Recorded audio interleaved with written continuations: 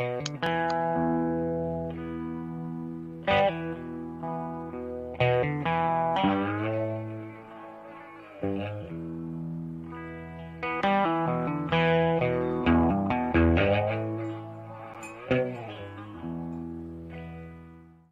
Black is standing right there in the picture. Down that hillside, down that holler, off in the back part is where I got that big print. Something. I'll show you Big Black's footprint. You can see I can't even get it all the way in the frame, guys. Now, mind you, the cast, because of overcasting, because the footprint was a little bit of a slide, the initial print is 21 inches. The initial print. And when you measure out the entire cast, A little bit below 9 inches going across. it came out way big. But yeah, the 21 inch mark. So if you're looking at my screen, the edge of that hill would have been right in here. From the hill to this toe that it's hooked up on, that would have been the 21 inch mark, because this little divot here was where it slid in the mud a little bit. But that's why his toes look so big on there, because it was going uphill. It slid back a little bit, but the initial grain of where it started to where the initial hill impression was 21 inches. Right here on the big toe, you come down, it comes in, dips in, like I'll tell you guys, all the footprints always dip in. This one here does it, but you can see where the foot comes right here. On this side, it sticks out. This is definitely Big Black's footprint. Up here, the toes look like they're big toes, but they're not. We took turns carrying it out of there, Gooden. Toes. The reason why the toes look like they're big toes is because when he jumped into the mud, it slid forward and it pushed the dirt up with his toes. So his toes arch up. You know, they like this is your toes. You know, when he slid in, they arched back and it pushed the mud up. If you look at the cast itself, see it? See what I'm talking about? See how it's thin on the one side? It's thick on one side. He was going downhill. When he was going down, he jumped off a log, a tree, and then he hit the ground.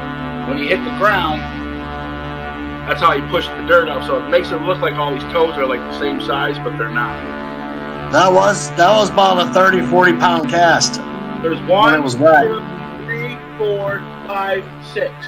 1, 2, 3, 4, 5, 6. And the toes lit up a little more. You can see this black mass right here climbing the tree.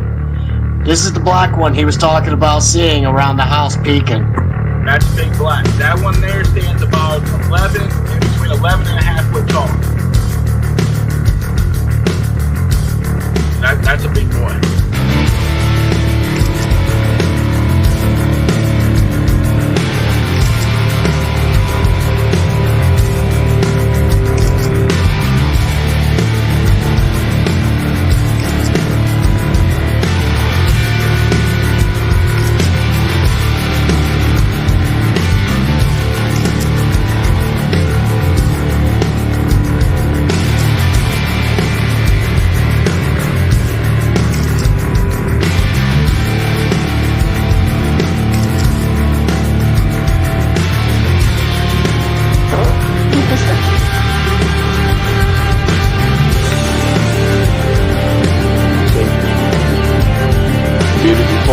Behind us, beauty to our left, beauty to our right, beauty above us, beauty below us.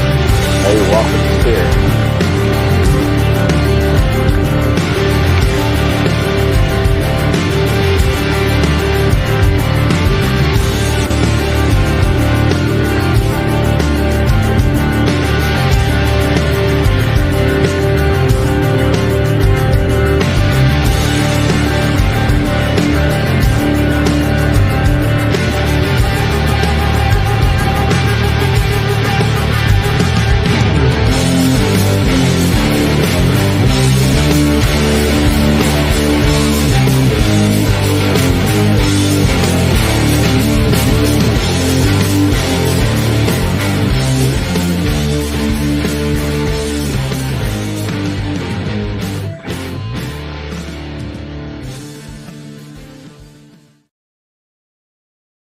What's up?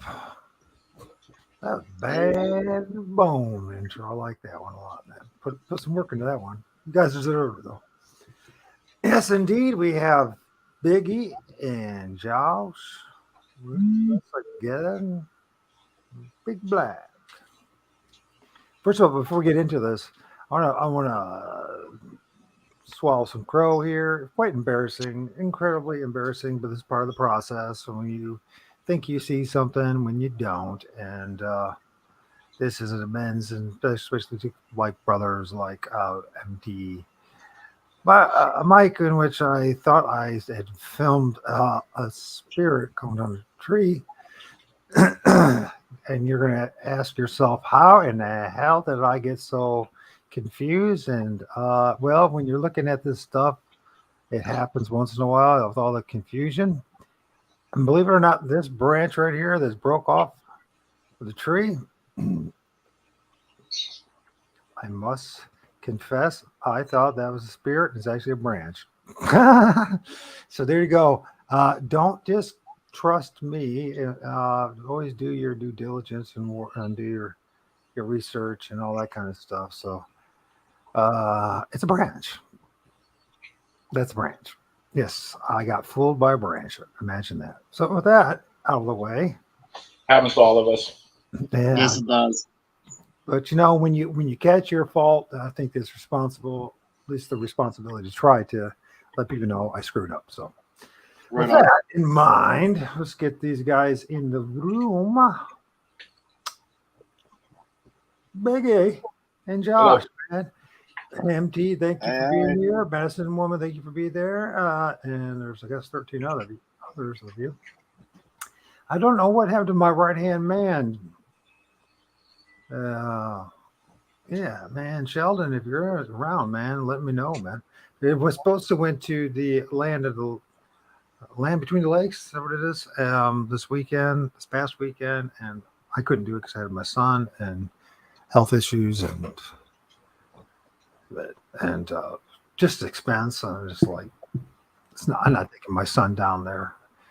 You know what I mean? So, anyways, he's not ready for that. He's not ready for that stuff. So, anyways, Big Black. Where do we go with this, gentlemen? Well, first of all, there's so many things to talk about in reality. We got like a couple videos we got to look at. We got to talk about this Big Black thing. We got to talk about a massive 21, I think it's 21-inch foot cast. Yes, sir. 21 inch. Yep. We got 6 toes once again showing up. Yeah, I'm hanging in there. Thank you, Mike. Thanks, I appreciate that. I mean, I'm planning on going. It doesn't stop me. I'm still, if I have to crawl and do my research, I'll do that. So, you know what I mean? You just, with adversity, through adversity, you learn to adapt. You know what I mean? You can let it stop you, or you could adjust. You know what I mean? And through adjusting, I've actually got some of the best images and some of the best experiences, ironically, doing complete opposite of what everyone else is doing. So who knows? Whatever works, right? Correct. The spirits work the way they work. And to me, at this point, to just let them lead, and it makes life a lot easier than fighting it. Really, it has been kind of the case. So with that, gentlemen, so Biggie had an experience too, man. I mean, I shared that one of the videos I did last week of Biggie actually seeing a face pop out of a tree. Imagine that, a spirit popping out of the tree. Who would have thought of that, gentlemen? Who would have thought that would happen, right? Mind you, it got what Josh told me, about 6 inches in front of your grill. That's a little different. That's what makes it different. That was pretty close. That's about as close you can get without them actually going inside you. So, what's up, Dan? So, can you guys see the comments? No. Now you have in your you should on the bottom of your screen. There'll be some settings, or on the side, and they'll have a comment section. Yeah. And you should be able to see their Okay. comments. Again now. It's not going to. I'm not going to be able to follow their comments when I'm interviewing somebody, especially 2 dudes. forget about me being able to follow with the comments. You know what I mean? But if you guys see a comment that stands out that you want to address, you go right ahead. Okay, you can do that. So, but as far as me, I'm not trying to avoid everyone else. I am looking at the comments, but I'm also, looking at the, Biggie and Josh and imagery, and it's too much for any human being to handle. So, especially this dude. I'm very limited and linear. If you say Oklahoma's in the house too, man. All right. OCST is in the house. All right. Where do we begin, gentlemen? Where do we start? In Squatch Topic, PA. Okay, Biggie, how far of a drive is it to get to this place from you? 5.5 hours if you take the toll road 80-90, or 6.5 hours if you go the long way around. Which basically, if you do a long way, you actually drive by my place. I think you probably hit 23, right? Yeah. You would hit 23 and either get the toll there, or you would take Route 2 maybe, or so there's a couple ways. So anyways, you actually would drive by my house, believe it or not. So, and which would mean you're about an hour away from me. Okay. Right. Next time you come out, pick Mike up and bring him to our spot. There you go. See how long he lasts. Well, I'm just kidding. I'll last. I'd take you out. The problem would be, how long would you guys last with me? That's the question. I might be you might just leave me in the woods and say, screw the dude. You know what I mean? We don't leave a man behind. You never know, man. Normally people come on, they'll talk about staying all weekend. As soon as the sun comes up next morning, they're packed up, ready to go. Well, I mean, I think I've demonstrated that, I've had my experiences, my encounters, and I'm filming shit. So it's not like I'm not too worried about it, to be honest with you. I'm starting to get some kind of a good beat on things, right? And honestly, all the freakiness and all that, you guys can probably attest to this. You guys still walking away from it. I'm still walking away from it. I don't think they're going to do much. They try to scare us. They're restrictor spirits and all that kind of stuff. I mean, there are some evil spirits out there too that might want to try to do something to you. But we do have our own defenses against that as well. So it's not like it's more of how do I say this? It'll scare you shitless at times, but at the same time, it's not like it's at the end of the world and you survive it. You know what I mean? It's funny you say that, because on the EVPs, they always ask you, are you scared? Are you scared? Yeah. Or stuff like, we're going to get you, or we're coming after you, or they test you. Yeah, they do, don't they? Before they test you, they say experiment. Oh, do they? They say experiment, and then they test you. So there you go. No lie. They did it to me. They did it to him. I think in a lot of ways, hear me out on this one. I think they are experimenting with us, testing us and experimenting with us. I think they're having a bit of fun with us, to be honest with you. And then I also think that they have their own personal limitations of what they can actually do anyways, right? So, and also how much you're willing to grant them. I think that's a big thing too. I like what Mike does, and maybe you guys do the same thing. There's like no attachment. You're not allowed to attach to me. You set rules, you know what I mean? Boundaries yourself, right? Also, the same token, I think you're respecting them as well, right? That's what level I'm on. I respect them and try to build a friendship with them.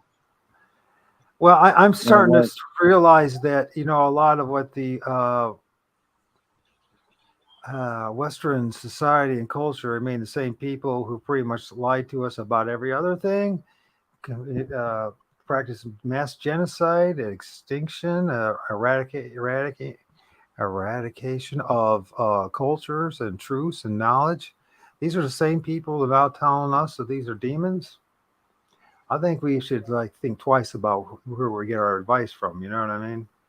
I have to learn to hide ways, so it's easy to be deceived, and I've been deceived. And to be honest, the biggest amount of deception didn't come from these spirits; it came from people. At times, I was the person being the useful dupe, and passing false information. That's why I wanted to bring up. It's so embarrassing. I mean, a freaking broken branch. But the way it was, and the way I filmed it, and the way the atmosphere was, and everything else, it didn't look like a broken branch when I filmed it, right?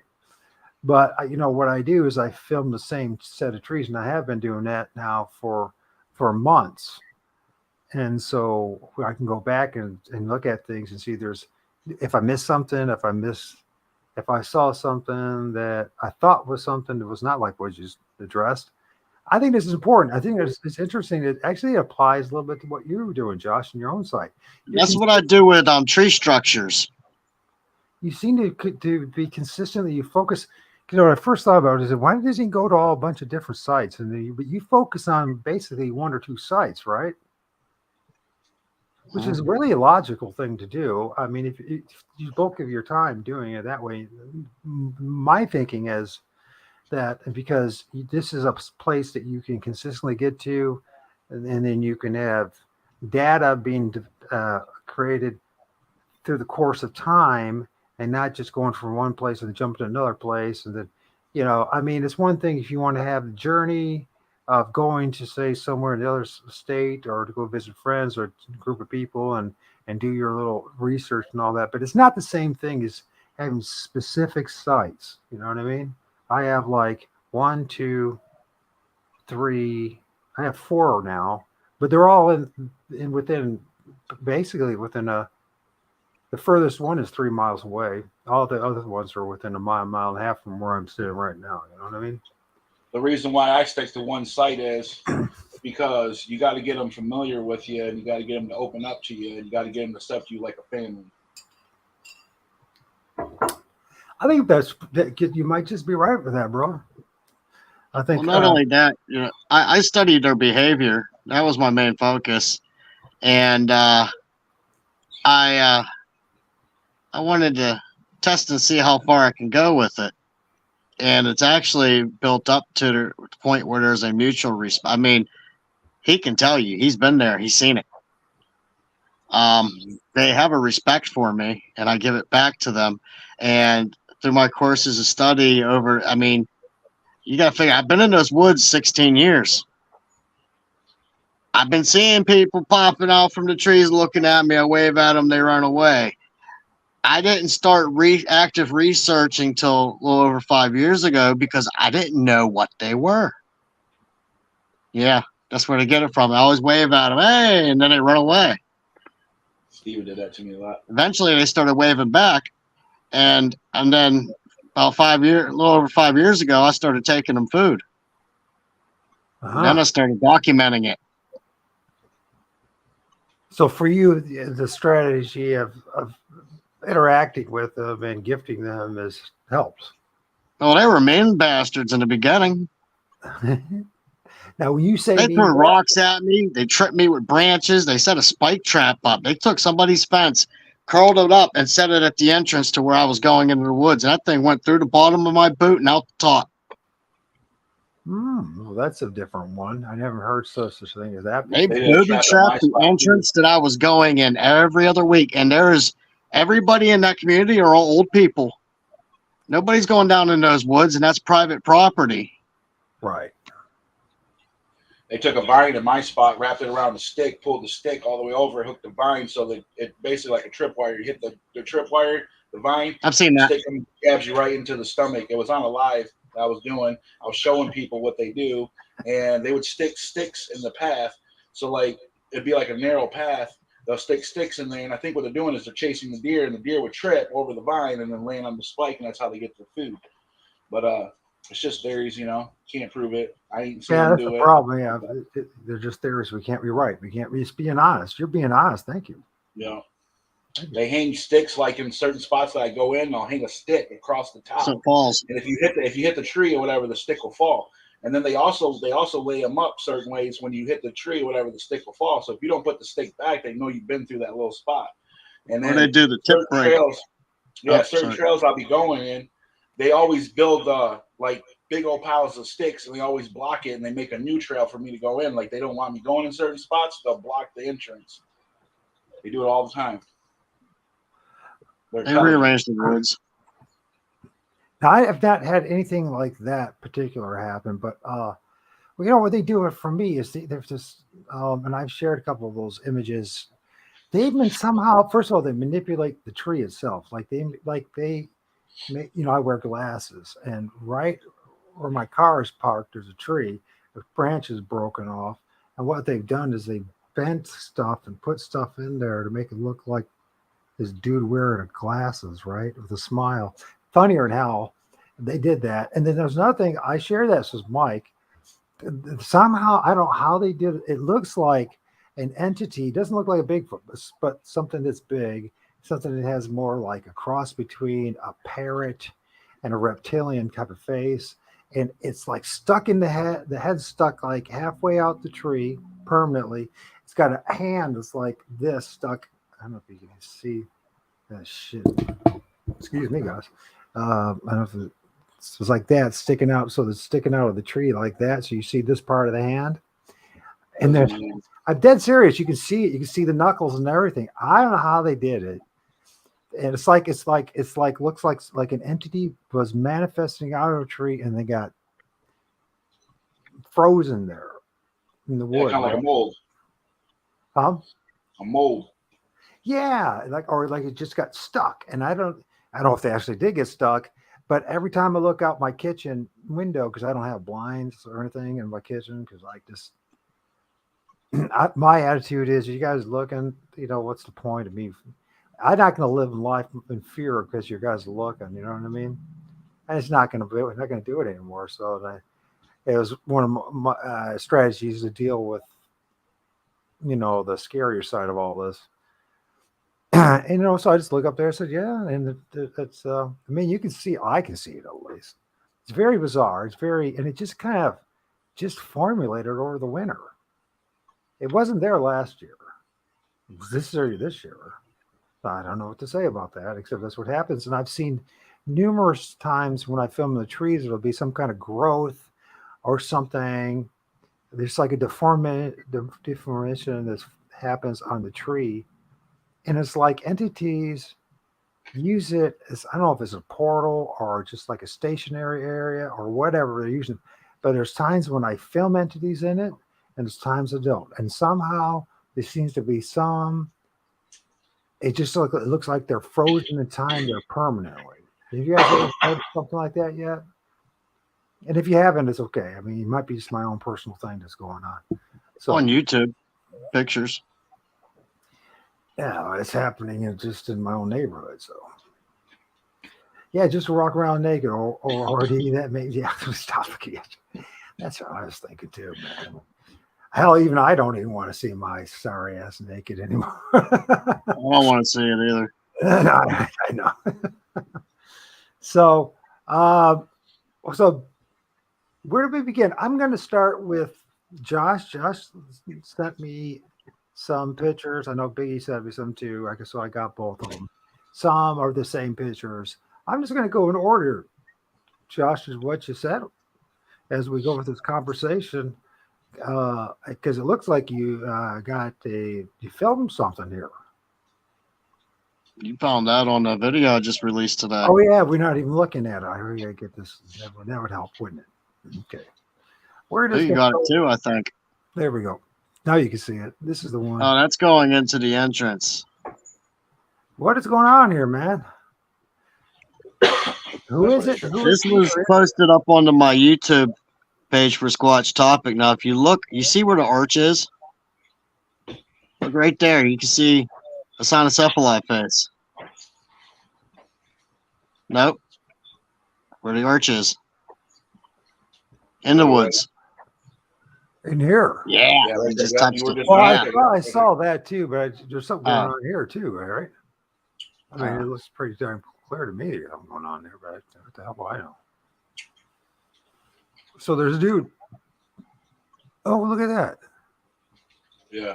That's what I'm talking about. There's at least one or two. There's two in there. So there's something going on right here, right? Yeah, there's a skull face in there. Yeah, I see it. And then is there a bigger dude? Bigfoot there, and then it looks like a dog that's like tan to the left. Now tell us more about it. Josh? What's going Well, on? this is whenever Jack Riggs, the cameraman, came to visit our site, and this is when he was filming going in. Now, if you look, you see where their placement is. That's what I call the doorway. When they went in there, and it's funny because it happened to Biggie at the same exact spot. Jack fell. And I talked to him later about it, and he said that it felt like something grabbed his leg. And Biggie said the same exact thing Okay. at that spot. But they don't do it to me. So why do you think? Okay, is it because they're familiar with you, therefore they're not doing it, but we're not familiar with Jack and others? Exactly. So why grab them? What's the point? I don't know. I know they weren't very. I mean, they were tolerable of Biggie when he first got there, but they were still kind of rude until they went through his stuff, and he gifted them. What now? Okay, what's going on here, Biggie? I mean, you have a lot of weird things going on. So you're telling me, Josh, that they're going and messing with Josh's stuff. They're going through your stuff. What do you mean by that? Oh, tell him, Biggie. They literally ripped my tote open, broke the handle off the tote. They ransacked through it all. They went through everything on my hammock, everything that I put out there. They also went through my backpack and stole my car keys and gave them back the next day. What? The car keys? Yeah. Okay, and so and now I think we might have talked a little bit about this before. Or it sounds familiar because at least one other person has said that story, but maybe you share that with me. You said they took your car keys, and then where do they return it? The same back spot? in the spot where I had them in my backpack. My backpack, I dumped everything out of my backpack, chuck it upside down. I asked Josh, I said, do you hear any car keys or do you see any car keys in there? There's no car keys. So I left the backpack there. It was empty. I came back the next day. The car keys were in the backpack and it was zipped up. All right. So It was an experience. any clues on why they did it? I think they didn't want me to leave. They wanted me to stay the night.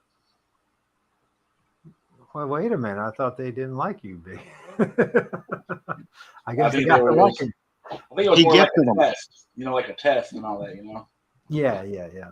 So, what's the entity, or is there an entity right here? Because Not I that think I've that's a noticed. shadow from the person standing there. right here, you think that's his Yeah. person? Yeah. Okay. Yeah, that's a shadow of an individual. Just That's cast it not off the person. special. There seems to be something else going on inside there, but what do I know? You guys were there, I wasn't. So, this is the same picture. Yep. Yep. Let's blow it up. So it's like a mass of them is what it is, or a group of them, or just one or two, three. Two. I see 1, 2, 3, 4, 5, 6. I see 6 of them there. Oh wow, I saw it too. So there needs to be one right here, right? And Yeah, that's what I see. I see 3 of them right there where you just went, where the little ones are. I see that face there. I see that one there. Yep, and I see the other one. You see them. Well, and it is a bit challenging to film these things. I noticed that I have a lot more luck at getting more detailed images. And if you go up with your cursor to the corner right there to the right. The other corner right there. Now stop right there. Now look at that. That looks like a head with ears and all that. Look at it. Eyes, nose, mouth. You see it, Mike? Yeah, I see it. That's what I think is the Dogman. Or something Bigfoot like the Dogman, right? Noticed that. Well, there seems to be I have filmed numerous times where they seem to mass up in a big ball and make grouping, you know what I mean? Like a blob of these. And then, I mean, that's what they do. I don't know if they feed off each other's energy to do that, or they stay together almost like in military style. Yeah, or like a bunch of nursing puppies on the mama, type of thing. I don't say they're nursing. I'm just saying, how they stay together to keep warm and everything else. When they're first born and the first few weeks of life. I'm not saying this is the exact same thing, but it actually it reminds me of that, like the whole idea of like, animals get together and they huddle up together. You'll see this, like, here's a great example, and I'm saying that they're the equivalent, but wild boars. You'll see a pack of wild boars, or whatever the hell they call those things, a herd, or whatever it is, and you'll see them, and they'll like dig like a hole in the ground, right? And they'll all just pile up together, right? They'll sleep on top of each other. Yeah, Waller. Yeah. And it's kind of wild looking at it because it's already like sleeping on each other, on top of each other. And so, yeah, that's an idea. So, you guys went to hang out with the boys. We maybe should go back a little bit as well. I'm maybe jumping the gun. There was a picture earlier of you. You two, Mike and cameraman Jack. I don't have eyes in that picture. Yeah, I know you don't. What happened? I don't know. I didn't blink. I held them open. It's weird. Okay, so let's get this. I'm going to talk about a little bit too. I mentioned a little bit with you, Josh, about, so you have Cherokee blood in you, right? How much? Full, part, whatever, doesn't matter. I mean, Part. So like me, I have my grandma, she was Cherokee, and apparently has some kind of Ojibwe blood in her. And the way we know is because my niece was born with a very rare disease that was caused by the infant poke. The thing that they poke it. It's supposed to protect you from all the imaginary bugs out there. Well, it paralyzed her, and by the way, it has this rare disease called glutaric aciduria type 1. And the vast majority of children end up with it are Ojibwe, have Ojibwe blood. Vast majority of them. And I think they've been selecting these things for particular to eliminate. It's just like what Bill and Melinda said. The first priority people we need to get the jibby jabby thing on are who? Indigenous people and African Americans. Didn't talk about anybody else. And why is that? If they haven't given a crap about indigenous people in this country all these years, why do you think they might be up to? So, and then I'm seeing all these people who are getting damaged by the jibby jab, and that have a lot of mixed blood or full blood. I honestly think that they're hell bent and get rid of everybody that has any kind of memory. Silence the past. What's that? Silence the history. Yes, I believe so. Where's the Jack? So, and also, if there might be a possible, the only maybe threat that they had, if people were to remember what has actually really happened, and what has really been our past, the magical side of it, the mysterious side of it, the mystical side of it. And, I think one of the things that we're doing in a big way, but don't realize it maybe, is that we are slowly dismantling the world paradigm that's been involved in controlling our lives and our ancestors' lives for way too long. And we need to get back right in line with the creator and creation. My book. And I'm not, and I'm not even talking about the stuff that you hear on the idiot box called the television. So, and by the way, you know what, Biggie? I swear to God, when I was watching that show last night with you two, yeah, I'm looking at him, I'm like, he looks just like he could be my twin brother, my little brother. My little brother looks so much like you. I'm not even making it up. I get that a lot from a lot of people. Well, I'm just theorizing. I'm thinking about what happened 100-some years ago with the relocation and extermination and termination of a whole bunch of indigenous people. One of the things they did is they bunched a bunch of them up over in North Carolina and Tennessee, right? With Cherokee reservation in there and all that kind of stuff. And there was a whole bunch of different groups of people, right? Like some were Ojibwe and some maybe Blackfoot and all this other stuff. We all got mixed up. It was basically what happened was, right? If that makes any sense. And I'm thinking, how does it that my grandma was Cherokee, yet my niece had this rare disease that's primarily found in Ojibwe. And I'm seeing all these other things. Because what happened was 100 years ago, you know, with the relocation of a whole bunch of people, and it was still going on. The Indian Wars didn't end until the late 1920s, right? Officially ended, you know, on paper. So that's only 100 years ago. So my grandparents were still alive back then, right? They moved up from the Tennessee, North Carolina area to here. And I did you guys, did your family move up here about that same time? My wife did the background of my history, and it goes. How far back was you able to get mine, Jess? I don't remember where your paper is at. No. Oh, I don't remember either. But I was gonna say you were talking about the Trail of Tears a moment ago. Well, there was Relocation different. and all We that. only know about the one Trail of Tears, but there were multiple ones, and there was one that was forced a bunch of to go north as well that people don't talk about. And what I'm getting at though is how you said how they try to rewrite history and change it. My wife was supposed to do a book or a report on the Trail of Tears, and she just so happened to get help for the report from someone whose grandfather was on the Trail of Tears, who was an actual native. And he told her what really happened there, and she did her report. And they failed her because it is not what was in their books. In other words, she was telling the truth. Yeah. Yes. We live in a culture that's pretty much dominated by deception, lies, and misinformation. It's true. I'm not making it up. I spent way too much time studying it. It's the truth, you know. That is the truth, is that we've been lied to about everything. And so I can only imagine, I mean, what she was actually sharing and what they didn't want you to. In other words, they didn't want anybody to know about the number of people that probably were eliminated on the way.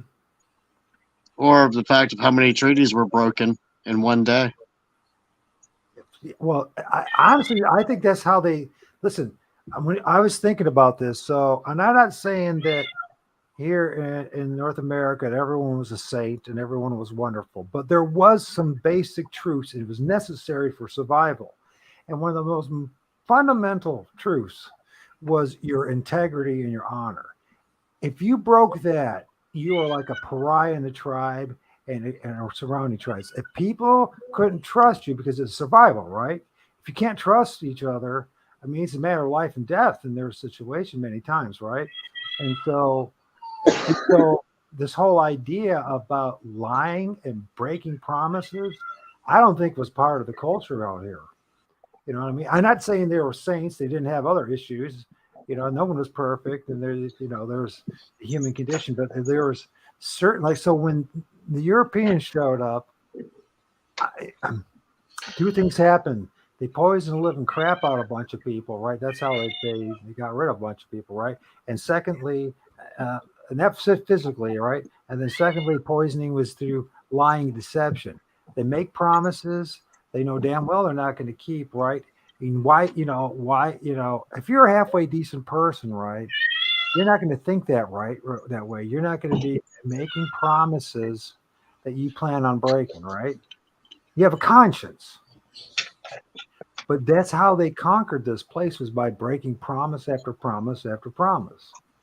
Because they're dealing with people that had a different set of morals, standards. Now, we had a thin veneer in the West, or we care and we say we care and value honesty and honor and all that kind of stuff. You know what I mean? But in reality, I mean, look who are the guys that get rise to the top in this culture. They're the biggest snake oil salesmen there are, the biggest liars, the biggest deceivers, the biggest crooks there are. They're the ones that rise to the top. Then there's something we have to address.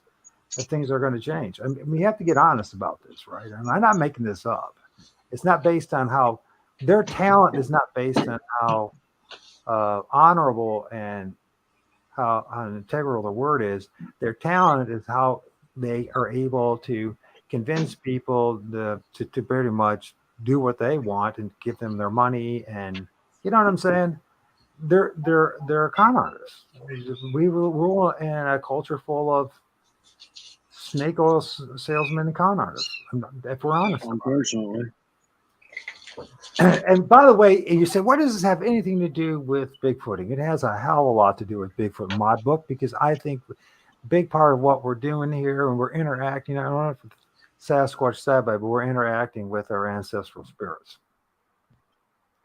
I mean, it's clear as day to me. The things I'm filming and what's happening, there's more going on in those woods. I don't think they want us to know about this. That's true. There's more than just Sasquatch when you hunt Sasquatches. Sheldon is back. What's going on, man? You did it. My right hand man is back. How was Land Between the Lakes, man? Did you end up going? Yay or nay? We'll just do with that. That's why we're talking to my brothers here. So, yeah, and you know what's interesting about synchronicity, and I do believe the spirits work, right? So I'm not sure how it all happened that I ended up knowing or getting to know Josh. Do you remember Josh? I think you were on a show. My wife has been watching you for a while. She turned me on to you. Well, wherever it worked out,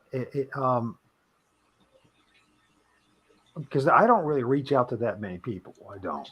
I'm not like this guy going, be on my show, you know what I mean? I'm looking for researchers.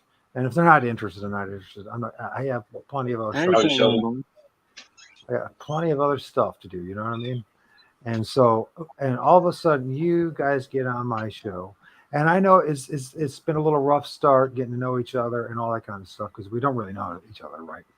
But it's turned out to be a pretty good thing, man. Because if it wasn't for you guys, I really would have got to really know Mike, MT Paranormal Life, or Jack, or a lot of other people.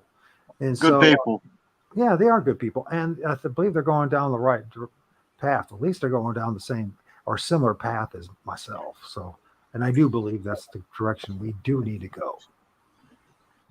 Well, that's because the more you study them, the farther you get, the more stuff you learn that you didn't know. And then you got questions and answers that you can't answer. It's part of the journey, man. You know, just, you know, no one. Here's the thing, though. If you can embrace it, it just makes it a hell of a lot more interesting, doesn't it? Oh, I can embrace it. I love it. I'm fascinated. I can't get enough. Oh, boy, he definitely recognized that. So, might have a couple screws up here a little loose. I think you have to have a little bit of that going on when it comes to this, right? I mean, it's not like the normal thing to do. Or maybe here, I'm going to give us the benefit of the doubt. Maybe we're doing what our ancestors did, and it's quite normal, and that everyone else and what they've been doing and what's been imposed upon us our whole lives, maybe that's what's screwed up. And what we're doing by going out there and reconnecting is not screwed up at all. Is that a possibility? I believe so. You know, the rest of the world might not understand us, but who the hell cares what they think of us, right? All right. You know what I mean? I mean, what do they have to offer? You know, more confusion? You know, so you guys got together, and you were over there in Northeast Ohio, and hell, let's just go with this one. Let's go back a little bit in time, and let's play a little bit of Biggie's video of him talking a little bit for 19 seconds, and then we'll go into this, because I think this will help lead into a lot of other things. And that is when the face popped out of the tree. Let's see if we can find it. Here we go. Let's get the screen here. Let's widen it up. Then we got also a couple other things. We found something interesting there in your video as well. I decided to ask it to manifest itself and show itself. We were doing EVPs. The face came out of the tree at me, scared me. I stepped back, said a few words. It went back into the tree, and the EVP said, I didn't mean to scare you. It's sound. I decided to ask it to manifest itself and show itself. We were doing EVPs. The face came out of the tree at me, scared me. I stepped back, said a few words. It went back into the tree, and the EVP said, I didn't mean to scare you. It's sound. So, I didn't mean to scare you. Tell us more about this, because this is quite a significant event. It's not something that's small, and I do believe it was purposeful, right? It wasn't just, I honestly. Go ahead. I was doing EVPs. I was asking it to manifest itself, show itself. I brought it upon myself to get them to do it. I said, manifest yourself, show yourself. I was more expecting like them to come closer, like a body figure to walk up on me, whatever, show themselves. I was not expecting for it to come out of a tree like a snake, slither out, come up, and then snap its face like this right in my face. And then I stepped back and I said, oh shit. And then it went like this right back into the tree and said, I'm sorry for scaring you. Let's go back. And then every time I'd walk by that tree, it would say, he's a screamer, he's a screamer, he's a screamer, every time. Yeah, really? Okay. Let's go back to the like a snake. Yeah. Tell us more about what exactly you mean by that. Well, when I seen it, it came out. It slithered out of the tree, kind of like a snake. It came out like the mask came out, like the head floating, but you couldn't really tell it was a head or whatever. It just looked more like a fist floating in the air. And then when it came down, it snapped up right here in my face, like bang. And when it did, it was the whole head. And when you saw the head, could you tell? I stepped back. There was no eyes. It was just all black. There was no eyeballs. It was just like closed, like just the face. No eyeballs. It was like almost like looking into a skeleton or ghost or whatever how you want to call it. Yeah. And then when I stepped back, I took like a couple steps back, and I said the word. And when I said that, it slithered right back the way it came, right back into the tree, and it just vanished. And it said, "I'm sorry for scaring you." On the EVP. Right after it did it, I was like, "Man, this is awesome!" I was like excited. I was happy that it did it, and I thanked them for doing it. And then, they said I got scared, which I did get scared. I'm not gonna lie, it did freak me out for a second, when it came in my face. But yeah, that's normal reaction for anybody. Oh yeah, it's instinctual. You'd be really dead senses. Your senses would be really dead, and if you didn't, you had to be on a lot of drugs, I guess, to not be able to be. All I have to say is, when you tell me about your experience of something like that happening, and then it happened to me, I'll never question you. So with mine, when it came out of the tree and in my backyard, right, as I was going to my car, right, and it came out, and when I was talking to Josh, it was not 6 inches, but it was. I'm being, it was it's like 10 feet, 15 to 10 feet. It probably even could have been closer or got closer, but by the time it got to that point, I'm like, whoa, what the hell? You know what I mean? I'm like, I jumped back, right? I had my old beat up cell phone. Believe it or not, I started taking pictures, right? I filmed a few things. I didn't actually film it, but there was a lot of other entities that I filmed, some very clear ones, right? Because they're never alone. And, but when it came to me, I saw the teeth. I saw the almond shaped eyes. The eyes were very much like brown, very brown in color, right? And the hair and all that was more of this rusty red. I mean, I saw detail. It was red, the one I seen. You saw it was red as well? Yeah, with more like a muddy, like a light brown face, but no eyes. Yeah, well, it happens a lot too, right? I mean, sometimes if we film things that look like they don't have eyes, or they'll have one eye and the other eye is like concaved inside. There's like, you know what I mean? Yeah, but when I saw it, man, I was like, whoa. I mean, dude, my life for 3 days from that moment, I was taking my son to go karate practice at the time, right? So I'm like there, and like whatever happened followed me to the karate place. The freaking walls are changing, right? Everything's like that Mandela effect kind of stuff. It also ended up happening in my house, paintings and all. It was bizarre. It led 3 days until eventually. I mean, I didn't personally see another Sasquatch. I heard one right over here, 5 feet from me where I'm sitting now, on the other side of the front porch, right? Walking back and forth. My neighbor upstairs, Mike, actually saw it pull in at 3:30 in the morning from work, right?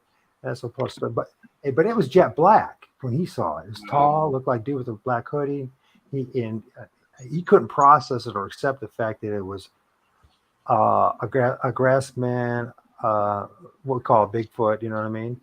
It was tall and skinny though, so, but man, you know what stopped? You know what finally stopped? I got pissed off.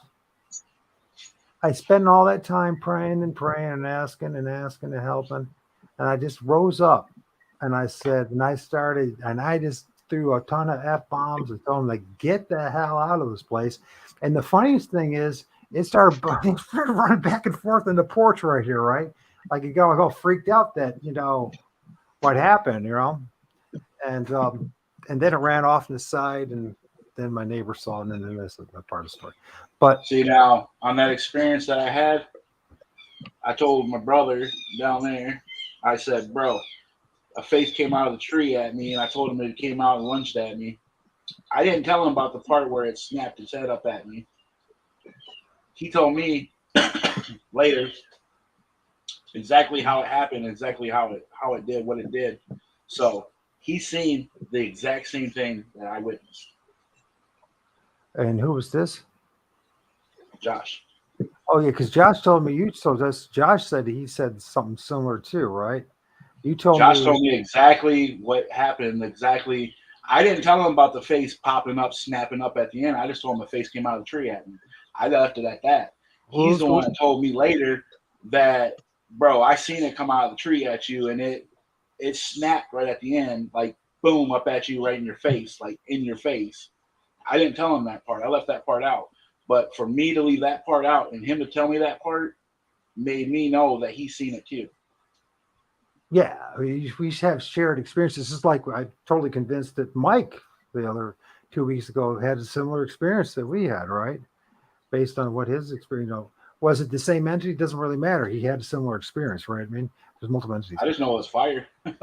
Got more questions than answers. I'm like, wow, how can they do this? And yeah, no kidding. How do they come right out of the tree, right? I mean, how do they go through a tree? How do they go through people? But anyways, let's go to Josh, because Josh's been quiet for a while. By the way, before I say anything else, the show with the cameraman and MT, and I was jabbing at you. I was just jabbing at you, right? Okay, all right. So I figured he would understand if I called him out on it, even if it was public. He would like, oh man, okay. He wouldn't take it too personally. Other guys would freak out and say, "I'll never talk to you again. How care you do say stuff in public?" Hey, you're not one of us. That's why. Anyways, tell us about what's going on, Josh. Well, what happened with him? And with you, and how the correlations, how you knew what did you know? What? All right. Whenever you started talking about it, I'm sitting here thinking to myself, I'm like, oh crap. He's seen this stuff. I'll keep my mouth shut. Because when I found out I was dealing with Sasquatch, I got laughed at by a lot of people. Oh yeah. Me too. And then I'm able to provide proof and data to support both physical and photo video evidence to back it. And then I don't have video of them coming out of a tree like that. So if I don't have video of it, I never seen it. Until I could prove it to you so you ain't gonna laugh at me, it never happened to me. Well, unless you get in the company of people have had. It's like certain things you don't talk about with certain company in a sense. Oh yeah, there's a lot of things that a lot of people can't handle. Period. I've learned you can't. It's almost impossible. It seems to most people to even talk honest about anything. Matter of fact, I actually do. Technically, I do have it on video because my dad had seen this YouTube short that I released a while back called Peekaboo or Playing Peekaboo or something like that. You got this real skinny tree, and then you see this real big eye shine pop around it. And I'm like, I see you. And it comes back real quick. Comes out. I was like, I still see you. Peekaboo. It was coming out of the tree. There's no way in hell anything could have hid behind that tree. Behind a little thin tree, yeah. And that size. It was coming out of the tree. And how does something that big come out of the tree and appear so massive? I don't know, man. Maybe the trees are like an antenna system for the veils. You know, the veil that shields us from seeing. I don't know. You know what's crazy is too, Mike. Right before that happened, it had thunderstorm too. We had a good thunderstorm come through, so I'm thinking it charged up the atmosphere. You know. Oh, definitely charged up the ground, dude. It definitely charged up the ground. 100% charged up the ground, right? Because lightning struck a tree. Lightning struck across the street, and it hit the whole tree, caught the whole tree on fire, split the whole tree. That tree blew up. Literally, it exploded. It definitely charged the area. So, Bear Claw asked the question: how do you understand clans or orbs or spirits? Bear Claw, is it okay if we hold off on that? We will come back to it for sure. Let's remember that. Let's carry on with this conversation because I believe it will lead into some of that. So, okay, not out of disrespect, but so you were seeing this stuff. So when you saw it, Josh, tell us what you saw. Describe what you saw. It would be like a tree peak that you would go up and there'd be nothing there, but it would come out the side of the tree, not behind it, or it would come out the front of the tree and go back in. But never have I ever seen it that close to my face. That was no more than 6 inches from his face. When I've seen that stuff, the closest I've ever seen it was maybe 10 feet. The closest. That was boom right in my face. Yeah, I have not had that. When I say I've had, in front of my grill, I tell people that I'm saying it's 15. I mean, 15 feet is not that far, dudes. It's really not. That's 3 healthy steps or 5 healthy steps. You know what I mean? If you're walking healthy in a normal size, you walk about 3 feet. If you know what I mean. If you're in a good stride, right? So basically, it's from this end of the room to that end of the room. I mean, that's basically being right next to you. You know what I mean? In all intents and purposes. Without him, like, give me a bear hug and give me a kisses and all that kind of stuff. But 6 inches, ooh, that don't happen too often at all. I guarantee you that. I mean, I was at a different. Oh, I'm sorry. No, you go ahead, man. All right, I was behind. All right, say he's standing right here, and the tree is right in front of it. Like, there we go. Say the camera would be like right here, or not the camera, the tree in front of him. I was back off to his right, probably about 15, 20 feet away from him, but I was at that sweet angle. And when I came out the tree at him, did you ever see Terminator 2? I have, but I don't remember much of it. So go ahead. That liquid metal dude. Yes, of course. Yes. How he came in like this out of the thing. It was the body coming out of the tree, but it was like he was bent over so he would be at his height. And when he came out, he was bent over. Wait, I'm trying to get there we go. Like this. And then it was just real quick. Like that. I mean, his head snapped. Yeah, the head popped. And he jumped backwards. And he yelled his word, and I mean, he yelled it good. And then I started laughing, and I was like, I seen it too.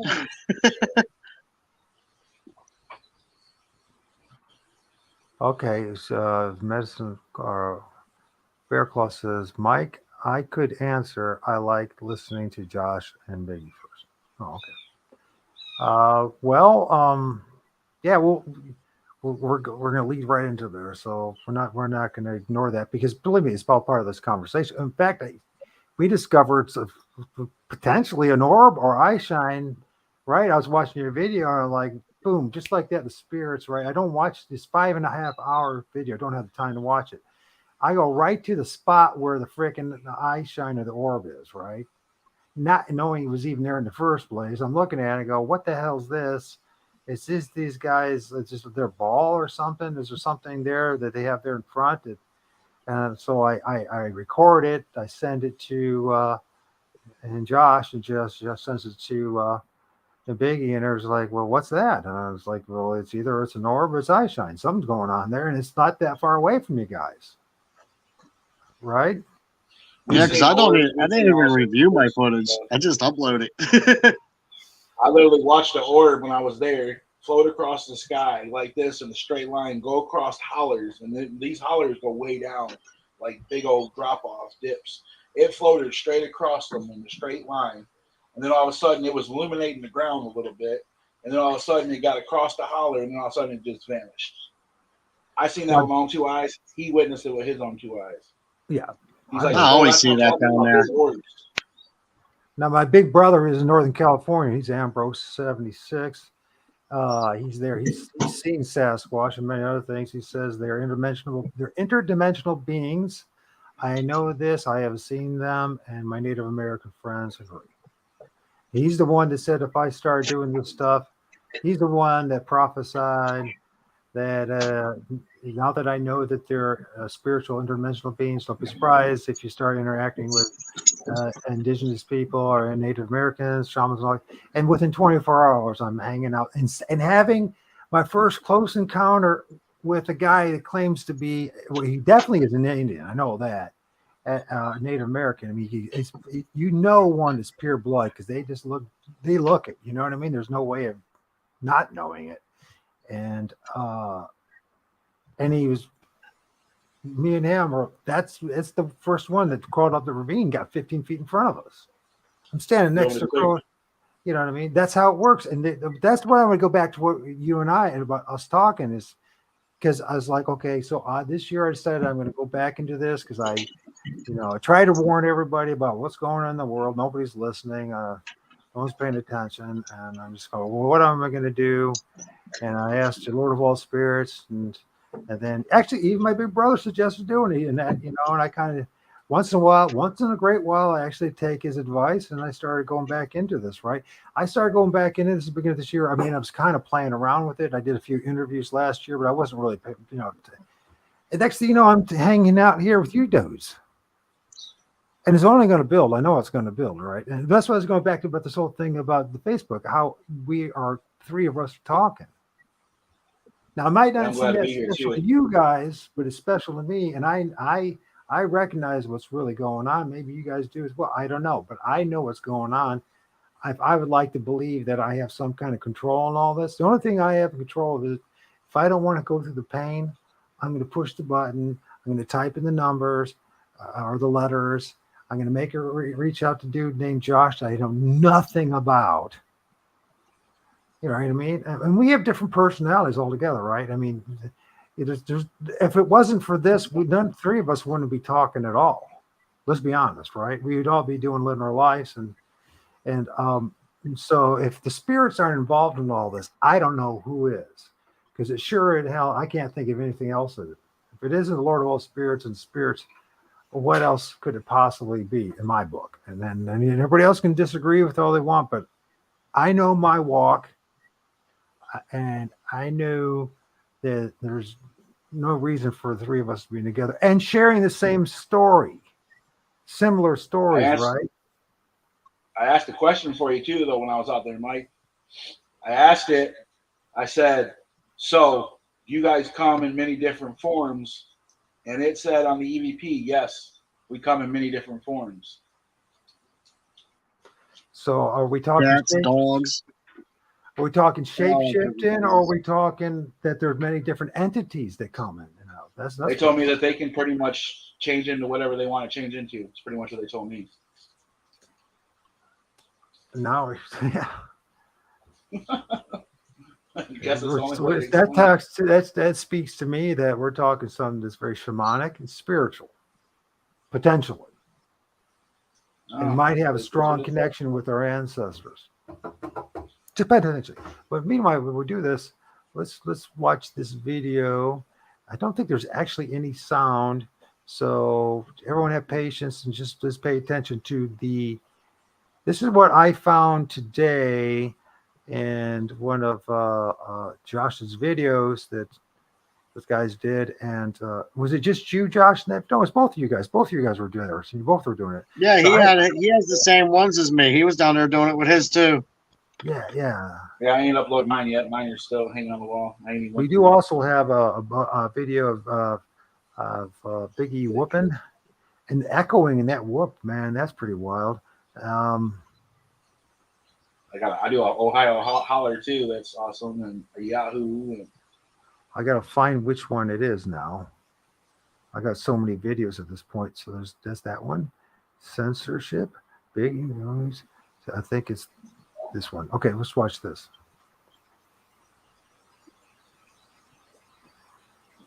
oh, that's fire. Can you guys see that very well?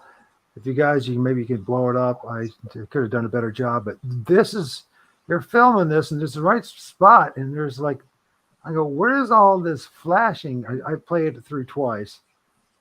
Man, it's quite long. And it's moving That's what I all was over. seeing out there. Is that a ravine? No, that's up the hill. It's up the hill. This is the second one we've seen. The first one we've seen was down the hill. It almost looks like it's spinning. Well, you started recording before I did. Yeah. Remember, you were going down. I was looking up. Yep. It is spinning in my book, but what the hell I know? But it looks like it's spinning. It looks like it's morphing. It moves too. It moves.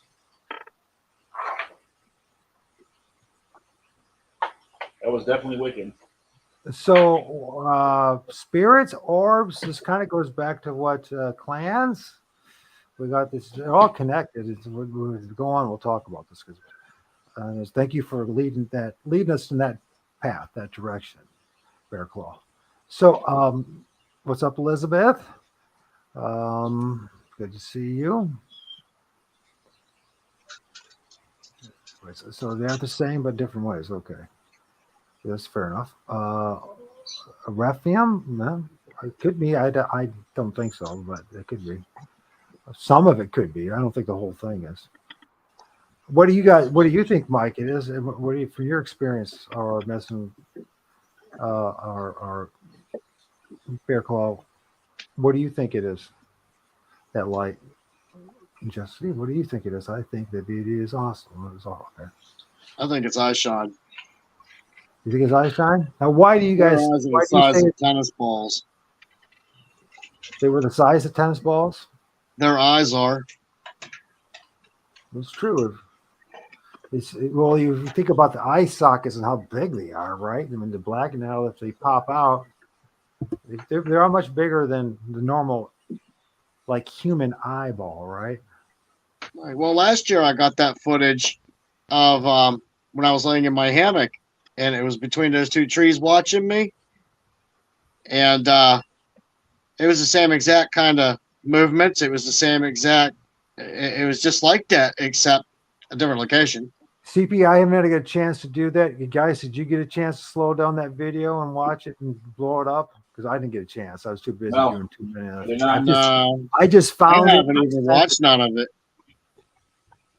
I just uploaded it. That was it.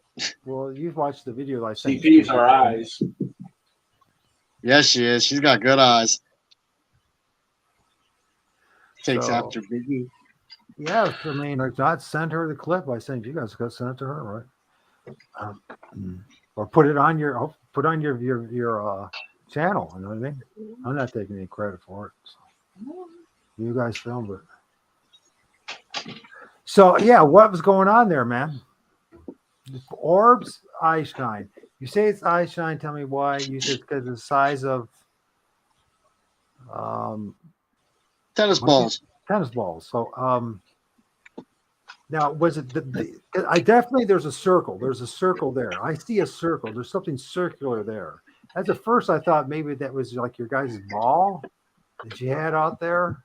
Because you got a ball. There's a ball you brought out there, right? I mean, I saw you. Yeah, there was a couple balls I brought. Yeah, beach balls, and then little bitty balls. Could have been one of But we them. didn't throw those though until after the little round balls we threw down the hill. He threw the big ball that was inflatable up the hill because I was recording thermal whenever we did that. When That we was broke yellow, and the the glow other one sticks down and the all hill that, was green. that was during thermal video, not night vision. But that no, the one that I shared with you, that wasn't thermal. That wasn't thermal at all. That was black and white imagery. You want to look at it again? Which, by the way, is even more impressive when you think about it. It's not thermal. Yeah, what he's saying is when the black and white was, we didn't do the glow sticks and all that. We didn't do the glow sticks and all that until the thermal. Oh, I Yeah. know what you're saying. I'm sorry, Josh, man. So that video there would be no balls in it because you see these things pop up on the screen. I'm trying to listen to you. I'm trying to make. I have to be. I have the grandmaster. I have to be the conductor or something that I am not qualified to do. no glow sticks in that video. But it's very, Because it's we did but it's circular. At least we know that we can recognize it as circular, right? It's a circular, and it's and then okay, so moving. and then there's when you see the lights sparking off and flashing the different parts of the circle. And to me, it almost is like it's spinning. It gives the impression of that kind of, doesn't it? I'm gonna have to watch that in slow motion. It looked like to me too, like it was spinning. You know how like a spaceship spins around, it stays still, but it just spins. What they say about UFOs. Well, the UFOs, orbs, circular objects. I mean, basically, when you talk about a disc, what's a disc? It's a circle that's flattened out, right? That's all it is, a circle that's flattened out, right? That's what it is. It's, like it looks like a plate. I mean, and that can easily be, you could half a dozen one way, 6 the other, whether it's actually a circle or a disc, you know what I mean? Because we're not there, we can't see, we don't have all 360-degree view of it, right? So we don't make a best determination, but it's definitely at least circular in nature, right? It's a disc, it's a bare minimum, and there's lights flashing in it. Could be circular as well. It could be actually the shape of a maybe when you look at it, break it down, you might be able to see some evidence that will say for sure it's a circle or for sure it's not. I didn't have time to do it, man. I just don't. Well, I'm gonna, after we're done, I'm gonna check it out in the slowest I can get it on YouTube, and I'm probably gonna make a short out of that part. Thanks to you finally telling me. Yeah, well, it's special. It's guys did it, Well, and it's just once again, I've been telling you, I was like, the spirits are leading us. And people might think I'm full of crap for saying this, but I know for a fact that's what's happening. Listen, I didn't watch your whole video. I went pip, pip, pip, and I stopped right there. And within 30 seconds, I'm watching freaking lights. I didn't watch after the lights went out, I watched for another a minute or two to see if the lights went back on, and it stopped, and I said, okay, I'm done. Because I have to live my life prepared for the show. I mean, you guys sent me 125 images. About download and in a folder. I'm not complaining. I'm appreciative of the fact that, and you did it earlier and not like an hour before the show. Thank God for that, But no, I mean, like I really believe 10,000 more I could send you. I bet you do, brother. But no, let's go back to something earlier about the fact, like, okay, you guys I got many thousands. And those all smart cards, yeah, man. It's yeah. It's what I try to like. I have an external hard drive that I plug into my computer. I download it all in there, get them off my smart card. You know what I mean? I documented the time, date. I made a timestamp, anyways. And then I put in a folder of time and date, so I come back later, on a rainy day. Or you write down. That's another way of doing it. These are unreleased product, all trail cam footage. These are all videos, and they're going to range between probably a couple hours, hour. But yeah, I got 10 trail cam videos from different positions of trail cams that I've done still lined up that I have to put in the editor to release on YouTube. Right. I got a lot of footage. Well, here's a quicker question. I think you answered anyways. We'll go over it again. Mike says, I thought CP was saying it was a part. Wait a minute. And I just totally lost it. I thought he said, and it starts flying and I can't freaking keep up with it, man. I'm here. I'm supposed to be looking at this stuff and looking at a big giant footprint in front of my face. Come on, guys. Give me a break. Okay. 6-toed footprint. Okay. Is this the one that's 21 inches? No, that's 18 something. My wife casted that. So that's not Big Black's foot. Oh, what happened? My stuff went out. Mike says, I think they were saying they threw a couple of balls out in the woods. But you guys said you did it after the fact. You didn't do it prior to the fact, right? Which, by the way, or here's another thing. If you did prior to the fact, what if an entity picked up one of your guys' balls? And that could be it. A spirit, Bigfoot, Sasquatch might have picked. Is there a possibility? I'm not saying it's so. I'm asking the question. What do you guys think? My screen blacked out. I can't see you guys. Really? Mm-hmm. Good night, Bear Claw. As soon as I show the cats, I think we can see we can see you. So either it's probably your end. You might. Yeah, I can see you. We can see you. You might. as long as you guys can see. Yeah, if you got problems. I know all of a sudden the screen just went black. It went back? Okay, good. So it seems like every time you show a cast or you talk about Bigfoots or something good night, Bear Claw. like that, and all that stuff always gets messed up. Night, Mama. Oh, I see. I see this was. So I don't know what it is. You guys figure it out. I know it's something that's anomalous and special, and it stood out like a sore thumb. I mean, you could just like. I'm surprised you guys didn't see it. But then again, it's 5.5 hours. You're probably so busy doing a million other things, you probably missed a damn thing. See, we did the night vision. That night vision recording was done before Jack and everybody came out, and we threw the balls out because they came out Friday, and then we threw the balls and everything on Saturday because that's when we were doing the thermal imaging video. Or Kill the Wicked. I threw it the night they came out too. That's pretty wild, Eric. By the way, Eric, since you're there, my big brother, does not Biggie look like our little brother Richard? He's well, he can always his phone just died. It did die? Okay. We'll figure out something.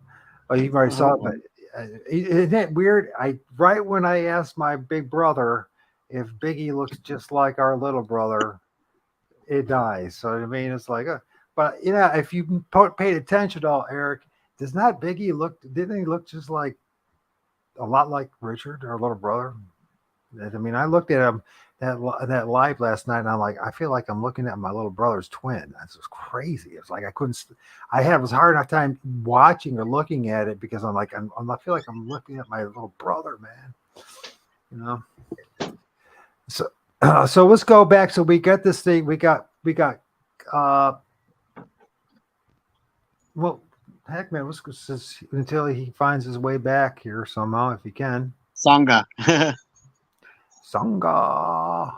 Yeah. Let's talk about the next thing because it does go along with what you were talking about. We're talking about close encounters with entities. Well, I mean, you might not have necessarily. Maybe did you feel this thing? Did you look? All right, here's what happened here. This is him right there. This is his glasses. This is him. This is Josh, and there's an entity. It's like his next. It's like his buddy, one of his family members. Hey, let's just hang out together. Come on, man. Give me a big hug. Tell us about what's going on here, man. Well, I had a little fire going, and I was on a video chat with Biggie, and we noticed eyes shine. Well, he noticed it through the phone, and then I kicked on the EVP, and I don't know. I said, "Hey," I said, I know you're there because I heard it walking. And I said, but I couldn't see it with my eyes. But you were able to see it through Biggie's phone, which is cool.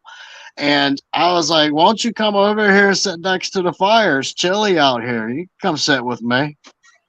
And then Biggie just started taking screenshots. What kind of statement is that, Eric? I'm not into men. What the hell is that about? Who's into men? Where'd you get I'm that from? Anyways, go back to this. I mean, that thing that he literally left the butt, like a butt cheek imprints on the ground where he was at and left the footprint in it. And I got a cast of his foot. Oh, so you get a butt, both cheeks type of thing? Okay. Yeah. Well, they do supposedly, they're sitting on the ground. So, and so what, I mean, what was unique about the butt? Anything at all? Well, the ground is soft in that spot. And I mean, it sunk in. It did. I mean, my daughter was just sitting in it the other day. And then whenever I have a cast that has a black walnut in it. It literally tripped over the root of a tree, landed his heel on the black walnut, and it got all angry and tore off into the woods. I got a cast though from that print. Well, it's not too often that people get butt cheek prints, but a lot of people. No, I didn't cast the butt cheeks. I don't got enough plaster for that. Okay.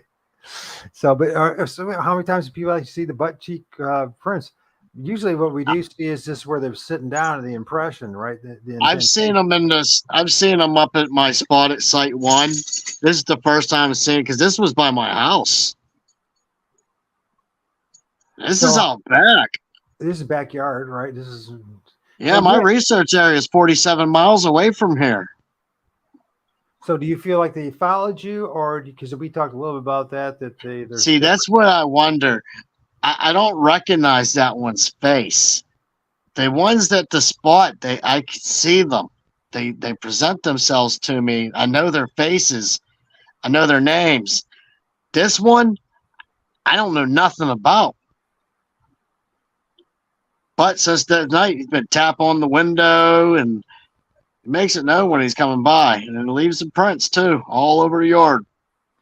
Now, when you see him, what is it that you see? What kind of entity is it to you?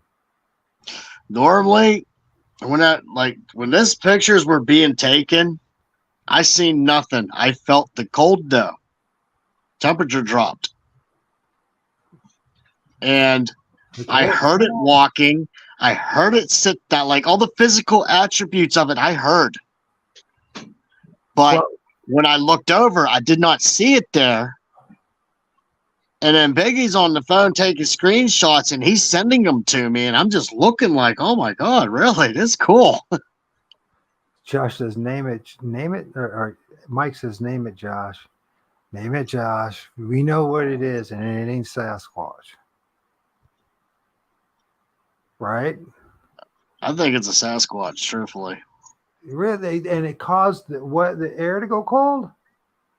Yeah. And you're not familiar with it? Okay. Okay. That's when it was coming in on me. When it was getting ready to sit down. Well, there's no, okay. Like you see it as, I mean, I have never heard on that. Not that I'm the expert of everything, right? But I never heard anybody that encountered a Sasquatch and where the air went cold. Now, I've heard of spirits doing that, ghosts doing that, but I never heard of Sasquatch doing that. So that's the first one for me. That's the reason why I brought it up. All right. And if you say you believe it's Sasquatch, you know better than the rest of us. You're the one who's been spending most time looking at that image. You're the one who had the encounter. This thing is right next to you. And why not be a Sasquatch? Could have been a spirit of a Sasquatch. That's a possibility. But when Biggie said, because Biggie was on the chat, and then it said, can you see me? And Biggie's like, I can see you. He can't, but I can. And then it called him a witch through the EVP. It straight up said, you are a witch. And of course, Biggie is not a witch. Right. And then about 3 or 4 minutes later, it said, I like your technology. That was interesting. Jackson, hey, what's up, Jack? Now he's a true circuit master. I am not. I cannot do it, but he can. He's got the voice and he's got the personality. They'll let him run the show. You got a good personality too. I got my own, I guess. I'm just a researcher. I'm just looking to fill in fellow researchers is what I'm looking for. You know what I mean? I'd be really happy if you just had like 500 like subs of just people who are genuinely interested in this and they're doing it. You know, doing the work, and what we're doing right now. We're comparing notes and sharing our stories. You know what I mean? We're not out to sell a book or to convince it. You know what I'm saying? We're researchers, experiencers. You know, I think it's important that we have a safe place to go and talk about all aspects of this, and not just be, forced to go down one path or the other. I would be more than happy to have a few researchers, or 100%. Right now they're stuck. I say stuck in the flesh and blood mode. They have reasons for it. You know what I mean? So it's good to have a little bit of that counterbalance there. I mean, they're not going to convince me at this point that they're flesh and blood. There's no way in hell they're going to do it, right? And nor are they going to convince you. I don't know how they can, when they're coming out of a tree, I'm sorry, they're going through a tree, there's no way you're going to convince us. But it doesn't mean that they don't have valid information to share, you know what I mean? Our experiences. So,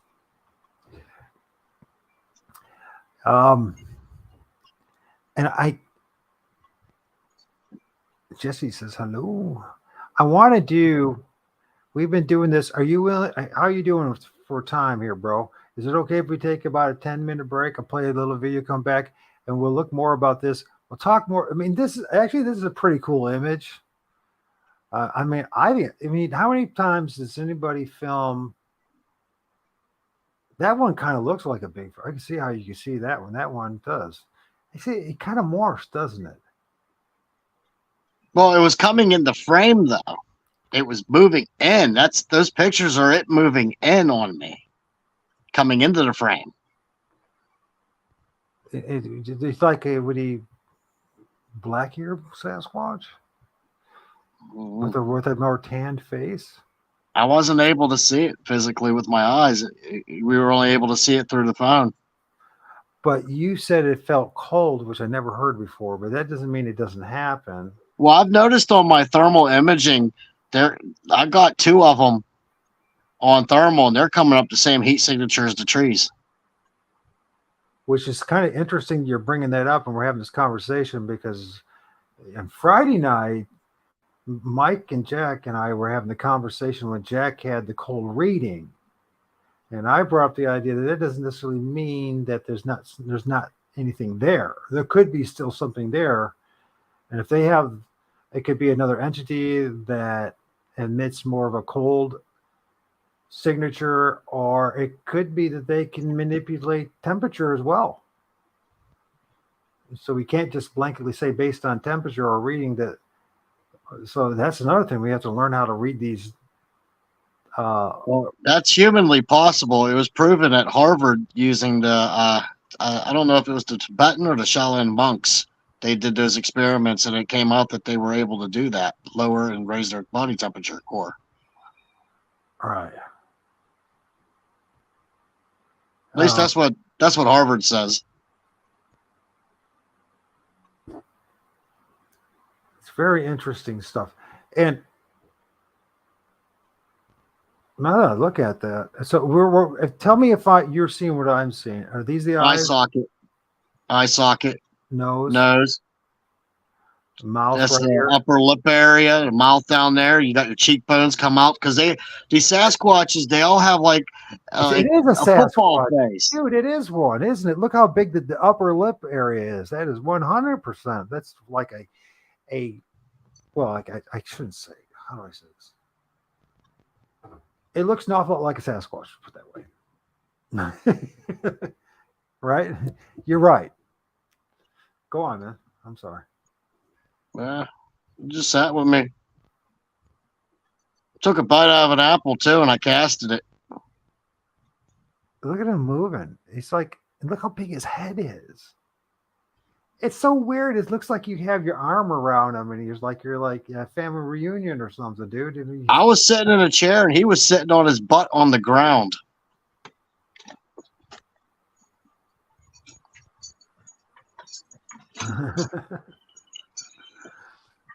And I also got that hair sample I have. See, I got a saliva sample from this one from the apple. I got a mouth cast from the bite impression from the apple of this one. That's how I know they have 2 rows of teeth. And I also have a hair because the sticker that was on the apple had a single strand of hair hung up in it. It was approximately about 6.5 inches. I cut that hair in half and split it with Biggie. And when you shine light on it, that hair cloaks.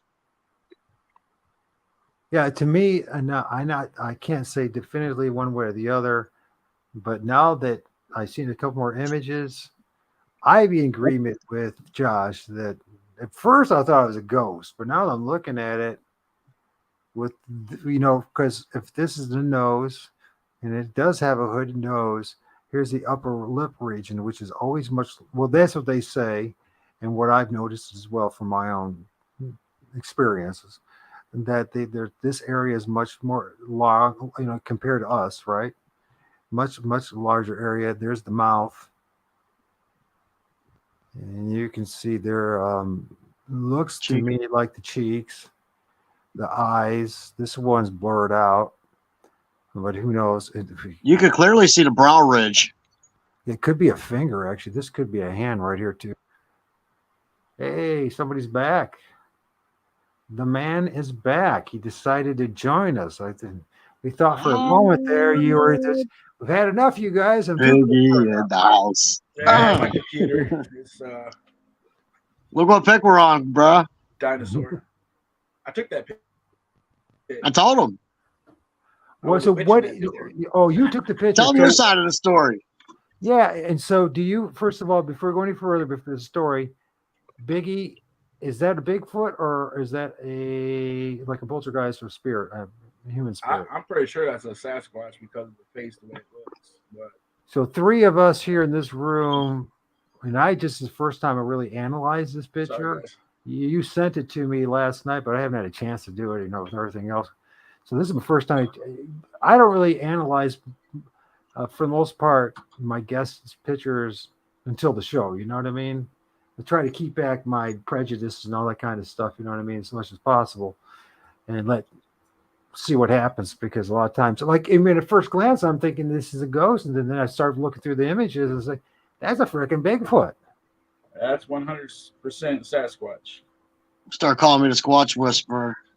They called me a witch in that picture. Or more like the Squatch Hugger. You know what I mean? My gosh, you look like you got your arm around him, See, I'm wondering if they mark you somehow, telepathically, if they mark you and then the other ones know you're cool, or if they actually followed me. I don't know. I mean, it looks to me like it has jet black hair. Excuse me. Would you two agree with that? That this looks to the appearance of jet black hair? Biggie has half of his hair strand. My copy of it is in the basement. Yeah, that one there is definitely reddish. Well, I see the reddish face, but I see something to me that looks. I think the reason why it looks black, because at nighttime, from the light, I think they can mirror image. Like their hair, they can mirror image what they're around, their surroundings and all that. So that's just a theory of mine. I think the reason why it looks black is because it's nighttime, but I'm pretty sure that the color of the Sasquatch is red. I believe, people, stuff like that can happen, man. See, I have. He actually seen him behind my house when he was here when he came out, when he spent the night at my place. Come walking across the field, and it was doing like an ape. You know how an ape walks? It was doing a little hunched over, like walking. And then all of a sudden it turns and it looks at me about halfway across the field, and then all of a sudden it just vanished. It just cloaked. So when the Sasquatch, I do believe it was Sasquatch and not a Bigfoot. I think there's a difference, right, in my book. Yeah. The one that came out of the tree in my backyard, and when I was in the driveway, the color was like this reddish kind of leathery color. That's what the skin looked like. Okay. But then the hair was more red, but this was in the evening, still daylight, right? I was going back to what Biggie's saying. And maybe that helps them conceal themselves or hide better in the night if they're because there's no light reflecting or refracting off the hair. It just appears jet black like the night. Although when To you me, see it's one in the almost like, nighttime, it's darker than night too. So that's yeah, another thing. it's like a mirror image. It's like looking in the mirror. That hair is amazing. I think they can mirror image like a chameleon. You know how a chameleon can adapt to the colors around it, like the leaves and the trees and all that. Oh yeah, 100%. I think they can mirror image to the stuff that they're around. They can change the color of their skin or fur or whatever to blend Like an in or whatever. octopus does, just like an octopus Yeah. does, right? Yeah, that's what I believe they can do. I mean, look, I'm filming them in the summertime. They're green. All right. Yeah, that's what I'm talking about. When I filmed the one I filmed in February, he was very gray looking, right, like the tree. The ones I Which they're filmed mirror last imaging. week were much more like sandy brown or the brown that you like what the woods look like during the day. So Yeah, they're doing chameleon or whatever, which is I call it mirror imaging because they can mirror image to whatever they're around. The reason how they can go invisible is because they're mirror imaging the air around them, which makes them invisible. It makes them go invisible. But I want to know how it is that the hair can actually do that, because I think the it's got hair something to do- removed from the body still does it with light. I think it has something to do with the hair is almost like a mirror. It's almost like a mirror. Like the hair is kind of like a mirror. So whatever it reflects off from is what they see, what it comes back to. So like if you was to shine a light in the mirror, it would come back all blurry and blind you or whatever. Their hair can take in all that, absorb it, and it can change whatever they're around. They can pretty much look like a tree, look like a rock. You know, they can look like leaves. They can blend into whatever thing. They can chameleon. They can basically ship into whatever they're around. yeah. Their colors can adapt to whatever their environment is. Yeah. There's a way to explain it, I guess. Jimmy, Which I call it mirror imaging. it's very good. I call it light refraction. Yeah, and there's I can't remember what they actually call it. What they actually call it when the octopus or like a chameleon, what it does, it absorbs the light, the color spectrum of the whatever the branches, the leaf is, you know, if it's a chameleon or of course the coral, the rocks and all that stuff, and blend in. So it's the same idea, but in a more interdimensional kind of way. I mean, So they adapt to basically full spectrum, whatever they're around. Maybe So- that's why only cameras can pick them up in full spectrum and all that. We can't see it with the naked eye because our eyes don't see like that. And that's the only reason why we can pick them up on cameras. They're using full spectrum lights. yeah, OCST, I know what you're talking about. I had spiritual warfare. I went through some deliverance myself. I discovered that the only deliverance that actually worked was when I did it. No priest, no pastor, no none of that. When I did it, and how I did it was I came to terms with the Creator God, with Lord of all spirits, and I learned to realize, or it became when I stopped seeing these things as demons, as Nephilim, as monsters, right? It's like something happened and like there was more unity and peace between us, which I think is a good thing, honestly, because I think it's their way of saying, or maybe it's their way of saying, hey, if you want us to be demons, we'll be demons for you. You know what I mean? You know That's what I why mean? they If say that's what you like that, want, we'll give it to you. But The EVPs, they always say stuff like that. we kind of manifest what. I think you took those pictures too. So we got here a group of eye shine, but there's something else going on here. Tell us what's going on here, Biggie. That was from a Well, video when chat. I took these pictures, we were listening to music and watching them dance around the yard. And then my brother over there decided to have a heart-to-heart talk with them. And when he did that, they decided that they were going to surround him with all the Bigfoot surrounded him. And they brought their dogs up to him too. So it was They a brought fire the- night. It's on. It's up. We talked about it on this YouTube channel. It's uploaded on this YouTube channel. Right. So tell us more about what's going on for this channel. What's going on? So what are we? Is this a face?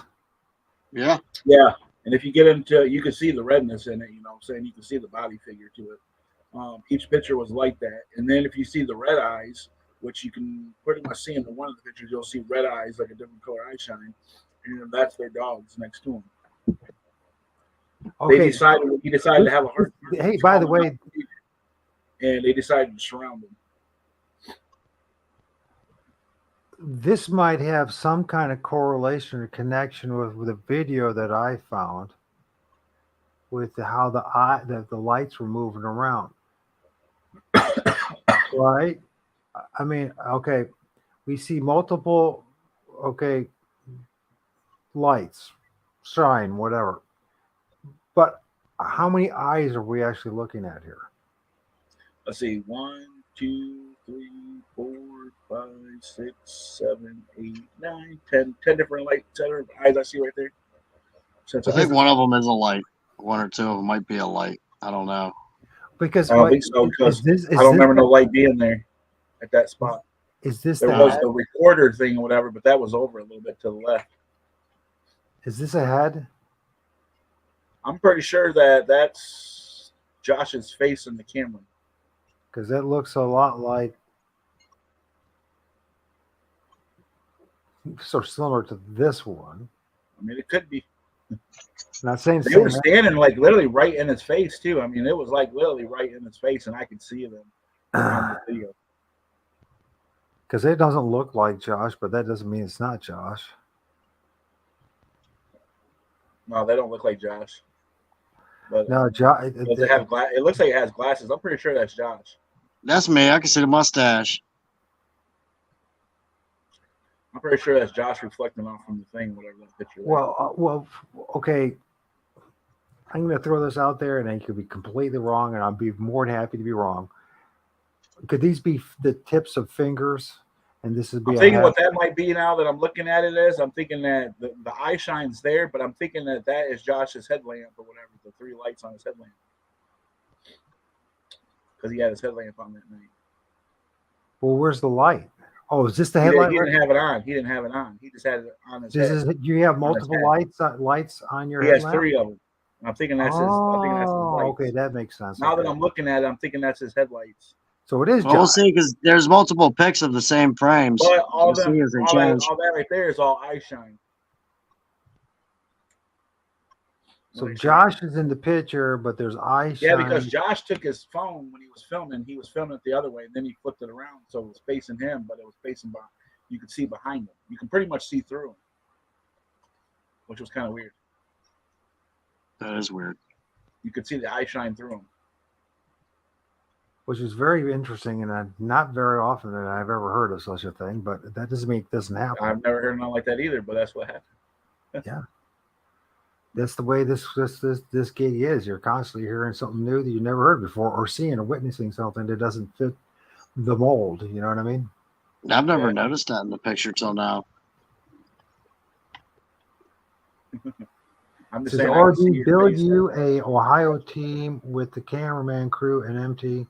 And also start off a PA and much team. And I'm telling you, O.R.D., I think you broke the internet last time with Mike and Jack.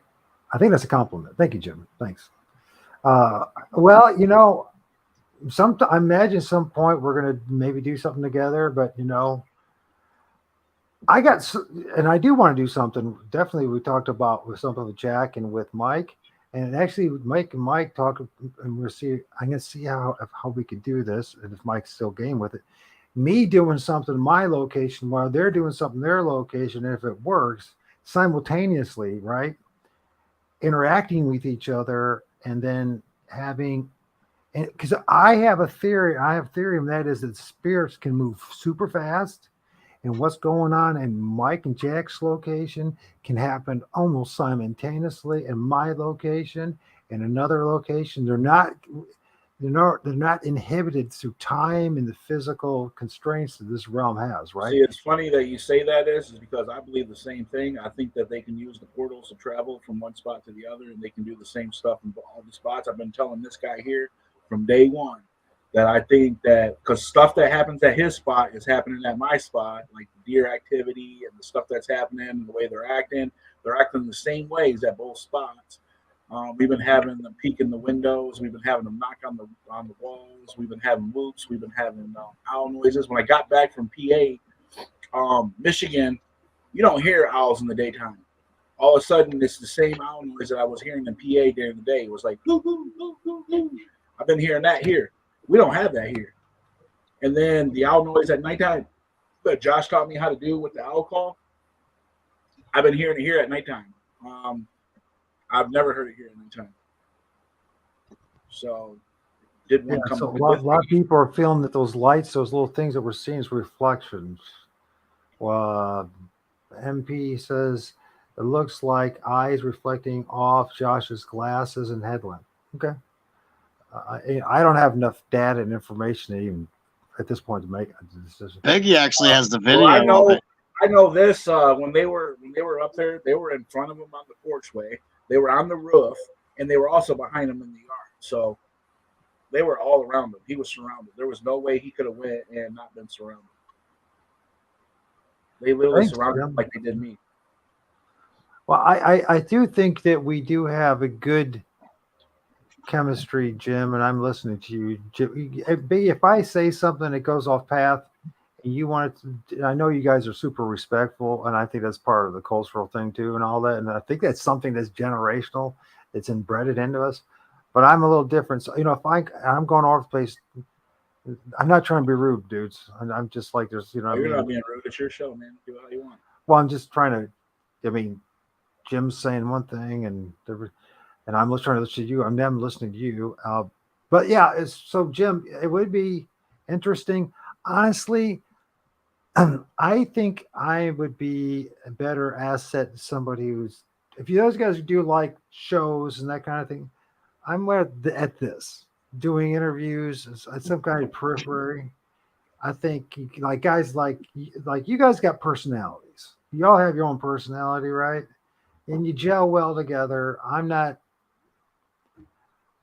We'll just see what happens. I'm not pushing anything. You know what I mean? Right now, the way it's working. It's because I truly believe that we're just going with the flow and allowing the spirit realm to do it, and let the Lord of all spirits do it, let everything happen. We're not forcing anything on anybody. You know what I mean? But who knows? Who knows?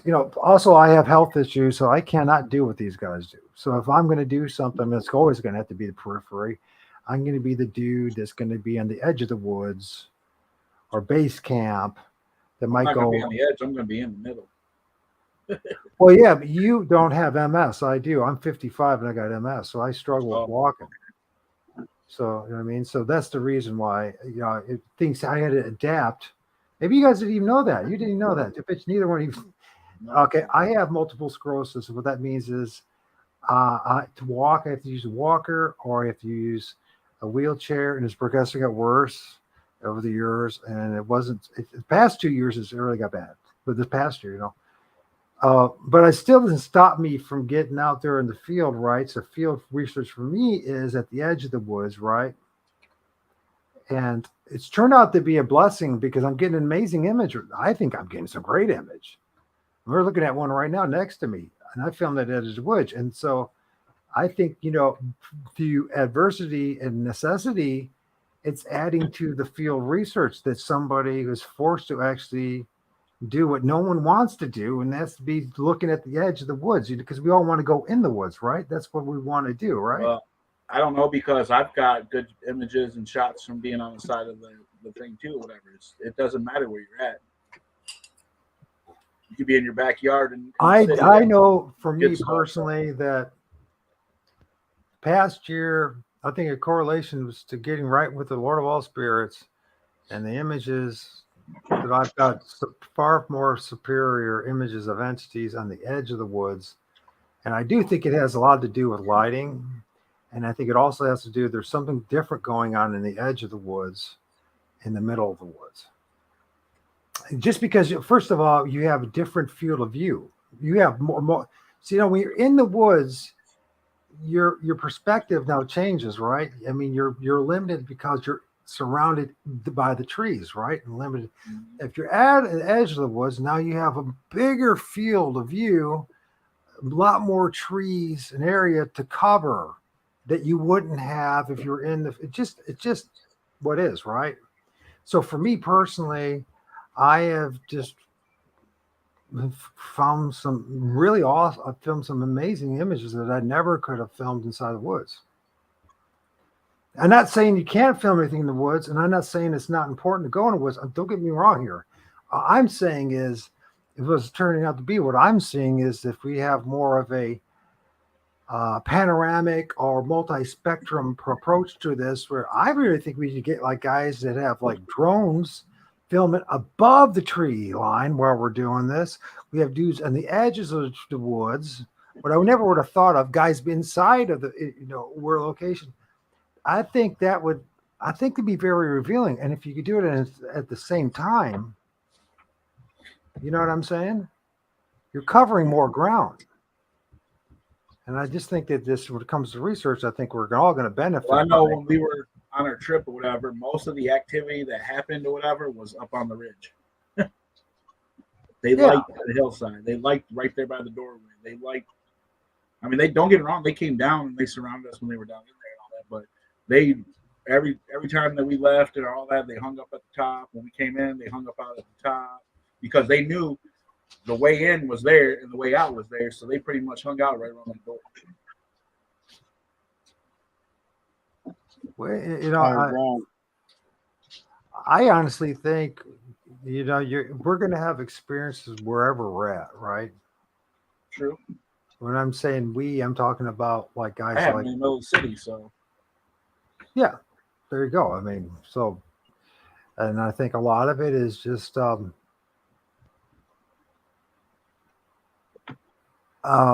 circumstance, position, life puts you in certain positions and either you adapt or you let it stop you, you know what I mean? Or you can cause this to stop you or not. So, and I think that what we're revealing is the fact that yes, we can have these experiences anywhere. True. Right? True. In your yard. You find footprints in your yard. You guys are getting footprints in your yard. So I'm filming stuff and seeing stuff in my neighbor's yard. I have stuff show up in my back. In 2017, I didn't have the MS wasn't bad. So you know what I mean. It wasn't, or it's still not bad. It could be worse. I could be wheelchair bound and in a nursing home. You know what I mean. So it's a long ways. Speaking of the yard.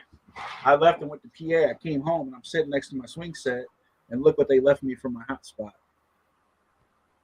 Well, let's blow you up here, bro. I gift them marbles at my hot spot. I came home.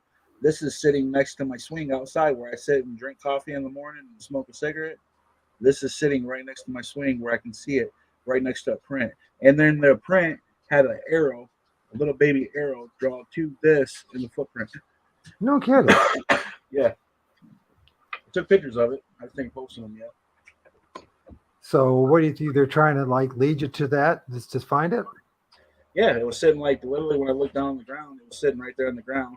And then there was a stick there that was it was little. It was making an arrow. It was pointing to this. And right in front of this was a baby squat print. They do this in my yard. In the front part of my yard, I found footprints. I found 5 footprints. They put money in the footprints. Like quarters and nickels and dimes, shiny stuff. They took the money and they put it in each one of their footprints. I'm guessing for me to be able to see it, to notice that there were footprints there. But it was just kind of weird. The stuff that happens to me all the time here. Very interesting. I don't know if you guys ever had squatches doing that, but it was amazing. It was pretty cool. I have not had a squatch do it. I've had spirit do that inside a building, but Although it does make me think about what happens, and MT Mike would probably have something similar to, or something close to saying something like that, where we hear about things happening in churches and that kind of buildings where stuff manifests in people's houses. The same, you know what I mean? Like coins Oh, in their houses and the cars and so. But I never heard of coins showing up in footprints. That's the first for me. Have you heard of that before, Josh? What, I'm leaving you gifts and stuff? Well, In a print? coins in your footprints, like coins. I never heard of that one before. No, not coins. They give me Coins. bundles of sticks. marbles. Marbles, yes, but we have heard of marbles before, and of course, the one that kind of brought to a lot of people's attention was, what's his face? The guy I just interviewed. What's his name? I mean, a couple months ago. Oh my gosh, I'm so sorry. Who's the dude from up Sasquatch, Ontario? Mike from there. He's talked about always having these like marbles being left for him, right? Yeah, I left them Out at in the the middle house. of nowhere. I ended up at my house, and then it also they took a marble too to my brother-in-law's house because he used to go out with me. Beside his step was a footprint. It was an 18-inch print, and right by the print was another marble. He took a picture of it and sent it to me. It was pretty sweet. So what's going on here again? Why are we looking at something that's? That's that apple I casted. It was showing that they have 2 rows of teeth. When they bite down like a human teeth, they have 2 rows of teeth. Is this one of the casts? We've been wondering if Yeah, they it's had. being casted. Yeah, we've been wondering if they had 2 rows of teeth. Well, I can say this is another first. Good job, gentlemen, for bringing this one up. I have never heard of anybody doing. Where did you get this idea? Have you guys heard of anybody else doing this before? My wife. Okay. We try a Well, little bit it of sounds like everything. she's smarter than most Bigfoot researchers is starting this. Well, I asked her. She's standing right here. I asked her. I said, Jess, how am I going to cast this? And she says, well, you got to go to the store and get a condom. I'm like, I don't use those with you. She says, no, you need to go get a condom.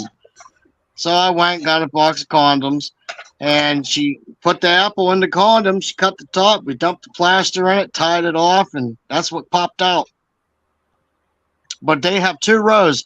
The outer row of teeth is like ours. The inner row of teeth are jagged.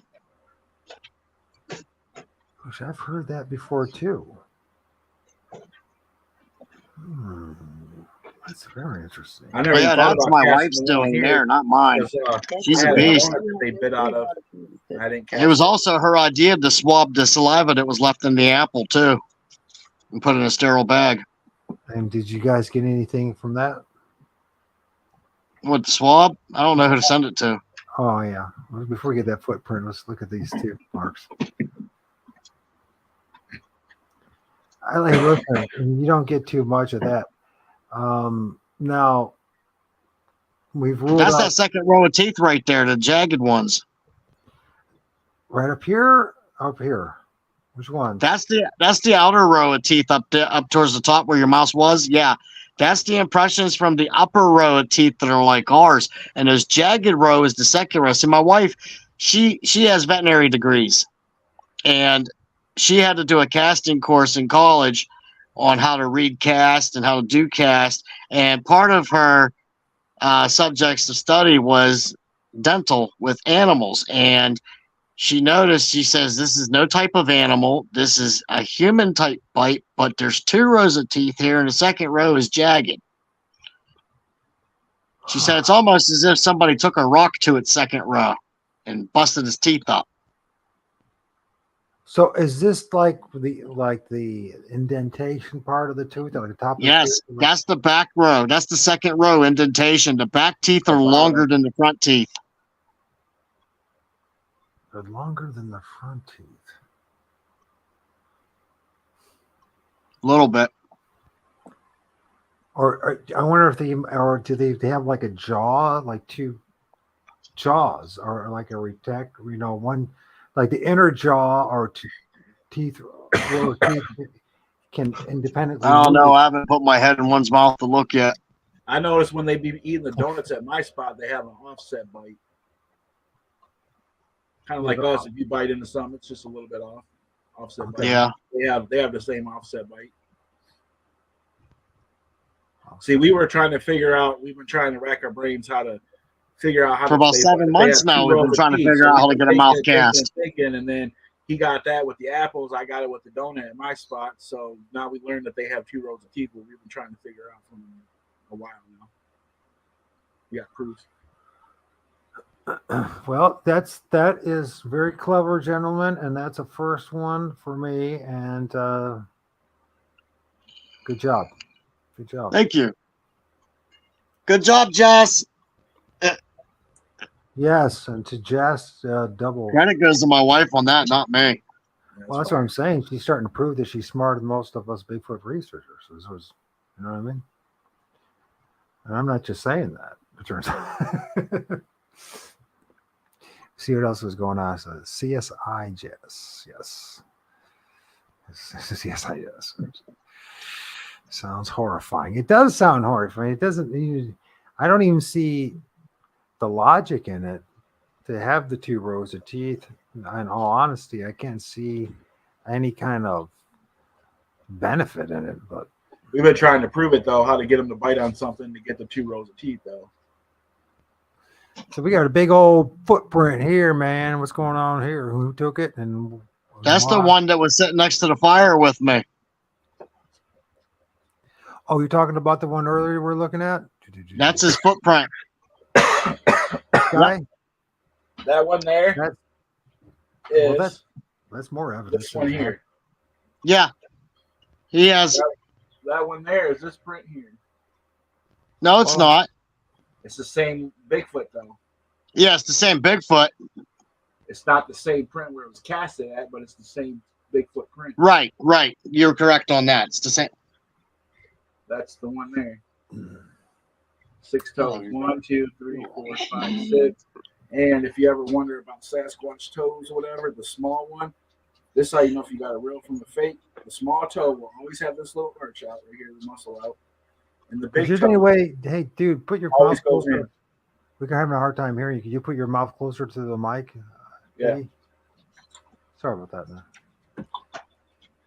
I said on the Sasquatches, on the foot. Thank you. You see the big toe? Yeah. Trying to get over to it. Let me see. The big toe. Always on a big toe, it always arches inward. A little arch. On the small toe over here, it always comes outward. That's how you can tell it real from a fake, and then you got the mid-tarsal break that comes across, you know. So the part that is coming out, is that at the actual toe, or is that just an extension of the foot? The part that's coming out, that's all the toes. Where your hand is right now. That's a pad. That's like a meat pad. This is like a muscle or whatever. When they climb trees. The meat pad. So okay. When they climb trees, they climb the tree. This right here sticks like the side of the tree or whatever, which pushes this side outward. Because that's how they climb, you know, when they climb trees. This part here pushes this part outward.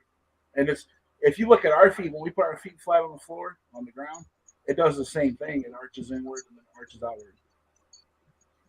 Right. So is there any possibility, if you could leave that? Well, no, that's not what I want. What do I want? I'm trying to get this right here. Okay, that's what I want. So if you could get back that cast, Biggie, show it to us again. Is there any? Are the leaves? Are the feet acting like in any way like fingers, like a hand? Can they grab with their feet? I think they can just pretty much do the same thing we can with our feet. So they can't like grab a rock and whip it at you with their foot, or we could grab rocks with our feet and whip it. So if we can do it, I'm pretty sure they can do it. Yeah, I'm not thinking the same way of picking up their toes and kind of kicking it forward. I'm talking about like hands, like an arm, like I don't know that to be true, you know, but I'm just saying. I don't think so. I could be wrong. Our toes and fling it. I'm pretty sure they could, you know, if they wanted to. But I think they can pretty much do everything that we can do with our feet, you know. So. I mean, it looks like a human foot if you look at it. Yeah, well, it's It's got that kind of like a human. It's just it's got 6 toes. That's what I said. A lot of people Could be think a pad, that so I don't know. Bigfoots have all these big toes going all across. They don't. They're normal toes like humans. That's what I've been telling people from day one. Their toes are like human-like. People think that oh, they got these big old toes, and they don't. They don't have them. So the argument that a lot of people are saying that you'll see prints where they have like a big all big the toe toe. looks the same size, all bigness, fakes. Well, what about those that have like the larger extended big toe? If it has a larger extended big toe, all the other toes would be different It's like sizes. that. See, now you can rule out some of that though, because if you go to this guy here, you see how these look like they're real big toes? That's only because the mud was pushed up. So each one of these look like it's a big toe. But if you actually look into it, you can see the toe right here. Here's a toe, here's a toe, here's a toe, here's a toe, here's a toe. But the toes are pushed upward. If you look into the cast or whatever. See, they almost look like they're all the same size. Like this looks like a big one, like it's almost like a fake, but it's not, because if you actually look at the toes, you can see the toe. Right here's the toe. Right there. Right here's the other toe, which is just like the other toe. Right here's the other one. Right here's the other one. Right here's the other one. Right, so in the cast, it's the indentation of the toe. And if you look at what I've been telling you on the other cast, big toe, come down. What does it do? It doubles in, just like I've been saying. That's how you tell a real from a fake. Small toe, come here, it's sticking outward right here. It goes outward. The muscle. You got the metatarsal break, comes across here. Oh. The print goes all the way from here, all the way up to the big toe. It's 21 inches. And this right here. What you're saying, brother, is that the vast majority of what people are claiming, especially the experts, the big shots, the big names that have been presenting us, quote unquote, supposed Bigfoot castings of foots, is BS. If they have 5 toes or whatever, I've never seen a 5-toe Sasquatch, so I'm just going to say that from right off the get. Every Sasquatch print I've ever seen my whole life has always been 6 toes. Can I tell you my personal opinion on that? No, Josh, you're not allowed to say. I mean, I could be wrong though, but I have a theory behind this. Yeah. All right. You look up Bigfoot, you get 5-toe print all across the board. Okay. What if, whenever the Patterson Gimlin film was done, I could be wrong. I don't know. It's a theory. But what if the original cast was 6 toes? And then when the government got involved, they said, oh no, religious groups will think the Nephilim are coming in and Revelation is here. Yes. So we have to saw off this toe and edit this foot down to make it look more like ours, so we could just say it's a large statue being so they don't drift off and say that it's the end of the world and we have an array of hysteria. That's my thought. I could be wrong. Good theory. Let's be honest, gentlemen. 2 rows of teeth is like Sheldon says, that lines up with characters in the Bible. All right. I don't know how you can base your whole worldview on a couple verses in the Bible and think you can understand completely what the hell's going on out there. But I can see where you're coming from, Josh, and how people would see that way, right? I've never seen a 5-toe. I've seen 4-toe prints, but those are cynocephalon, Dogman. I got one of them too. I got an 18-inch Dogman print downstairs in the basement right here with all the claws full, definition. 1, 2, 3, 4. Okay, hold on. So let me expand that, man. Let's get that going so everyone can see it. Okay, so let's point it out again for us. Yeah. Well, it's kind of hard to do. Let me stand up so I can look over at it. Okay, the toes. 1, 2, 3, 4. 1, 2, 3, 4. It looks almost like a Sasquatch print a little bit, but it has 4 toes. 1, 2, 3, 4. This one here is not the original Dogman, Michigan Dogman print. This one here is the Dogman that looks like a Sasquatch, which is like Dogman, what's like a Sasquatch and like a werewolf mixed together, which is called a Dogman. And I have the double print, which is right here. There's a baby squatch right here. So what I'm thinking is the baby squatch right here is the other part of the baby squatch print up here. I'm thinking that the baby squatches ride these dogs. Say the last part again. They ride what? I think they ride them like pets, like a horse. Oh, they ride the Sasquatch ride the dogmen like horses. Oh, I never heard They of ride them like horses. They think they're their pets. They keep them safe. They protect them. They're like our dogs. Well, why not? I mean, the thing is too that what about, okay, so I'm filming entities and some of them are not adding up to what you guys are saying and what other people are saying in general. So it's not just pointing the finger at you. In other words, I'm seeing things that have 5 like clawed hands, but like the way they're set up is like the fingers are like 6, but more like a paw kind of hand, but they have. Well, I'm seeing claw marks like that too, but this one here is just a little bit longer. They're 6. But Right. The thumb would be just a little bit longer, so it'd be up at about here on the hand. But there's 6 of them, and I'm pretty sure that that's the Sasquatch hands. So you That's think 6, Sasquatch yes. have? Do you think Sasquatch have claws? I think they have claws, and I think they have 6 fingers, like their feet, almost like a cat. You know how a cat's got the 6 toes in the front and back. Most, like certain kind of cats. I'm thinking that the Sasquatches are the same way.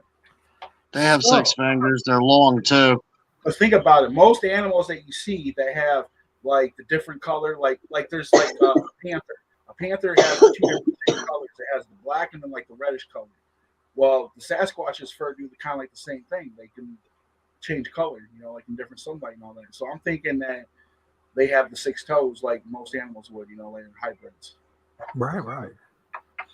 Well, at least we can talk about it here. I tell you what, in a lot of other channels, they probably start crucifying you guys about now.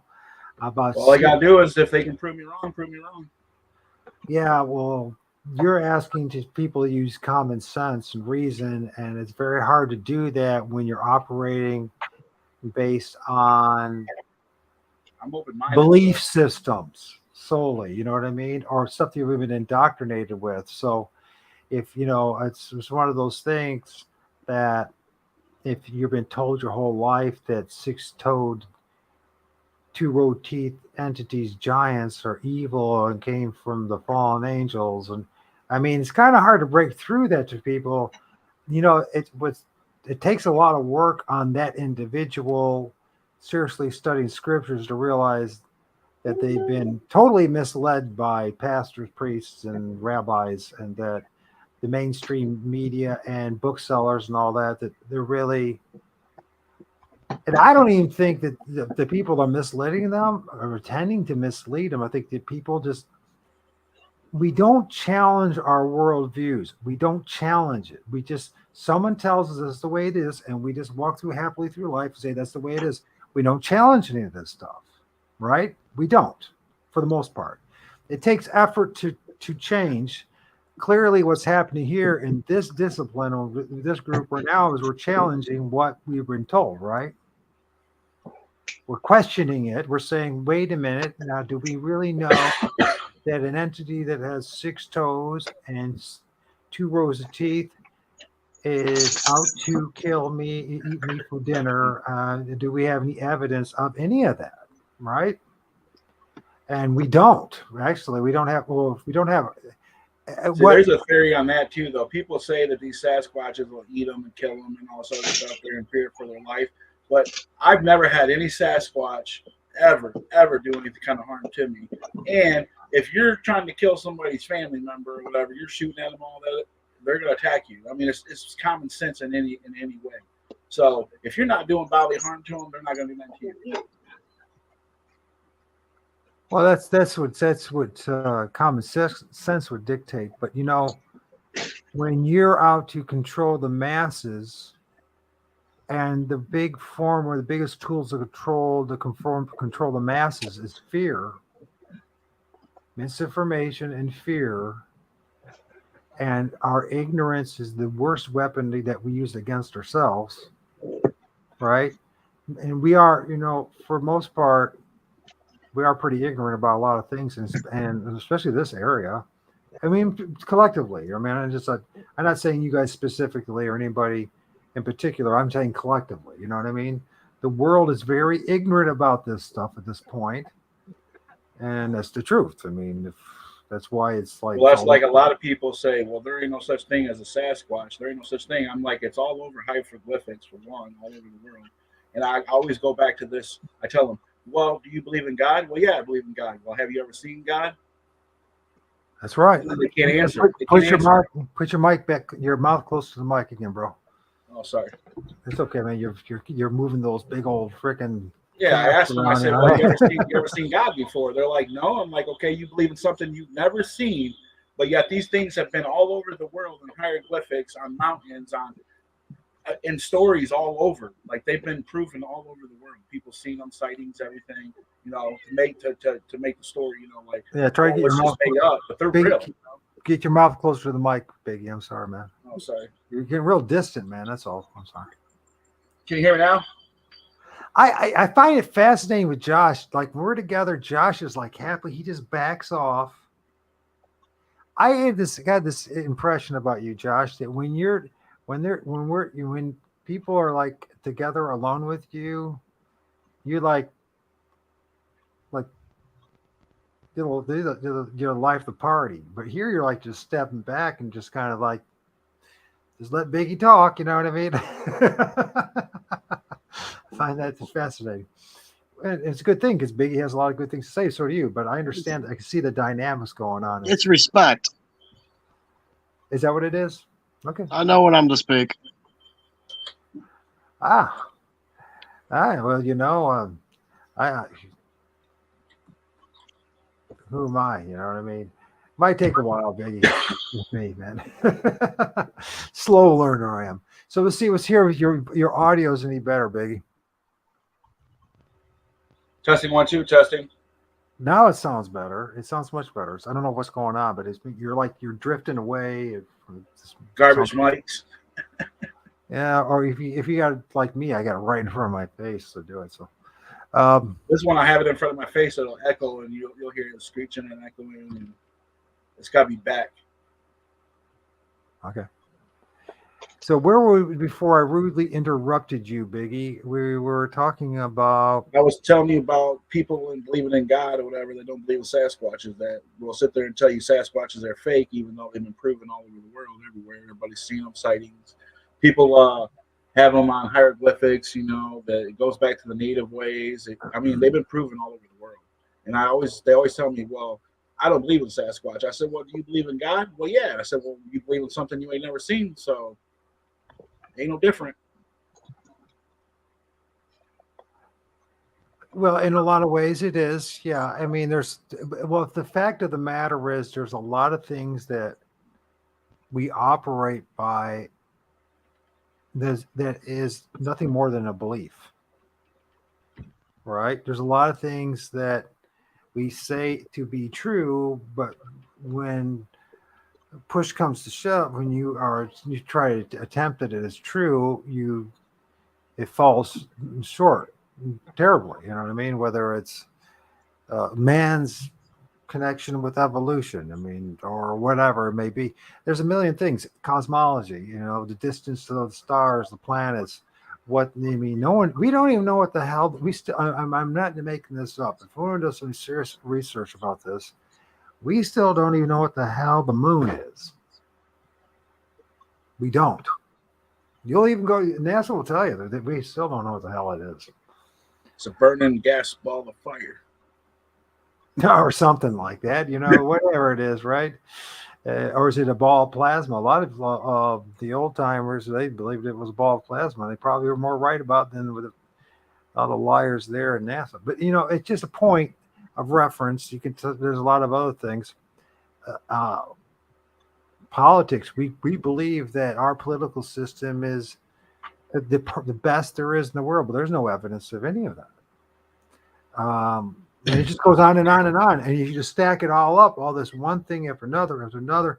These are belief systems that if you're brave enough to challenge it, because if you challenge a belief system and you and the group that you're involved in is, that's what your identity is based on. And if you challenge it and it finds out that it's bullshit, you have two options now. Either you have to stand up, tell the truth, face the consequences of being rejected from the group, right?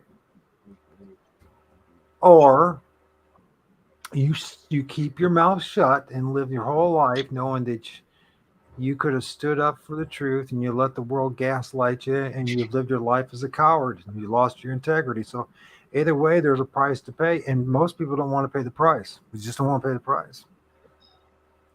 So, it takes courage to say what you guys are doing, have this conversation. And although the vast majority of the world is never going to hear this conversation, it's just not going to happen unless the spirit realm and the Lord of all spirit wills it to happen. No one's going to hear it, except for a few people who so desire and are led to this conversation. But yet, even in our own community, when we look at what's going on, for you to say some of the things that you said, Biggie, it's, which I respect, by the way. I'm listening to you and I can see where Josh come from respect, it's because you're willing to say this and you're willing to pay the price. And because obviously, you feel like, it's the truth, right? And when it makes sense what you're saying, by the way, what you're saying makes a lot of sense. So, and I'm finding imagery and stuff myself to say, it's like, when it comes to footprints or imagery or things that I'm filming that do not add up to what they've been telling us Bigfoot is. Period. Just flat out, it's not adding That's up. true. 100 true. And I just, it makes you also one of the people that really know what's going on, right? Different shamans, different elite who have had all the money and the resources in the world, all the finances to study this, in depth, in every angle. They got to know this too. They got to know some of this stuff, right? And so then why are they lying to us? Why are they deceiving us about even Bigfoot? Tax money. I think a lot of it's got to do too, though, is the military stuff of the aspect of the Bigfoot. The eyes, for one, is thermals, and they're trying to make military cloaking where they can cloak, like their uniforms and all that, so they can go invisible when we go to war. So they're studying the Sasquatches, and they don't want us to know about them. If the world knew about them and knew about their abilities and how they can just disappear and go invisible, then everybody be trying to run out and get Sasquatches to use them for war. It's just a theory. Well, there could be some. There could be See, some. my theory Thank you, Mike. on that is money. Think about it. If you tell the population you got an 8 to 12 foot giant living in the woods, they could possibly harm you. Who's going to want to go out there and cut down those trees for the lumber mills? Paper supports America. On top of that, you're going to lose hunters. People are going to be afraid to go in the woods. You lose all those tax stamps on that. You lose tax stamps from fishermen because they're not going to want to be at those water's edge thinking that something's going to come out of the bushes and snatch them. Yeah, I think there's a big factor of money involved along with it. It's certainly the big issue for sure. Money.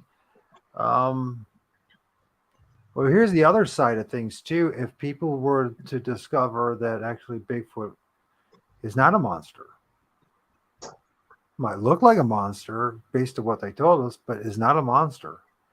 And people Well, look at how we are. Back in the day, your skin color made you a lower individual. You feel me? So they look totally different. They're a different statue. So, oh yeah, you're nothing in my eyes. You're just, let's kill you. Let's take your blood so we can study you because you're different. Just like they did to the black people with syphilis. Yeah. Let's study you because your skin is different. And a whole bunch of indigenous people as well, by the way. I know. So, That's what I'm saying. People are monsters. so Not what we claim to be monsters. But not all people are monsters. Not all people. Not all people. So, but those people who are monsters want to deflect the attention off them, and so they send it towards something like Sasquatch, right? Make people That think makes sense. that's the monster, so that people never are so confused because they're looking at a million different other places, but who are the real people, the real entities that are causing suffering, pain, and hardship. And you'll find those monsters in the Vatican and Washington D.C. and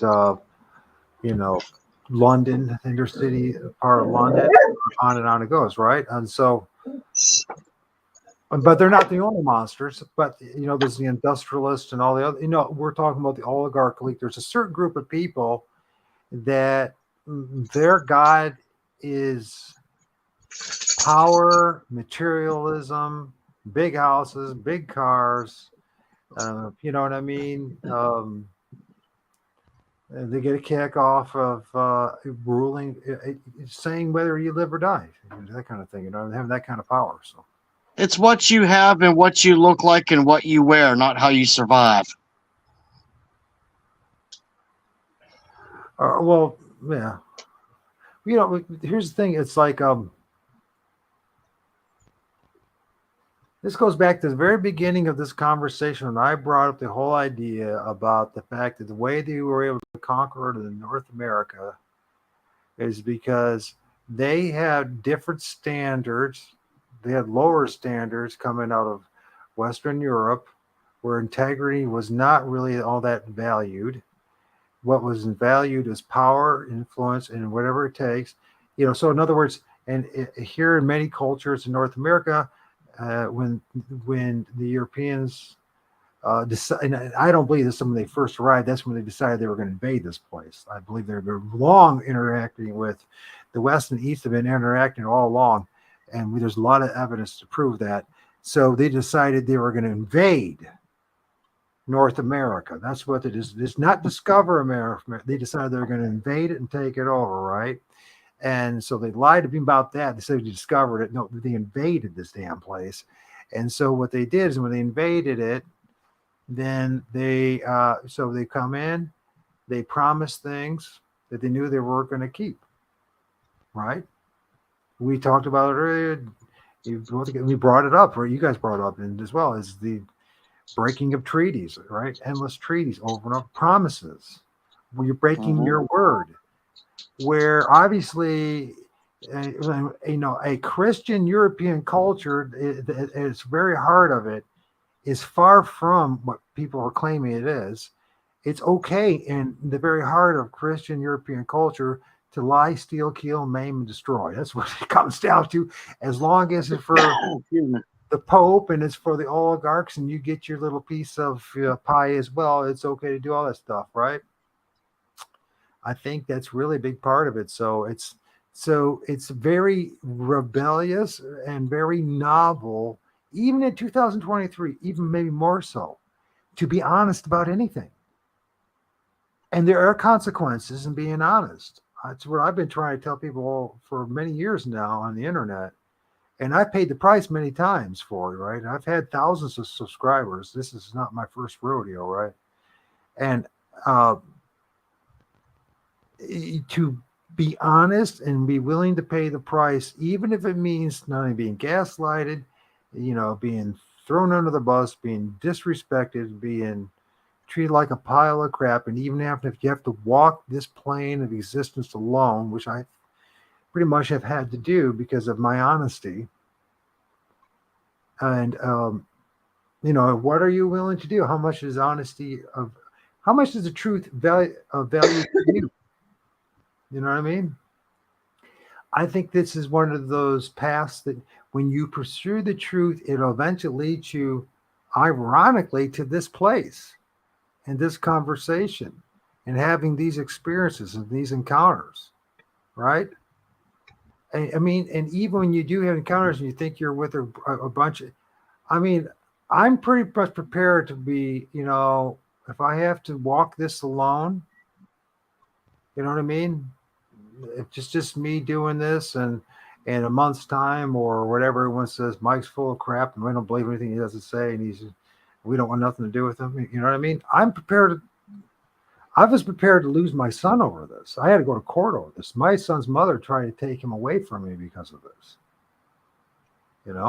Just for this. And I didn't even push it on him. You know what I mean? So You know what? You were talking about how they could people think they're evil because of what is What's up, depicted Pat? in whatnot. But if they're so bad, why would they have fixed my equipment stuff for me when I left my stuff open in the rain? Oh, you're talking about Bigfoot Sasquatch. Yeah, Tell us more they about it. picked my stuff up for me. I don't think anybody in this room outside of you two and maybe a couple of them know what you're talking about. So tell us more about that. Oh, Biggie, tell them what happened with my battery stuff. Well, I was out there and he had his battery box sitting beside my stuff over by the tree, but it was where it could get rained down. He had a knife sitting there and he had something else sitting on top of the box. Well, it was going to rain, and we went up and he didn't cover it up. And I said something to him about his box, and he was like, "I'll be all right." But anyway, when we came back down, they already had the box closed.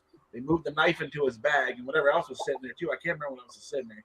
They picked it up and put it in his bag, and then they took his bag and slid it underneath the tarp so that way his stuff didn't get wet. Pretty smart. Yeah. And I think they moved one of the cameras over too, whatever, so it didn't get wet. My neighbor. Yeah. We came back down to the woods. Everything was moved and packed up for us. Like, not packed up, but. Because my night vision goggles were moved over. They were out in the open, and then they moved them underneath the tarp. So that's the cast that came out of what you were just looking at, and there is 6 toes there. I can see it. Because the 2 smaller toes are squished together. Because of the way he tripped. Well, that's a totally different print than I got. There's that walnut still in the cast that he stepped on. Well, this is where I was talking. Before we get there, let's just go back there. So we are okay. So you guys, okay, Biggie, are you casting 6 or seeing 6 foot toe footprints in Michigan, Kalamazoo? Yep. Okay, and now the guys in Northeast Ohio are seeing 6 foot toes. And then Pennsylvania, where Josh is. So we have 3 different locations separated. West Virginia. My friend Beth finds him in West Virginia, and my friend Dan in New York finds him as well. So now we have two more different locations. But I was just saying, just within a 500-mile radius. And in North Carolina, there's 6 toes. And see, I collaborate with a lot of people. And 2 rows of teeth. And you might as well just say they're human. They're humans or whatever with fur. What's that, man? They're like humans with fur, just that they can use their spiritual realm. We can't use our spiritual realm until we pass our flesh body away. Yeah, you get closer to the mic too. That'd be. I don't know what. What I said is they're like humans, like human form, and that's what we can call them. They just have fur, and they can use the spiritual realm to manifest and change and go places and all that. We can do that after we pass away, but we can't do it with the flesh body we have. All right. If you get into spiritual. Let's put it this way. Can you guys hear him good? Because if you can hear him good, I'm not going to harass my brother Biggie, but I'm here. He's like going, he goes up and then he goes down, fades out and goes up. And so I don't know what's going on there. I'm always on the video chats with them. I'm used to it. Yeah, you're always used to. Yeah, you should develop an ear with it. So, but here's the thing, guys. Now, this is a very interesting theory that's being, or again, I guess it's a theory, an argument presented by Biggie and you and some others, is that if this is possibly the real Bigfoot footprint that we're getting, which this is the first time that I never even contemplated or thought about that. But you guys are saying this, and it certainly is something to consider because of how much we've all been jerked around. It's worth considering, right? You know what I mean? And it's always good even to challenge your own world point of views, your own paradigms, because you know what? If it is true that Sasquatch's foot, and we know hardly anybody, if anybody, that's really been hurt by Bigfoot, at least in our neck of the any woods. different size prints, so like 4-toe, 5 toes, or anything like that, send them to the Great Outdoors Biggie Facebook group. I'll check them out. Yeah, I mean, the 6-toe prints that I find at my spot, I mean, I've got casts from my spot come from 5.5 inches long all the way up to 21. All different sizes. Right. That's something. But what's different is the 6 toes. That's what I'm saying. They all have 6 toes. I All of them. Different sizes. I know. And that's what's different about it. And that's something that we're not hearing from other members of the Bigfoot, quote unquote, Bigfoot community, and the researchers, right? Yep. But you guys are, I mean, I'm finding guys that are on a regular, I mean, not just kind of once in a while, or hold on a second, man. I'm looking at the wrong person. I'm supposed to be looking at you. I don't. Okay, there we go. Even the babies have 6 toes. Point it out, brother. We can count them out. 1, 2, 3, 4, 5, 6. 1, 2, 3, 4, 5, 6. They're just real little. It's probably hard to see. I'll go downstairs and show you some of my casts too. Yeah, they have 6 toes. Wow. They have the little dent, Sorry. the little part that sticks outward, and then on the other side it goes inward. You can see where it bells in. Yeah, that's so. You guys are having whole clans of 6-toed entities that look like Bigfoot. I mean, we just saw looks highly potential to be another orb. Metatarsal break. Huh. Pretty awesome. Well, gentlemen, I'll tell you what, if you are game for this, I'm more than willing to continue this. But it's been nearly 3 hours since I've been sitting in front of this computer.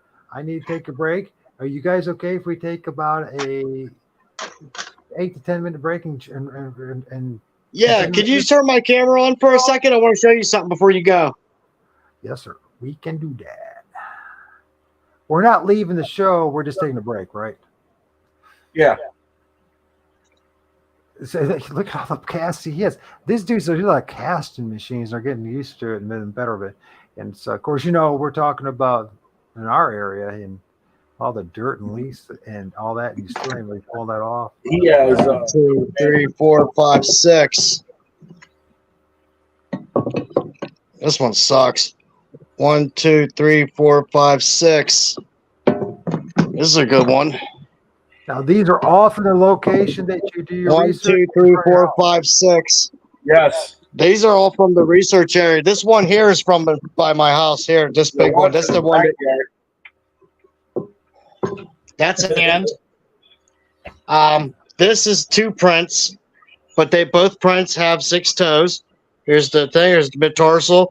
1, 2, 3, 4, 5, 6. This foot back here. 1, 2, 3, 4, 5, 6. Now you get into Dogman. 1, 2, 3, 4. 1, 2, 3, 4. Dogman. This is so fascinating. Here's another squatch. 1, 2, 3, 4, 5, 6.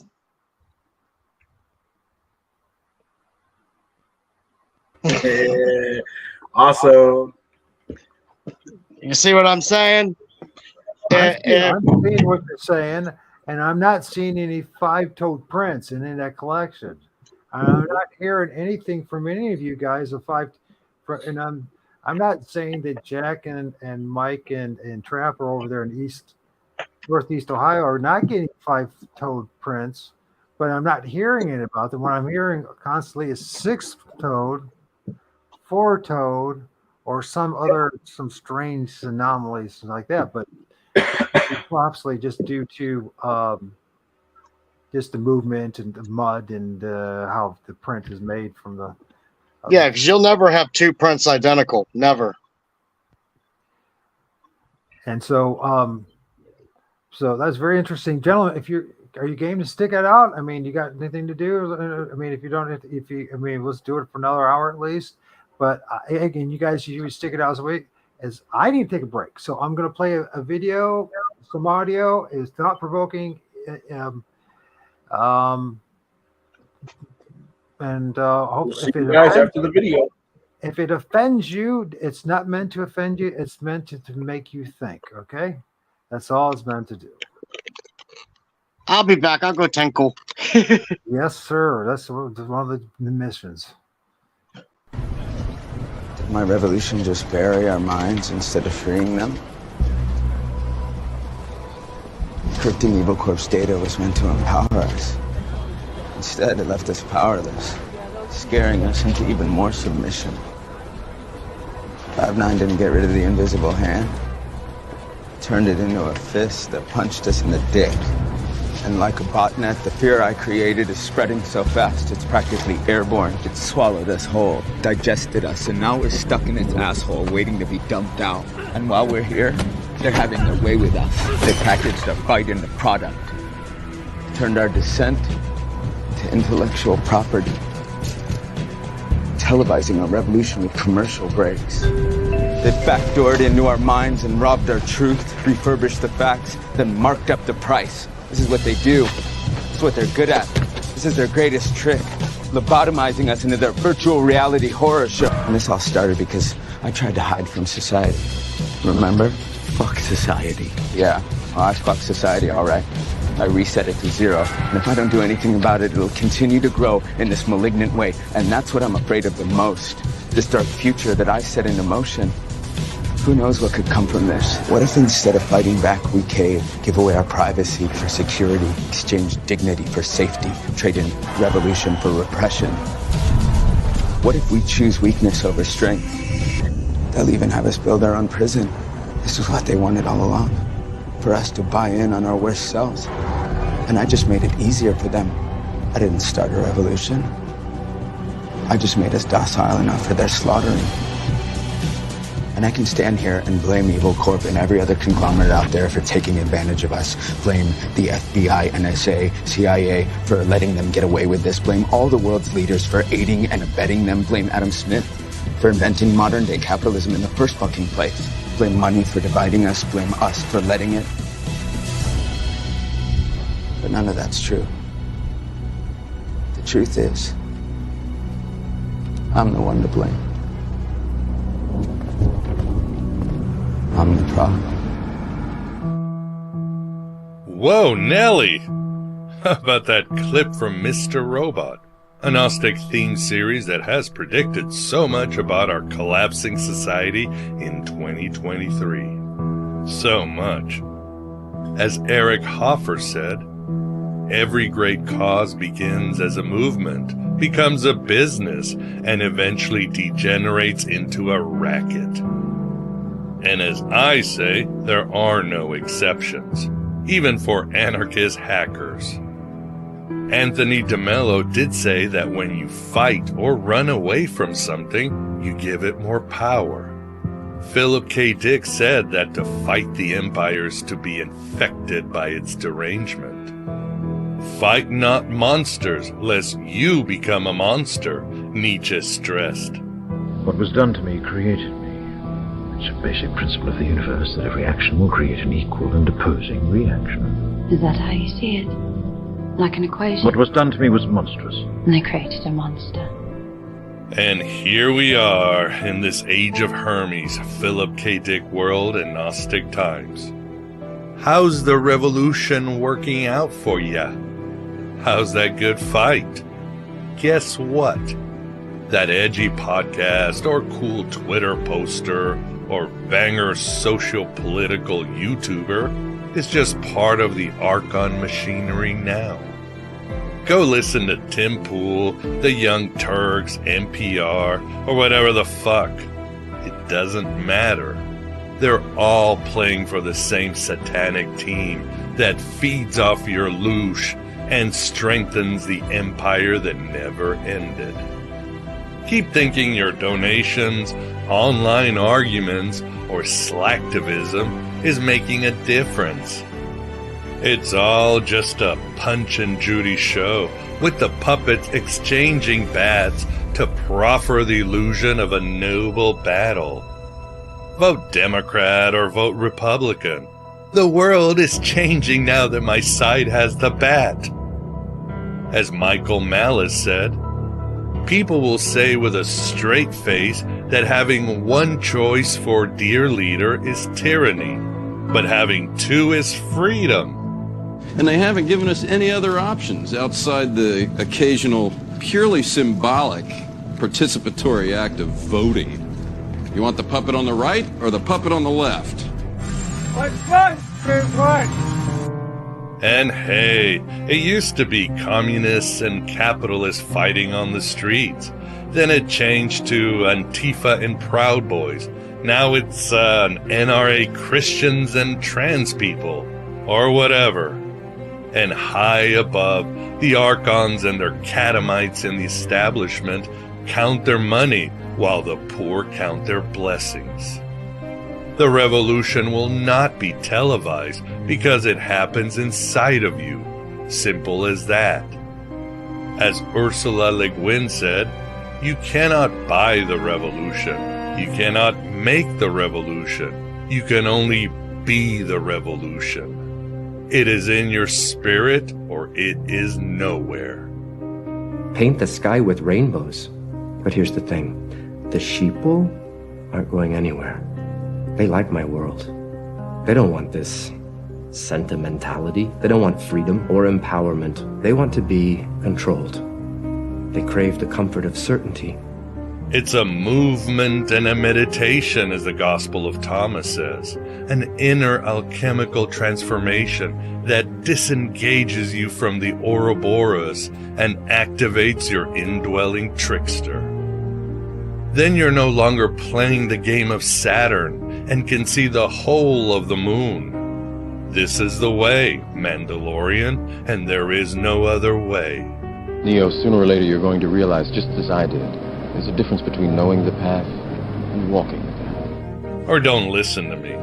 Turn off Aeon Bide and continue to witness millions of psyches crack in despair, the middle class vanish, and nature being raped.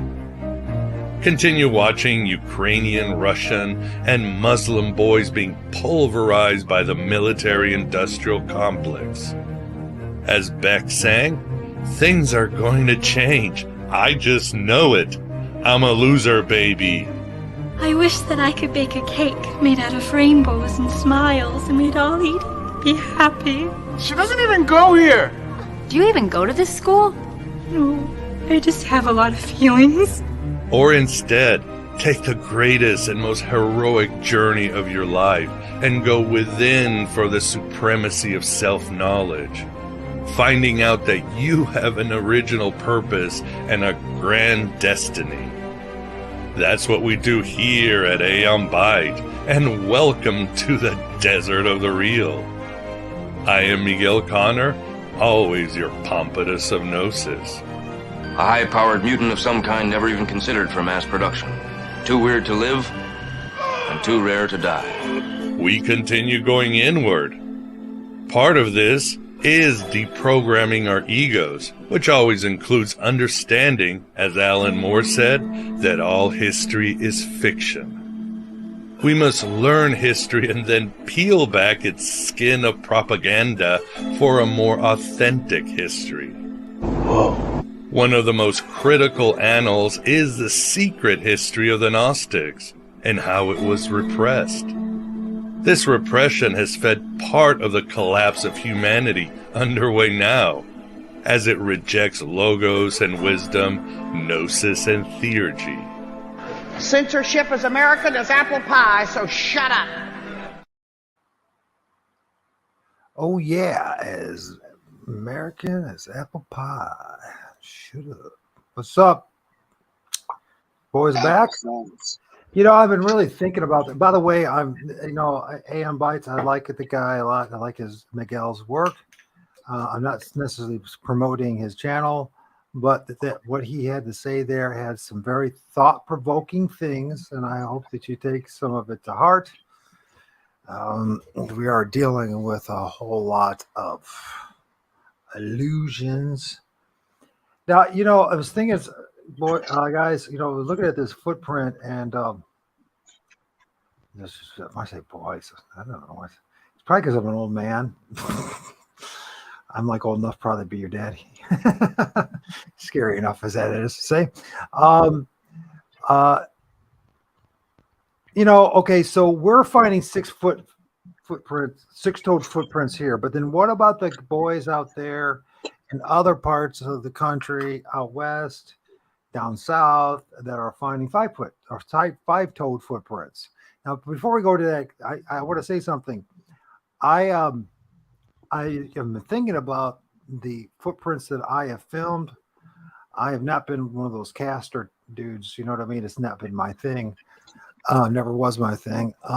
I just, okay, there's a footprint, but I'm thinking about it. How many times I've seen footprints that looked like they had 6 toes, and I always dismissed it. It was just an anomaly, you know, some kind of just, you know, just the way it happened. You know what I mean? The way they landed the foot, sliding in the mud, this kind of stuff. And now I am now starting to think about my own research in my own area and the footprints that I've seen, and how, to be honest with you, the vast majority looked like they had 6 toes. Now, the thing is, now we are technically in the Great Lakes region, although we're hearing that there's other people at other parts that are not technically part of the Great Lakes region. But generally speaking, you know, we're talking the Great Lakes region in the Northeast, where we're finding 6-toed footprints that could arguably actually be Sasquatch footprints. Now, I'm just going to bring up the question, because we should, you know, just out of respect for all the other guys who are doing their own research in other areas, and they're finding 5-toed footprints, right? Do we just? I mean, are they casting them, or are they just finding them? I can't speak. Well, there have been numerous people who have actually casted 5-toed footprints. Because I wonder, 2 things come to mind, and there's 2 items that, well, actually 3 items come to mind. Number 1 could be foot placement, because every time you step, it's different, and the foot always don't land the same way. See, sometimes you could get like a toe. Tex, okay, so Tex from Tex's front porch, he's been doing his research, right? He's been nice, but he's down in Texas, right, in that region, and just what he says, it's a rarity where they're at now, but it's not a rare. You know, I can only say for myself. I can't speak for anybody else. You know what I mean? Because I can't. I mean, but vast majority of footprints in my area and areas of research have been 6 toes. So when I'm hearing you guys, it's like, I'm like, yeah, that makes sense. But then I'm listening to a guy like Tex who said, you know, where he's at, no, it's rarity. I don't know what to say, you know what I mean? Well, if you look at this cast here, whatever, that 6 toes with that second toe on the end or whatever, so it looks like it's 1 toe. because the way it squished together when it slid down the hill sideways. So technically, it See, does another look like thing too it's even 6 toes. that you got to take consideration is what if somebody is looking at a print and they just don't even think about a 6-toe being there, so that gets totally omitted. Well, And then they build their little wall around their cast to dump their plaster in, and they just completely leave out that toe. Or you're like a person like me who doesn't even bother to make castings. But at the same token, I've seen numerous footprints and filmed it, and I saw that it looked like a 6-toed, and I just blew it off, and it's an anomaly, and it's just like. But I'm thinking now, after having this conversation, not go through my I guess my images and look at them again. But from memory, a lot of them were 6-toed, and I just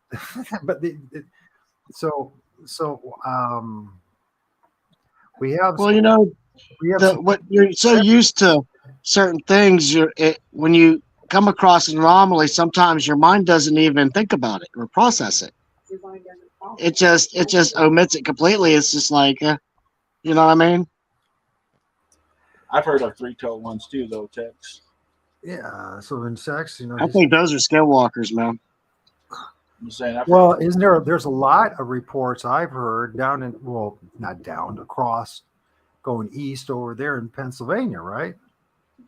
And I've seen something that looked like 3-toed prints here in Northwest Ohio, but on Pennsylvania, there's a lot of reports of 3-toes, right? So I've shown you, how many times have I shown you 3-toe prints at my spot, Biggie? But they were smaller. Yep. So that's not Sasquatch, though. That's something else. That's the skinwalker. Well, here's how the begs the question too. Was another data point that we have to consider. Okay, now we've heard that there are many different types of quote unquote Bigfoot. I think there's a hell of a lot more than this 7, 8, or whatever the number is these days than they're saying. Personally, that's my personal opinion, but I couldn't. It's based on a my own bias from my own field research and what I filmed and what I've seen. Right now, saying that, okay, this could be another data point of what makes different types of Bigfoot or Sasquatch. Some actually do have 5 toes in certain areas that are still Sasquatch. Could that be a possibility? Well, I've heard of 3-toes down in the southern states or whatever. It's kind of like a frog, they have the webbing in between or whatever. So I've heard of 3-toe Sasquatches, and they call them. Well, I've also heard of cryptids, though, as well, that walk upright, that would have claws that resemble frogs. I've seen ones that resemble reptilians. I know the one that was crawling up the ravine up to my, when I was standing next to the crow. Medicine Man, it crawled like a frog. It wasn't no spider crawling. They crawled up the ravine like it was, but then because it was crawling up a ravine, it was a short distance, so you know what I mean, and it was going straight forward towards us and not, do any kind of evasive moves or anything like that. But it also was shimmering like it was full of electricity in it too, and it did go through a tree, so. Branches. Yeah, I'm not saying there ain't no 5 toes, there ain't no 3 toes, there ain't no 4 toes. I'm just saying what we've been encountering has been 6 toes. So Oklahoma cryptid search team says this could be something to do with genetics, bloodlines, right? Possibility, man. It's. But what I have not. I'm not saying it doesn't. It doesn't. I'm not saying that people aren't talking about it. Obviously, you guys have been talking about it, but in a larger platform, I haven't heard much about differences between different types of Bigfoot and Sasquatches and talking about the number of toes. I've heard a little bit, but nothing compared to what I'm having this conversation tonight with you two. All right. Texas front porch, you're right. They can get their toes blown off. They can get an injury that gives them gangrene and the toe falls off. You're right. Here in Michigan at Fort Custer, we had a 3-toe one or whatever. He got his foot caught on a fence or whatever and cut off his 2 toes or whatever. That's what What's they say back in the up? day. What's up, Mike? What's Long Island? It's supposed to be mean with red eyes. So here's another. Is it okay if I open it up if anybody wants to join in the conversation? Because we have some other fellow researchers here that could share their input. Is it okay? Oh, definitely. I'd love to hear what other people have to say because I'm no expert, by far. So I'm going to put the invite out. Nobody has to do it. Nobody has to join. I understand a lot of times people are just here just to chill out. But if you want to join the conversation, we're talking about what Josh and Biggie are finding. One of the things they're finding is 6-toed Sasquatches in their areas of research. And it's making me think too, because the vast majority of and I wasn't even thinking this. The last thing I was thinking about tonight, about my own research, my own area and 6 toes and equating it with Bigfoot. I just blew it off. I'm being honest with you. I blew it off as just, an anomaly. But you guys are casting it. We're now hearing from several different locations around the Great Lakes region in which there are 6 toes, and it's the dominant foot pattern that you're seeing. It's not 5. It's not an anomaly. It's the dominant. See, when I was looking at my prints here, or whatever, I kept seeing like a 5-toe, or whatever, but I was missing that one little toe because it hides with the other toes. So you're thinking it's 5 foot, footprint, but it's not. 6. When you look at the print, it looks like a 5-toe, but you got to really look at the print because that 6 toe sometimes hugs on the side of that toe. We got Tex in the house. How's it going, brother? Hey, Tex. All right. Hey. So Tex, I'm sure Tex is going to give us a little different. I need to turn my damn YouTube off. I know that. Here I am acting like a damn rookie. Yeah. Some may say blame that to old age, but maybe not. Who knows? Hey. I can say that because me and Tex are basically the same age. I think we actually are. So I have my share of senior moments, that's for sure. God, I have them all the time, brother. I have them all the time. It's amazing. So, anyways, here's y'all, man. How y'all doing? Nice meeting you too, brother. Yeah. So I don't know if you know Biggie from the Great Outdoors. Biggie, he's over there in Southwest Michigan corner there around Kalamazoo. Yep. Well, now we got Long Island Mike in the house too. Now, man, we got this. Nice. All we need is some international boys to join us, and we will have one eclectic show here, man. Howdy, Long Island. Long Island. We got. Oh my God! There goes the neighborhood. I know it's all downhill from here now. No, I'm just kidding. Thanks for joining us. Hey, how you doing? This is awesome. Now we get to collaborate. So yeah, so we're the conversation. I don't know if you've been hearing Long Island, but I know Tex has. We've been talking about foot patterns, and one thing that we're noticing in the Great Lakes region, we're getting a lot of 6-toed foot patterns. And I didn't even think of it, but now they're my own. And it's not just being influenced by these 2 guys. It's the truth. What I've been seeing in my own area, Northwest Ohio, predominantly I've seen it that look like 6-toed prints. I just blew it off as it was nothing. They're just making a mistake about it. But they're casting this stuff. And then Tex is saying, well, they have a different pattern going on. What's going on in Long Island? What are you seeing? I don't get many. You know what I mean? Like, so I have a big issue because of the overpopulation with humans, right? So I have to have the proper, you know what I mean? I have to be way off trail, you know what I mean, for me to consider it to be non-human, first of all, and then I have to look at everything around it, and it's got to be pretty good. Very, very few times have I found one that I was like, oh, for sure. I only started grabbing plaster, Paris, and all that shit like probably about a year and a half ago. And I was starting to find awesome prints, and I was like, finally, I'm gonna cast one.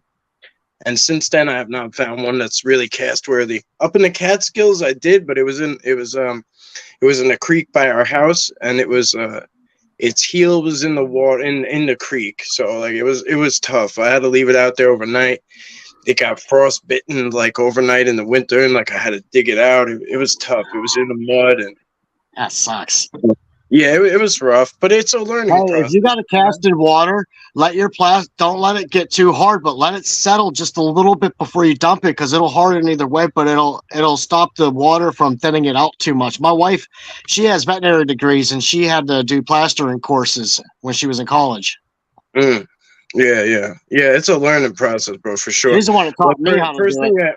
First thing I did was I got on with Mike Patterson, obviously, you know what I mean? And I was like, bro, like, I'm like, I don't know what I'm doing. Like, I just, I should have called you first, but I just casted it. I did this. He's like, well, and he gave me some quick tips on what to do.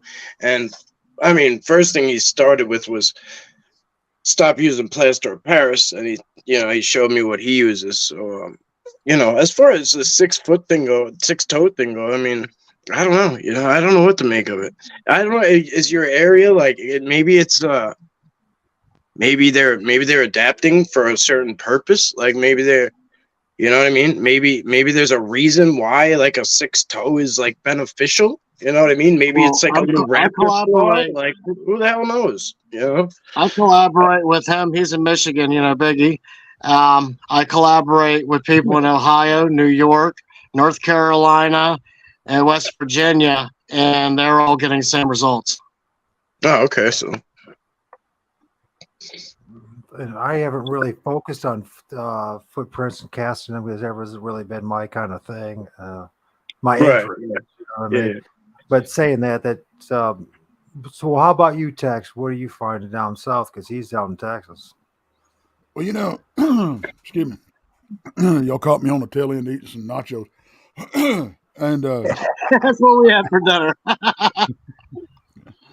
And I'm fixing to send myself some of the photos I've got of footprints that we found out on the Red River and that kind of thing, so I can share those with you. Show you what we're finding. We're not finding anything real big. And honestly, guys, and I know y'all are gonna yell at me for this, I don't cast them. I don't either. That's okay. I don't even focus on it. I was, a lot of people are like, well, why aren't you casting all these prints? I don't want to lug that crap around with me. And well, look what Biggie's carrying right now. That's like almost 40 pounds, Tex. Can you imagine talking that? That's a 21. We took turns carrying it. It took us a long time to get 5 it out. gallons of plaster to cast. Geez. Would that take 8 bags of hell, you're lucky to catch me out in the brush with a damn camera, much less a bunch of stuff like that. And I go and stay in the woods in the hammock. Yeah, that box of plaster of Paris is heavy. I had it in my pack for quite a while, and I mean, I got tired of carrying it. And then even sometimes I would find a print and I'd be like, it's too far. The stuff was in the car, in the truck. I'm like, I'm not going back to get it and then back out here and then so. Can I give you a tip? Yeah. All right. I take gallon Ziploc bags. I use DAP plaster of Paris. I buy it in a 25-pound bag, and then I throw the bag on a scale. The Ziploc bag. I put 4 pounds of plaster in it. Zip it up. That leaves you just enough room to add the needed water content you need, and you mix it right in the bag. Yeah. And then you carry 4 of those bags on you, because whenever you're doing a small print, like say you got a 5.5 to 6 inch print, you're going to use half of that bag. So you'll get 2 baby prints out of that. If you're going into the range of about 13 to 16, you're going to use 2 of those bags and so forth. That's why you would only take 4 of those bags at a time. How many bags did we use on that one, Biggie? Because I made that wall thick because of the that was a big bag, so I don't know if it was 6 or if it was 8. I think it was 6. 6 bags? I think it was 6. And they were 4 pounds a piece. I know it was like, because we both had casting kits that I made for us, and we ended up having to throw both our shares in it. Well, it's a good thing that the younger guys like yourself are doing it, because I'm too old to do it. I am not going to carry all that stuff around. I'm just not going to do it. I don't have the I am working on, golly, because I know that's such a pain in the ass to carry all that stuff, and it's a lot of times if you found them down by the water, they fill with water. They're really hard to cast if you don't know Well, what if you you're ever doing. get that, take the powder and dump the powder in the water first before you mix the other part on top. But I've been working on an idea, and I'm planning on playing with it probably in the next few weeks. But it's actually using the stuff you make. Well, it's similar to it, but you seen the liquid tool dip? Mm-hmm. The rubberized tool dip? Mm-hmm. You can buy it in a can, and it's liquid rubber, and it solidifies when it hits the air. Huh. But it stays pliable. It takes it picks out all the details and everything else. And if I'm thinking right, when it's going to be dense enough to where you can actually pour it in a print with water, and it will displace the water and take the print. Just you could probably practice it, just like, you know what I mean? Yeah. Give it a practice run in the yard. If it works, it'll be a game changer, I think, with prints. I agree. You can even I agree. You can even vary I'd much rather have a rubber cast than that thing. I have the cast, like I have it, and it's in it's in a turkey tin. You know what I mean? That's what it's sitting in, and it touches both sides. It barely fits in that turkey tin. You know what I mean? That big bitch you put in the oven. You know what I mean? With the turkey, that's what it's in it, and it's like it barely fits in it. Like 16, maybe something like that. It's not the average. Yeah, it's not. Average is about 11 to 16 is average. Yeah, it might not even be 16. I don't even know, honestly. Well, one of the questions with bead text is also, when we were talking about this, is weathering. How well will it hold up? You know what I mean? As far as the details and all that kind of stuff. So, and that's what I'm thinking with this rubberized stuff. You could actually once it's set, you could roll it up and put it in your pocket. I mean, it would be so much easier to carry, a lot more durable. You wouldn't have to worry about dropping it. You wouldn't, you could throw it at each other, stick it to the, throw it and stick it to the. Some of these guys, if you wanted to. You passed it over to me, Tex. I gotta clear my throat. Some of the guys are doing the 3D version. I have no idea how they're doing it, but they're doing like a 3D scan. You know what I'm saying? Interesting. Yeah, I know Outcast Matt was doing it, formerly Supernatural Spectrum. He was talking about how he does it, and I'm not tech savvy, so like it don't resonate with me. But like I understand it as he's going through it, but I don't think I can execute it. So Mike, is he taking a high resolution picture, and then he's putting it through the 3D scanner, and it's pretty picking up the details and printing it out, right? I mean, it's quite possible, bro. It's almost like sonar or whatever. Kind of like LiDAR, maybe. Yeah, I don't know. Like, but LiDAR, sonar, yeah. I could have you talk to him if you want, like, and he can explain it probably much better than me. Well, you could still do that with a cast as well too, which is, I've heard guys do that where they'll take the original cast, run it through, what the hell they call that? The Xerox, the part that you can photocopy, photocopy, basically photocopy it in 3D, and it then translates into a new 3D print. Oh, that 3D printer is a game changer, man. It's insane. Like, I was gonna get one, but I got thermal instead. Some of them are mind blowing. Like, I mean, Oh. Well, they're getting pretty cheap now, right? These 3D printers, I think within a couple of years, are going to be pretty affordable for the average Joe to have. Yeah, everything. Once, yeah, when something comes out, you know, then it's expensive, and then their competitor will come out, and then you know what I mean. Things start to drop with time, but yeah, it's amazing how they could do that. My friend Steve was telling me about LiDAR a few months ago. Yeah, it's a pretty amazing thing. It goes like, I think it goes up to like six feet down or something like that, maybe. Like you could literally get ones that just roll. You know, they have it on iPhone now. They have a LiDAR app on iPhone. I can't get it because I have Android, but apparently they have a LiDAR app now for iPhones. It's only a matter of time, then. It's only a matter of time. And then, of course, if you can get a 3D printer that can like delete all the imperfections or try to fill in the gaps. In other words, you got all this, you know, pebbles, leaves, everything, all this stuff that's kind of right to reveal the truest possible representation of what the print is. That's the part that kills me, is like how much shit is in the cast. Like it kills the way, at least mine, the last one, it kills the way it looked. Like it lost like the toe form, you know what I mean? Like all that stuff. And that goes back to Tech's idea, which is a wonderful idea, but then you have to deal with what I'm just brought up, which is all the artifacts that you're going to pick up, right?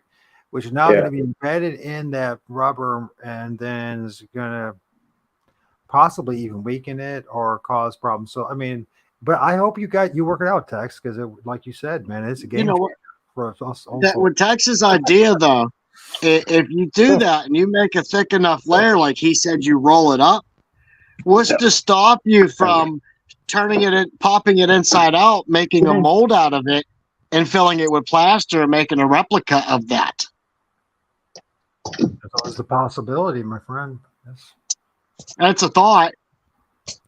This is what I like. This is the whole reason why I started this up again, was this hope to get fellow researchers together to brains. You know, this is what we're doing right now. This is what I always wanted this to be about, is we just get together and just talk it out. That's what science is, really. You know what I mean? It's experimenting, and you know, until you get shit right, and you get the facts right, and you know, so that's what we're kind of doing. Like, I mean, just because things have been done a certain way the whole time doesn't mean it's the best way, you know. So we got to keep always kind of critically thinking. And the more people you bang ideas off of, the more guys that are out there with their boots on the ground, like, you know, trying these things and doing these trial and errors, like. You know, you can't be a one-man army with this and be like, and get too far, you know? I thought about something to do too, whatever, taking the great stuff foam or whatever and trying to print. You know, who else do we got here now? Are you going to share? Who's somebody sharing something? Text? You sharing something? Yeah, I am. Roger that. There we go. You want full screen, my friend, or? It doesn't matter. These are out of the Red River. That's cool. So 1, 2, 3. I'm going full screen on this one so we can all see a little bit better. You can expand it for us, Tex. That'd be nice. Almost looks like 6 toes. Thank you, Mike, and thank you, Tex, for sharing this with us. Tex, was that hard? What happened to Long Island? I'm here. I don't know. Oh, there you are. You're buried under there. I forgot we got so many people. Apparently, okay, there. I'm sorry. I don't even see the front. I got a black screen. Up there it is. Ooh, I know what I can do. 1, 2. Thank you for blowing it up. 1, 2, 3, 4, 5, 6. 6 toes. Now we got the 6 ones beside the little one. If you go beside right here, 6 1. Yeah, up there. The little toe shoots off the side. Yeah, 1, 2, 3, 4, 5, 6. I'll be damned. 6 toes. I see 6 toes there, bro. That's actually, you know what? O.R.D, I'm gonna send you one of my. Let me go look at my prints real quick. I'll be back. Yeah, Tex, I see 6 toes. You know how to share a screen, right, Mike? he's just. I'm not joshing you, bro. I see 6 toes there. That's what I'm talking about. That other toe sticks right to the side of the other toe. Hey, Biggie, can you show him that one that my wife casted for you? Yeah. So you're talking about this right here? Come back on us. What's going on? Hold on. Where we going? What happened? Biggie's getting the cast that my wife did, so because it has the good toe definition, so they can see the actual layout. We want to show them that 6 toe how it is. Okay, let's see. Is there? I know we can dual share screen. You know how to do that, Tex? With that, I'm gonna be able to do that. Okay, I'm just gonna bounce you in real fast, and then we'll go back to Texas. Okay, let's see what you got going on here. Okay. Okay, you see what we're talking about? How your toes look in your picture? 1, 2, 3. Well, I can't do it backwards, guys. But anyway, here this way. 1, 2, 3, 4, 5. That's what you're seeing. But the 6th toe is there. But you see how it is? It hugs the side of this toe here. So you're only seeing 5 toes. But technically, if you look at your picture, there's a 6th toe there. Because it's sticking out just a little wider on that picture. My wife casted that. Jessica Rose, that's in the chat. Yeah, Tex. You got a 6th toe there. So let's go back to Tex. Do you want to share that screen again? And yeah. Now that we. No. Yes. No. Yeah. Oh, okay. Yeah, hang on. I will. I love how we prepare data now. That's awesome. I think it's very important to do that, especially throughout the. It's vital. 6 toe is down just a hair, like it isn't that. I mean, it's by sharing different. 5 toes up top, and you got that one that's hugging down. Whoa! Look at that! Whoa! How big is that? Look how wide is that? Look at the size of those toes, man. See that now? See how that one is on the side there? It looks like it's one toe, but it's the other one's right beside it. It's literally pinching right beside it. You can see it. Can you blow the toes up, please, Mike? Oh, you're gonna have to have. That's you can literally see 2 toes in that one toe on the end. 2, it's hugging right beside 3, like they do. 4, 5, 6. I see 6 too. It's hugging literally right on the side of that toe. Yeah, literally, I'm seeing 6, brother. How wide is that foot, Tex? Well, it's about 1.5 times wide. This is actually from Red River Cryptids. Got this one. I think he wears, 4, 5, if I remember right, it's a size of 11 or 12 foot. How many toes did you say it was, Gary? It's big. There's 6 toes there. That small toe is hugging that other toe. It hugs right up next to it. So it looks almost no one ever pointed this one out. Right there. Yeah, that's the toe. That's the other toe. That's the 6th toe right there on the side of it. It's hugging right along with it. No one ever pointed this until now. After all this time. That's a 6th toe. Just like the other thing he showed us. I'm going to throw y'all a curveball here. All right. That's Dogman. He's missing a toe. That's the Dogman, though. Wow, look it's on a cephalai. Here, let me go back downstairs. I'm going to show you some casts. That is the Dogman print right there, brother. That's a cephalai, but it's missing a toe. But it's definitely a Dogman. No. His middle toes. His 2. No. Can you blow that up, Mike? On the toes? Yes, Tex is the one managing that. Look at that. See that? Oh, yeah, it's got a small toe right there off of the left of the big toe in the middle.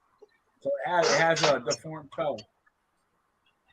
Look at that. That's a really good print. It's a really good Sorry, I'm going downstairs. Yeah, like I said, that comes out of Germany.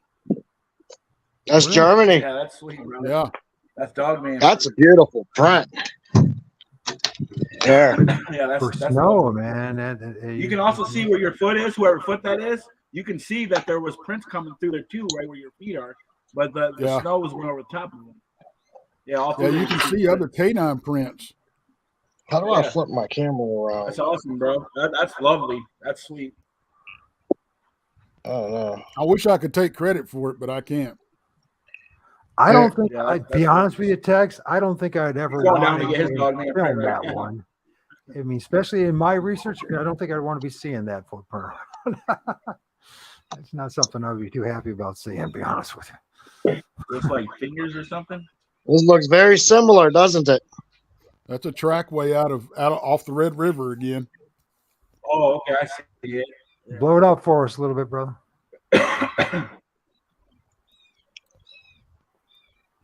That's gorgeous, bro. This is the best one you can see from the angle that it is, but yeah, and you can see 6 toes if you count them. But that is a trackway. Uh-huh. It even leads off this way too. So, and how many toes does that one have? Just 2 or 3? What are many toes? It has 6. If you go up to it or whatever, you can count 6. 1, Looks like 2, 3, 4. Because the middle one's got double in it, so you got 1, 2, 3, 4, 5, 6. Wow. The middle one's together. It's together. So you are finding 1, 6 2, toe 3, prints 4, in 5, Texas 6. as well. So It's 6 this is prints. more universal than maybe I even realized. Because you can see the tips of it. If you look at the tips of the toe, there's 1 there, there's 2, there's 3, there's 4, there's 5. Now go over with your cursor to the right, and that's the 6th one.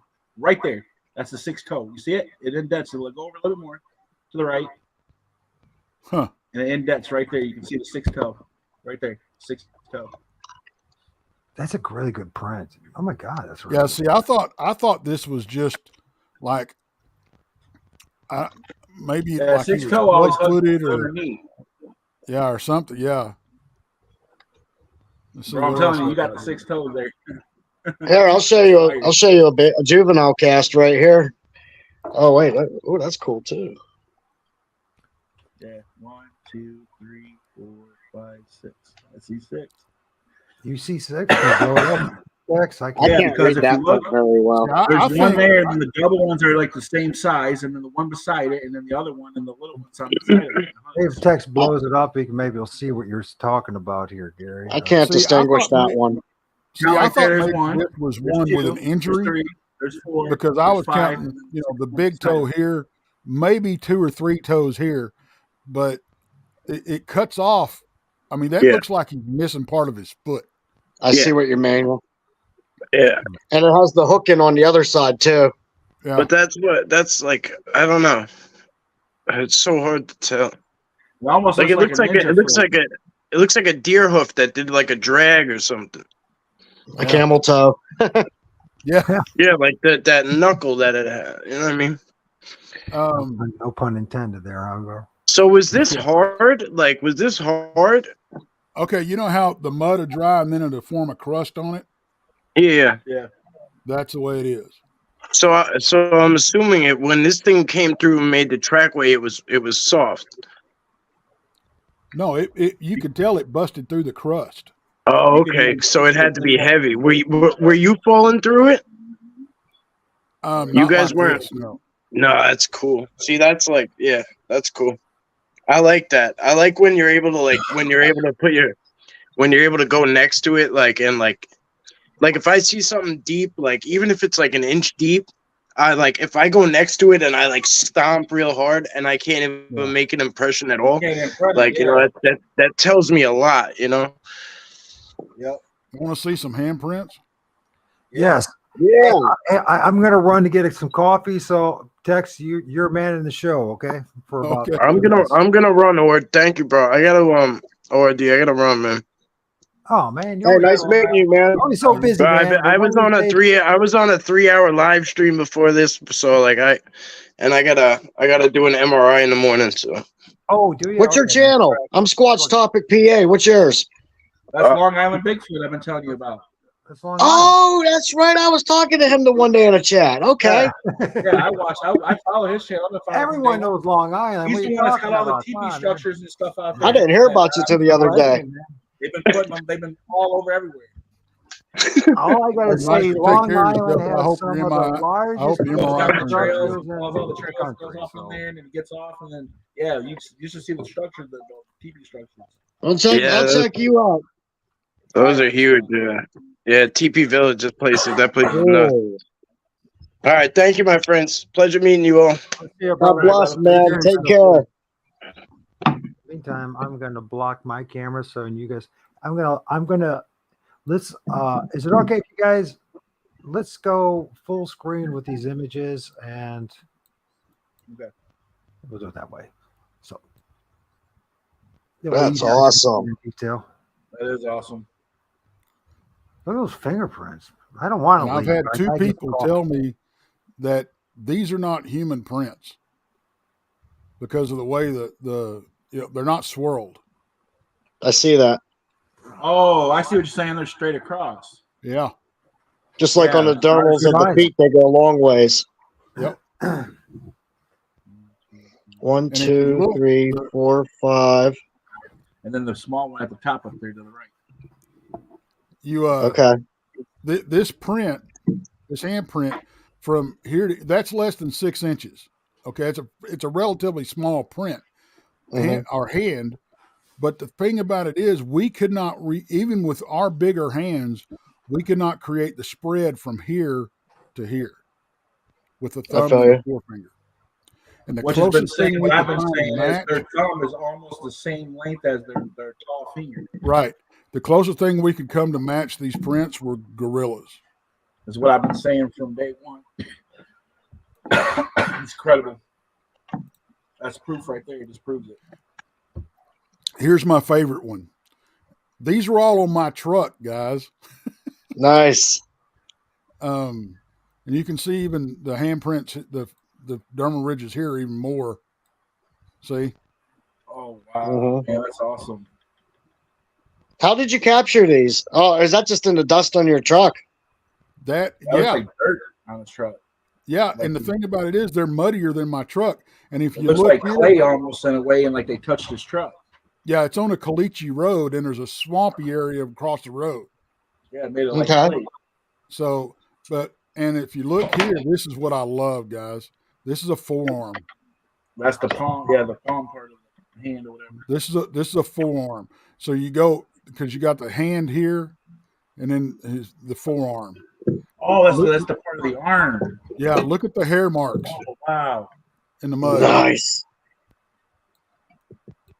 Bro, this is awesome. That happened. We identified. Actually, this is the second night that this happened. We had it happen the night before, and the next night at the same location it happened again. And this is where we got these. They were. It happened within a 30-minute span of us being absent from the trucks. Now, at the same time, the guy's truck that was parked next to me, he had a bear-proof Yeti cooler that was opened, and nothing was stolen out of it, but something had dipped our hand in there. Funny you say that. They go through stuff, man. They dipped their hand in there and got water and left chunks of ice laying on the tailgate. That's how fresh this shit was. They washed their hands. I think they got to drink a damn water is what I think. Like, I don't want this on my hands. Let me wash my hands. I've had them take my cans of pop before. Oh yeah, but they didn't steal anything. And the thing about it is, the truck that had the Yeti cooler open on it, on the top of his cab, there were 2 handprints on the top of his cab, like something was standing in the back of the truck, watching them walk up the hill to get me. Oh, wow. But this is a very, very active area. You may have heard about it, Brown Springs, Oklahoma. Nope. No. I talked to Oklahoma Cryptid Research. I talked to him, but I never heard of that. Tex, you got a YouTube channel? Texas Front Porch, baby. Right, Texas Front Porch. I'm going to look you up today. I didn't even know that you had. I wish you would. I'm Squatch Topic PA. Great Outdoors Biggie. I'll check you out, man. I'll sub to your channel. Thank you. I'll do the same in turn. What is your course of study with this species? You know what? I've been doing this shit since I've been doing active research, I guess, since about 2017. Nice. And honestly, I don't go out. I'm not one of these guys that goes out looking to bring back all this evidence or prove anything to anybody. I go out to have experiences. Okay. I've had 2 daylight sightings down there. One that I can confirm nighttime sighting. And the reason I say that is because we got so much paranormal shit going on at the same place. Check out this picture. And that's me. So I'm sure that you gentlemen have not been paying attention to what I've been sharing the past week. You're busy doing your own thing, so I want to share at least one image with you guys. Yeah, I got 2 kids. I don't have much time. Let me get excuse me, the camera here. Then I want to let's share screen. I get back to share screen because I filmed I thought I'm pretty proud of this. I filmed this in the edge of the woods, one in a tree, and you guys are going to see this, and it's quite revealing. I think. Now, mind you, it's a distance, so it's because of the distance, it's not going to be perfect, but there's enough details that you're going to be able to see how big his freaking bicep is. Ooh, that's lovely. Oh, it's like mine. It is your brother. Who's going to give me a hard time? Okay. Well, I'm looking for, because I wasn't planning on this, but I'm like, but yeah, I bet these guys don't even know what I've been up to at all. They're so busy with their own lives and doing their own thing. So, where do we start with here? So this is the dude. I want to start with the more original picture because so that you guys know that, because you know what happens. You have the cropped image, and it doesn't give anybody real perspective of what they're really looking at until they see the original image. Great. So I'll start with image 990. So 959, and then I'll go to the close-up so you guys can see this little enhancement, so that you know what I mean. It's important, I believe, that you see the original image, and then we go from there.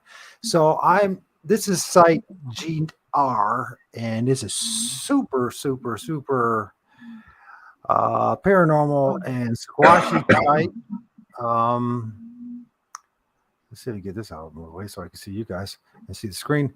So you can see there's a big old, these are a bunch of like silver maples, mature silver maples. So there's a stream behind it and all that. I am about 100 yards away from this place or so. And then these are pretty big trees. Some of these are at least easily 60, 70 feet, maybe 80 feet tall. So in this right here, I found one in a friggin' tree. Check this out. Filmed this Friday. You see the guy starting to pop? This is his head. One arm. This is his other arm right there. I see something there. His backside's hanging out the other side of the tree. No, that's something completely different. There's actually an entity right here, a spirit here. There's actually a Native American spirit. But this is for another. This is his tricep, his bicep, his forearm. This is where his hand is. This is his head. Now he's jet black. His head to me looks like it's up higher. That looks like a baby on the mama. If you go up higher, it looks like a head. This definitely. Give me a chance, bro. Give me a chance before. Oh, that's cool. We both got one in a tree. Ha ha. So yeah. So I've seen one come out of a tree, and I've seen we all seen that, right? So it's okay. I'll send you a picture of one at camp up in the tree right next to Biggie's hammock. So we'll get to here, and we'll get to. So while I'm farting around finding some close-up images, he's right there. It's such a. I mean, considering the distance and where it's at. I think it's pretty. It's not like super detailed, but for considering, how it all. I'm cool with it. So we'll see if we can find some. It's a good shot, man. Good find. Yeah, that place, dude. I got one. I got one that literally is manifesting out of a tree, which I'll show you next if you're interested. And it's, I mean, you can see its eyes and everything. Now, whether it 100% it's a Bigfoot, that's up to debate. But whatever the heck it is, because I wasn't planning on showing this. wasn't planning on the show going down this road, but it's going down this road, so let's go with it. So, anyways, it's just the image that I tweaked it with, just the contrast, lighting, color, and all this, so you can kind of bring it out a little bit. You can definitely, this is his tricep, his bicep, his big forearm, his elbow. This other arm is withered. It's absolutely. It's holding a baby. There might be a baby right there, but that's cool. I can deal with that. I can accept that. But that right there might be the baby. But that is his bicep, man. That's his deltoid right there. That is his elbow. There is his wrist. You can see his eyes. That's the cone of the shape of his head. And it's jet black, so it's hard to get great detail even in daytime, but I mean, and that was in a tree, man. You know, And I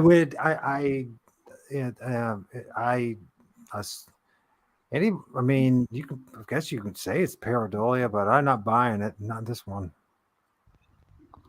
I ain't buying that at all. That's an entity flat out popping out of that damn tree. And now, from distance and all that, a guy from here to this, this just leaning right here, that's about 6 feet that I know of. So it's about, I guess you may say 20 feet at least up in the air. Is it a Bigfoot?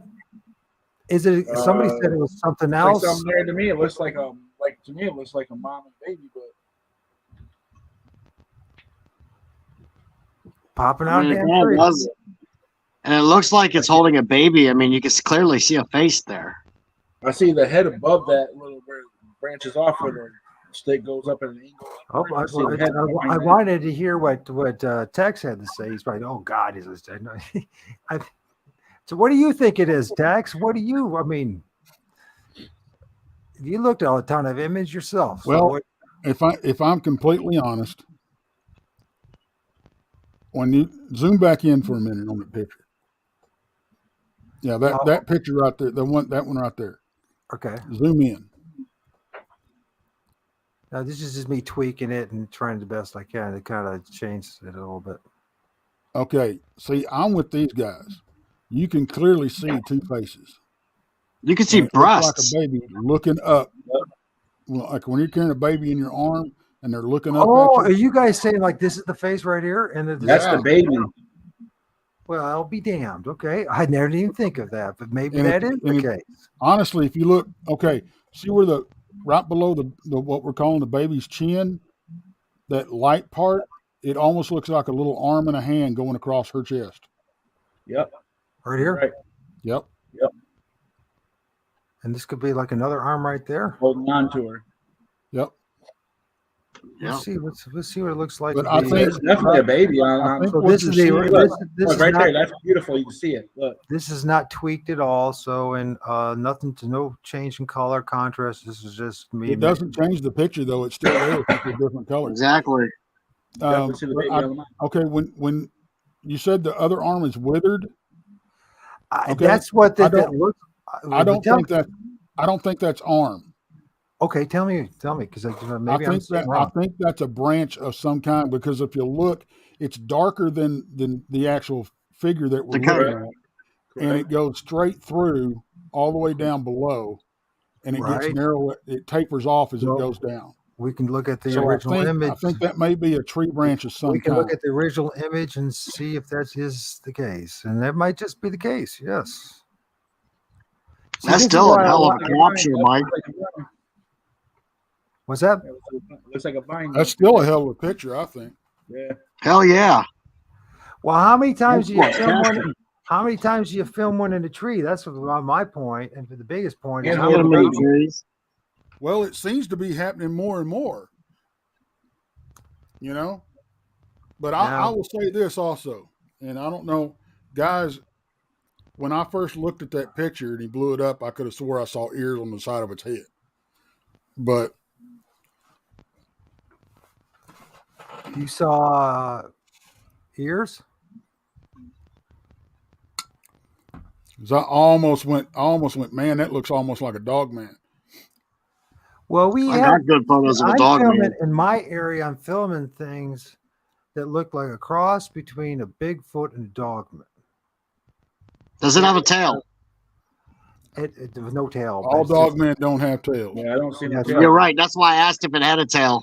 No tail, and you know, we talk about the Ohio grassman. Now, that's out northeast of Ohio, but I'm in northwest Ohio, a place we're not supposed to be. I mean, I don't think there might be one or two reports, period, if anybody's seeing anything, right? So we're not supposed to be having any of this stuff, according to what the big shots are saying, and yet I'm filming it, seeing stuff, had encounters and everything, and you know, I think there's a reason that all these big names don't have all the stuff that we're getting. Well, tell us what it is, because you've been around the block. I don't know, but I think there's a reason. Does that make sense? Well, could there be possibility there's external pressures being put on them to keep them? Well, it's no secret that when they go on TV, a lot of them have to sign non-disclosure agreements. Okay, we know that. And I've talked to a lot of these folks that have been on these TV shows, and they're actual friends of mine, Ken and Lyle and Cliff and a lot of these folks. And the thing about it is they get wrapped up in these TV shows. That's the reason I turned down 2 TV appearances, because I went back and I got with these guys that's been in that world, and I said, look, I got an offer from this certain channel and this certain channel. I said, what if y'all ever dealt with them? Can you tell me what it's like? And they said, yeah, you won't come out with anything, and half of what you say is going to be twisted. So I'm like, well, that's not where I'm going with it. So that's I didn't want to do it, you know, and that's not really what that's not what I'm in it for, you know. I don't honestly, I don't want to be freaking famous. I could care less about that shit. Yeah, to me, it sounds like a nightmare. Is what it sounds like. Yeah, exactly. All you think we get questioned now? Oh my gosh, you know. But I know some of those guys have had experiences that they won't talk about. I know they've had. They've got evidence that they can't show because it's not their property. So, you know, because I mean, you got to understand the main narrative doesn't want this stuff out. You know, it's to the level right now where they can still write us off as crazy. You know, so.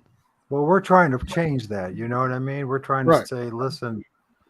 You know, so that's what, you know, this thing of like my approach to what I want to do is fellow researchers to have a safe place to share your information. And we might not agree with everything, but share your information. You know what I mean? I mean, you guys pointed out something. I didn't even see the baby. But anyways, check this out. Baby. It's always good to have more one eye, especially when you're not always seeing things clearly. Like, I mean, I started the show. I told on myself, right, gentlemen? I said, oh, that looked like a spirit. I told it was in live. I find out later in a different picture from a different day that it's a hanging branch. And I had to tell on myself that everybody swallow crow, but that's part of the process. This is slide 0071. This is at the same location, site GR, and it's at 4:51 p.m. on Friday. Look into this dark area right here. there's like this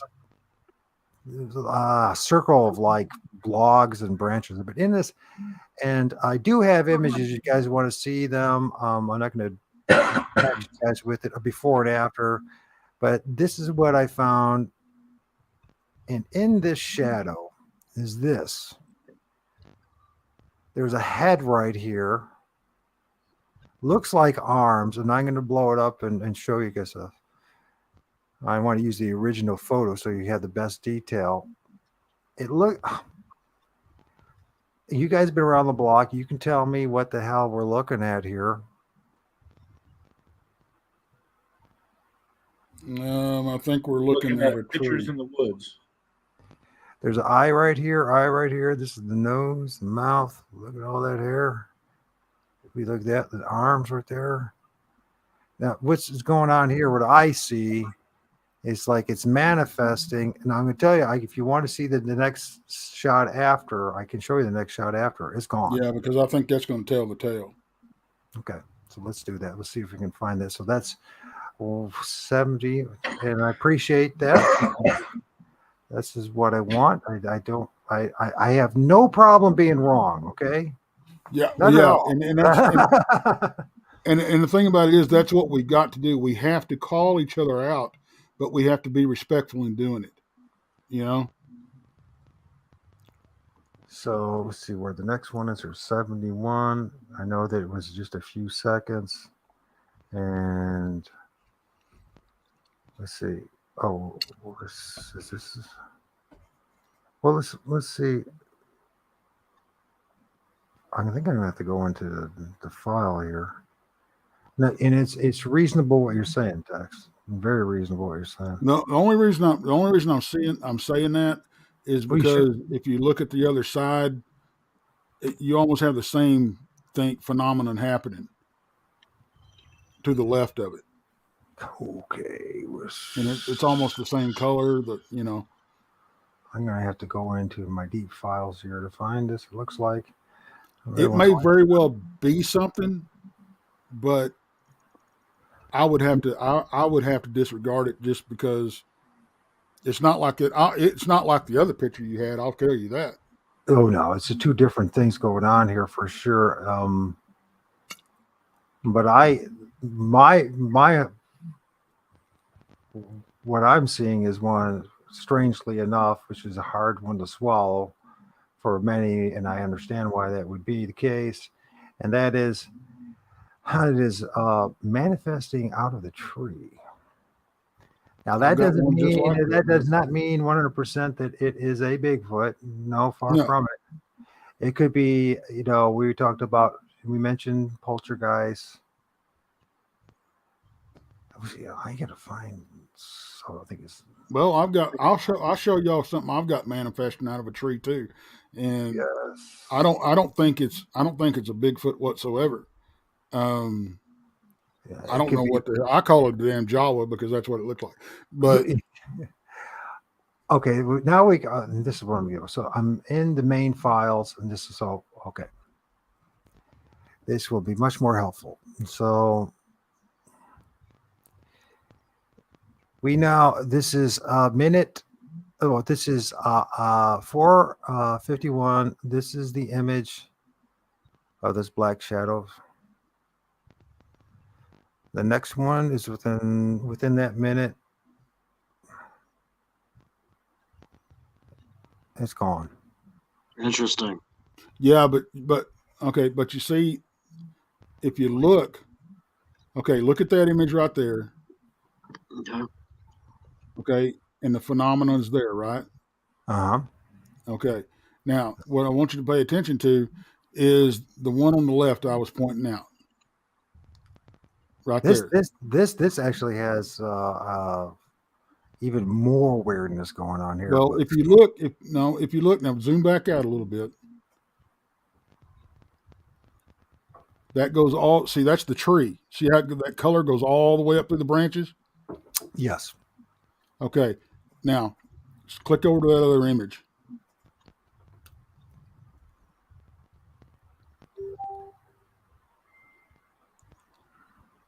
The shadows have changed. Mm-hmm. Yeah, the shadows changed. I agree with you. And that's Yeah, because, but I don't think. as you can see, that head is no longer there. Right. And, well, let's just go back.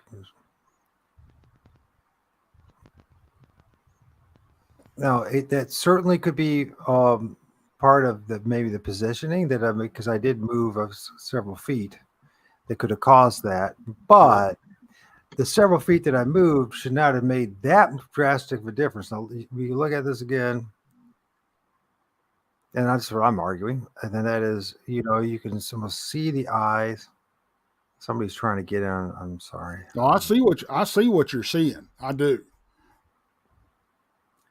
I honestly do, but I just don't know. I don't think it's a Bigfoot. If anything, it's a paranormal something. Well, here's the thing. Now, this is the thing that I'm having. I've had. Where's Josh? Josh came and off.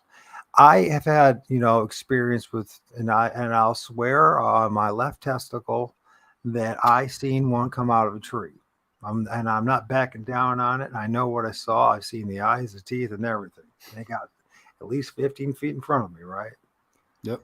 And it looked like a Bigfoot. Now, there is the possibility that there's multiple possibilities. One is that it may have been a spirit of a Bigfoot coming out of a tree. There might have been another poltergeist type spirit, because there's a heck of a lot of poltergeist spirits in this forest mimicking it, right? Right. I wasn't on any drugs, believe me, I wasn't. And I went through the next 3 days under severe spiritual warfare that I never experienced in my entire life. And it ended finally with my neighbor upstairs seeing it in our side yard after I finally had enough, and basically 5 feet from where I'm sitting right now in the porch over there, it was running back and forth on that damn porch, and I had enough, and I had my son, right, and I just had enough, and he ended up seeing it. So, and it was jet black, tall, skinny is all good, all get out, and he said this real tall dude with a black hoodie on is what he said. I don't think he could. So, but what I'm saying is I have seen things that look like Bigfoot.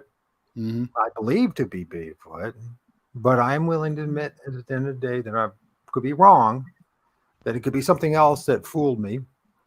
But I know other people. I mean, I know that Josh has seen something that looks like Bigfoot come out of a tree.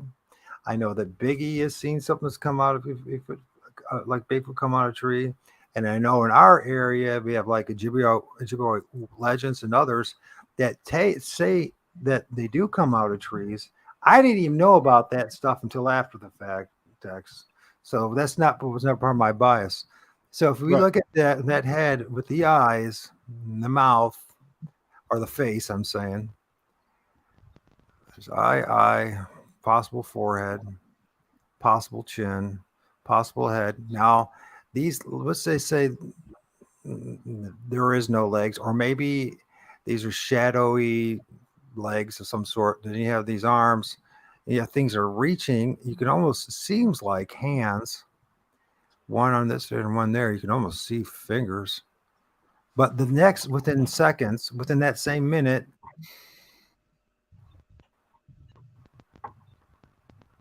it's there. I got faith. So I'll leave it up to whatever everyone wants to say, but I know that something drastically changed, and something was there that it wasn't there. And it's like one of those things. It's not worth beating the snot out of each other over, because I can't prove to you one way or the other it was a Bigfoot. But I know something was there, and that was there, and now it's gone. And I can show you. I'm not making it up as far as time stamps, and I'll make sure to have a time stamp. I don't think you're making anything up. If it was, and trust me, I have went through countless pictures of those, just like mine, or mine are just like that, and I'm looking, oh look, there's, I can see something. But this is pretty darn detailed. Let's be honest, it's pretty darn detailed for the situation and circumstances. The eyes, the face, the nose. There is something there. Yeah, there is something there. Tex, I was like you. I was always in doubt when I found stuff in my pictures. I'm like, that can't be true. They can't just be a head floating there. They can't be this. They can't be that. So I was throwing a lot of pictures out. But then the more I got into it, the more I kept seeing them, the more I kept finding them. I started saving them all. And then when I showed him to Michael, he was like, yeah. And then he was telling me about the head coming out of the tree and all that. And I was kind of like, yeah. Then it happened to me. And it's happened to quite a few people. And the thing is, you know, they're definitely two different pictures, two different entities. Right. The first one I shared with you, pretty darn confident that it was a Bigfoot. Yeah. Right. I am too. It fits all the parameters of what a possible Bigfoot could be. Unfortunately, I wish I would have had more detailed images, but you know, it is what it is. You get what you get, right? But this one, I'm calling it part of the woo or supernatural factors that are associated with my experience with Bigfoot, and I would chalk it up as a Bigfoot. I mean, it's got very long arms. There's something manifesting out of the tree, but is it flesh and blood Bigfoot? I can't tell you that. I couldn't tell you that in a million years. If I couldn't tell you to straight face and be honest about it, because you know what? I didn't see it pop out of the tree, running around and do stuff. You know what I mean? Can't do that. So I'd be lying to you if I tell you that part, right? That baby with mama, though, that was a fire pick, man. Tech's going to share some stuff now. Thank you for entertaining that. That was just a few of the stuff. I mean, I felt even much. It was a very productive weekend. You see the tree. You see the tree stump that's by itself or whatever. Like it looks like a stump by itself. Where to which direction? Back to the left. Okay, back to the left. Okay, This way? keep going. Go down. Now, don't that look like a head right there? To the right, right there. Don't that look like a head? Zoom in on that. Like a yeah, dome I shape. thought something, but it might be something definitely going on there. But I mean, there's something going on there, and it looks like there's eyes and something going on. But it's nothing close to what this is. As far as detail goes, you know what I mean? I'm That definitely. one on the ground reminds me of Critters back in the 80s. I'm not watched that saying. movie a couple weeks ago. Okay, I'm going to let you get in here. I thank you for letting me entertain you with that.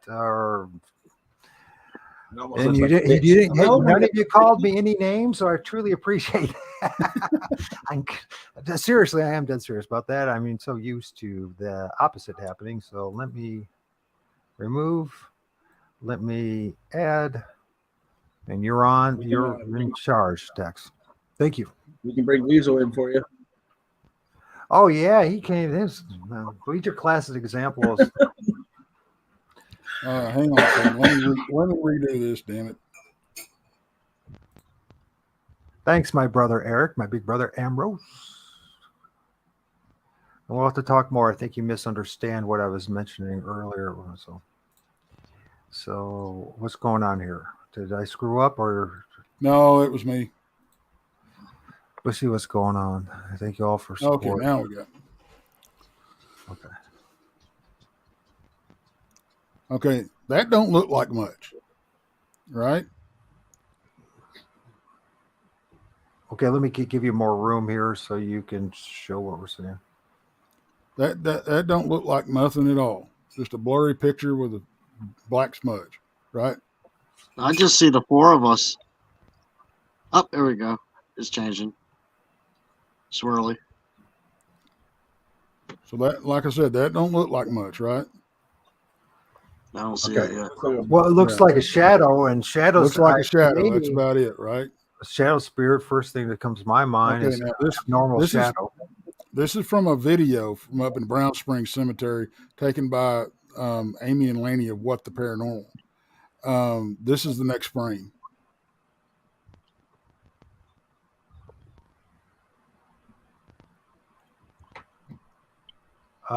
Magnify that for us. That looks like a giant head of some sort. First glance, but that doesn't mean I'm looking at things right. What this? It's about 4 feet tall. Now I see it. Looks like it's wearing a hood.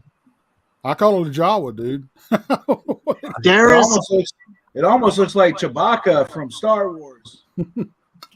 There's a species of Sasquatch. They're called Albatwitch. It's ALBATWITCH. WITCH or something like that, and they max out at 5 foot. Well, the number of hooded entities that I filmed last week and that I've been filming this summer, or this, from the 20th of February till the 7th of April, is shocking. And I didn't know the number of actual hooded spirits. They're in the. But you can see the video on their channel, and the video shows this thing materializing out of that black shadow that looks. I mean, that's how it starts out, and then it comes out of the tree, turns off, and walks off. Nice. I believe that. Now, listen, Tex, and I've shared this with Biggie and Josh. I have, in passing, that is, there are certain spots and certain trees that have certain growths and certain shadowy areas that, many times just look like pareidolia, but when the light is right and this time is right and everything is right, it looks like multiple things pop out of that. So I have a theory, Tex, and my theory is, and it's not unique, and I think I'm starting to discover a lot of people see it similar, that, wow, look at that one, that the trees are like an elevator, if you will, conduit, like a battery or electric, like an escalator. That's a face. That's a brilliant. That's like a green man. You can see the nose. You can see the nostrils, the lip, the cheeks. Everything. It's the left side of a face. Did you take that, Tex, or is that from someone? That is out of North Carolina. Brenda the cryptid hunter took that and sent it to me. That's also out of off of a video, and I slowed the video down to quarter speed, and you can actually watch it open and close its mouth.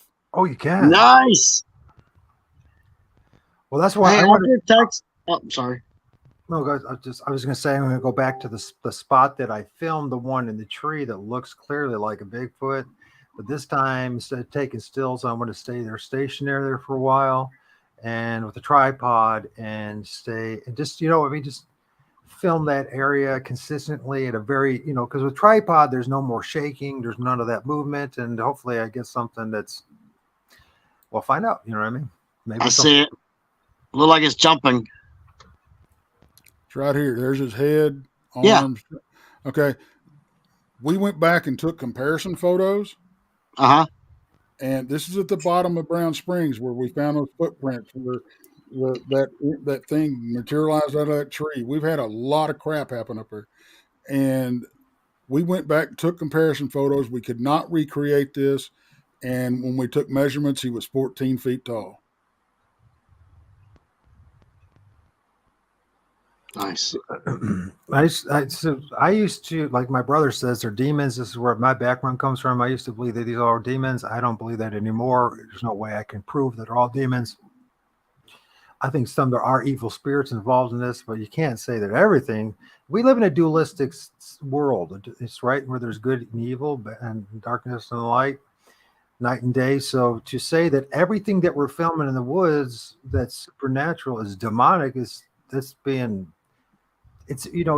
I think we're being a little hyperbolic about it, a little too judgmental about it. We don't know that. That's the point, right?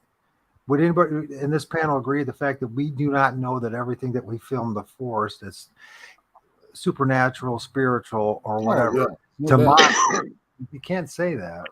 No. You can, but you're not being honest. Look at those scratches, okay? This is a buddy of mine, Bob, of Van Buren Varieties. We went out and investigated what's called the Hill House in Mineral Wells, Texas.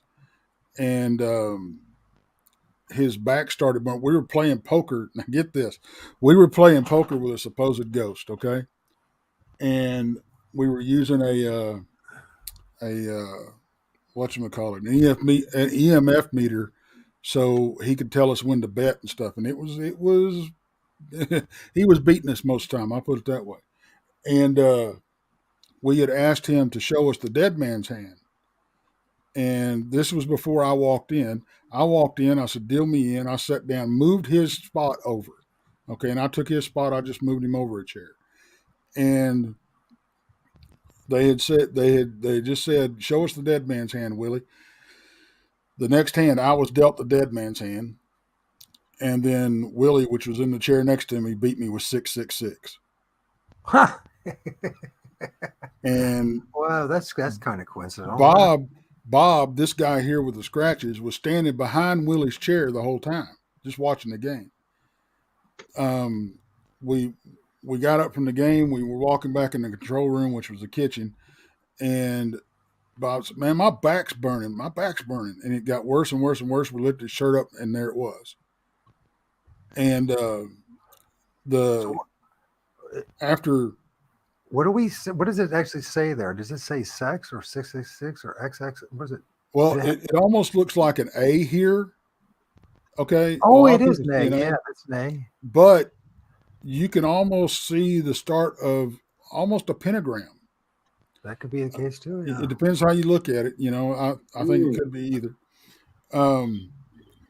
But we also caught an EVP that happened the same time that said cheater. So said cheap? Cheater. Oh, cheater. Oh, that's very interesting. So, but anyway. If you paid attention at all to like Josh and Biggie, and then also there's the cameraman, he's got a channel, and then MT Paranormal Life.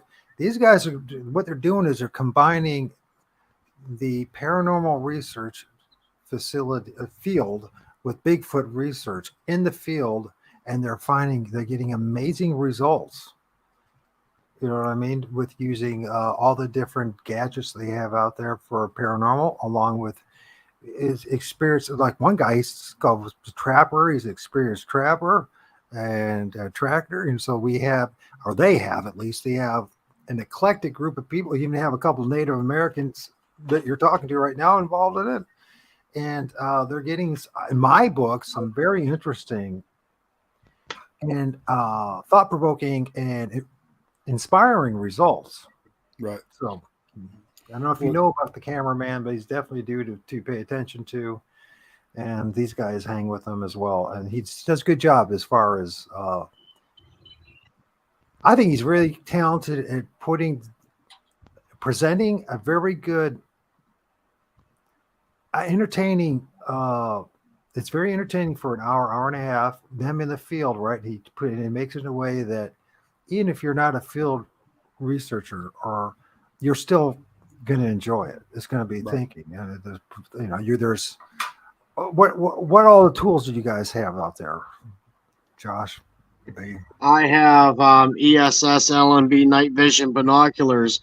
I have an ESS LMB night vision camcorder. I have another digital night vision camcorder. I have 4 motion activated night vision GoPros. I have a FLIR TK Scout thermal optic. I have spotlights. I have IR illuminators.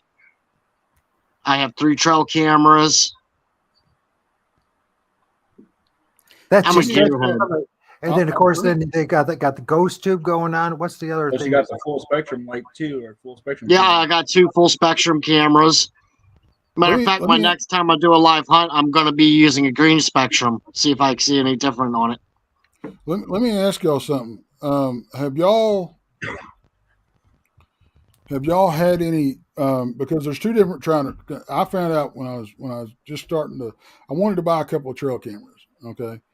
And in my poking around, I found there's 2 different kinds, basically.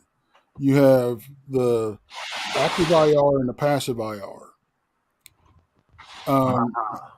Have y'all had any more success with the passives than you have with the actives? Because the actives, for those out there that don't know, the active IRs, they emit IR, and when something breaks the beam, it triggers the camera. Now that's the one. They're not out 24/7. Yeah. That's the ones where you get frustrated because every time a branch moves, you get a picture. But the passive IRs, they sense IR energy, and that's what triggers, basically body heat. That's what triggers the camera. So you get a lot less false images. Of course, I think we've all heard the argument whether these critters see IR or not. I think it's very possible to do. Hell, lemurs can see IR. There's a lot of natural. I've experimented that concept already over a year process. I studied it for a year. They can. Yep. They will literally, they move out. They know where the range of your IR is. And they go around it. They'll flank it and move in around it. So see, my because theory their is eyes are like thermal and night vision and that. So I went with the passive IRs because I wanted to take that variable out. You know, I haven't had a whole lot of success, but I really haven't played with them a whole lot. But I didn't know if y'all had noticed a difference or if y'all had the two types or talked to anybody. I have those cheap ones from eBay. You get like 2 of them for like $60. They're called mini trail cams. I have my best success. I catch them cloaking on there even.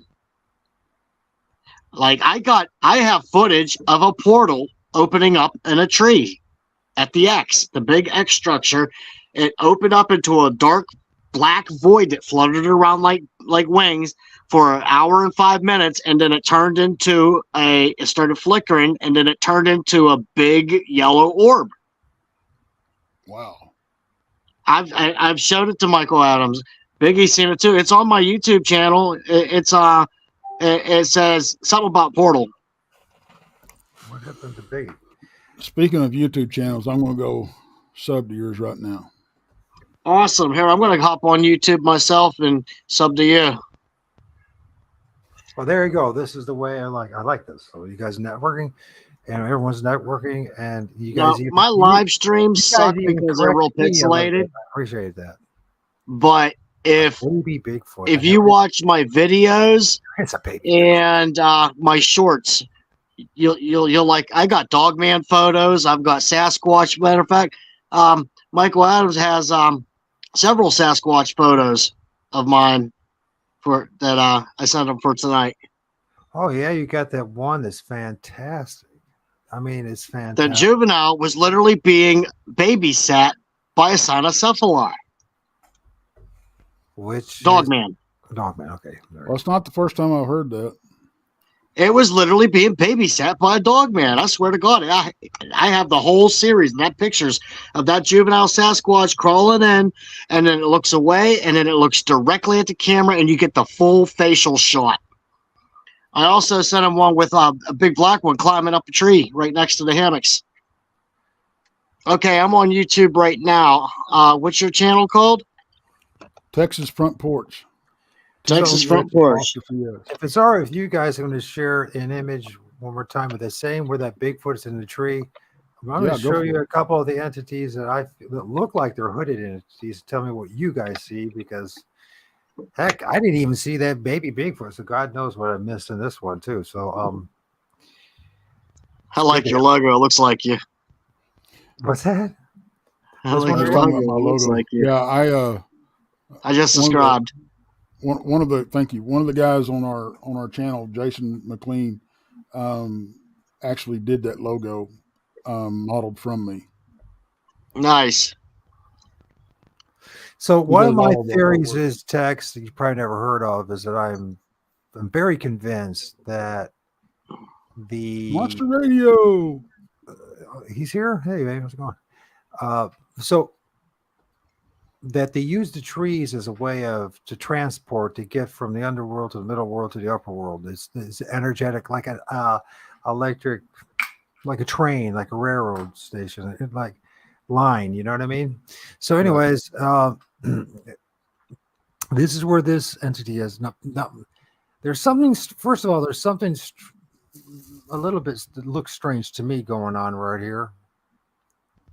Like a possible portal going, but I can't tell you if it's just for now, but it looks like it. But over here on this side, up this, so there you got this. I would call this. It's like an A-frame or a tripod type of thing, right? It's big though. It's tall. So, but running up this one right here, there's something going on here. And this is where I'm finding a lot of these that look like hooded humans, like spirits, but I'm not sure if they are. I don't know if you can see it. So the base, so okay, I'm trying to move around so much to drive everybody nuts doing it. So the bottom right. So first of all, there's something going on right here, right? It almost like it's dots. And then there's an entity right here. It looks to me like it's wearing a cloak. And then there's a like a head, nose, chin. Then there's another one on top of it that looks like it has a cloak, but it's very ghoulish.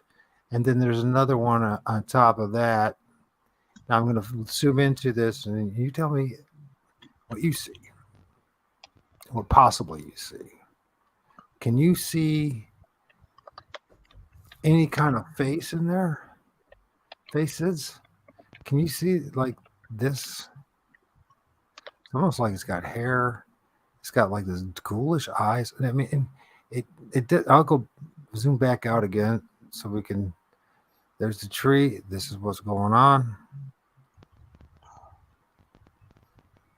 And I'm filming a lot of entities that look like they're wearing hoods, like they're human-like in nature.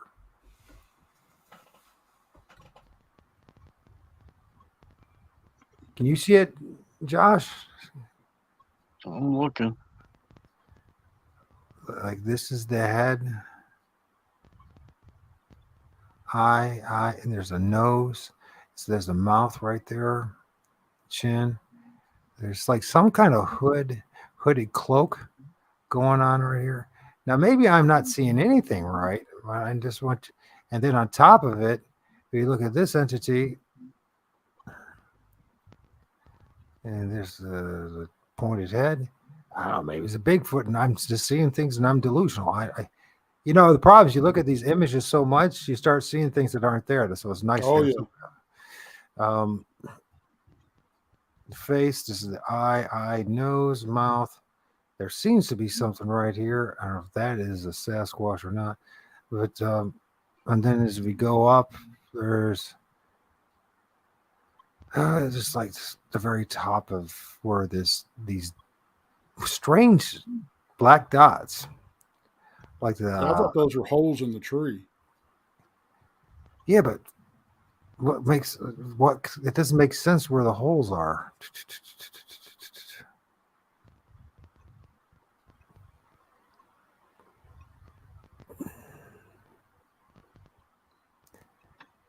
It's almost like there's hands right here praying. There's an eye right there, and an eye right there. Another lady in a hood.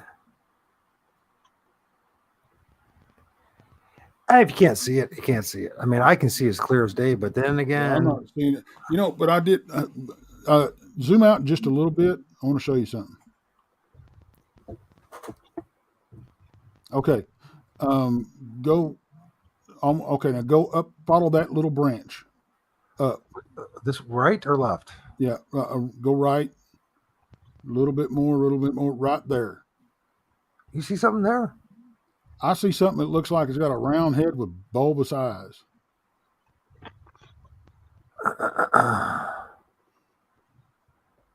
Yeah, right there. You just passed it. Right in the middle. Yeah.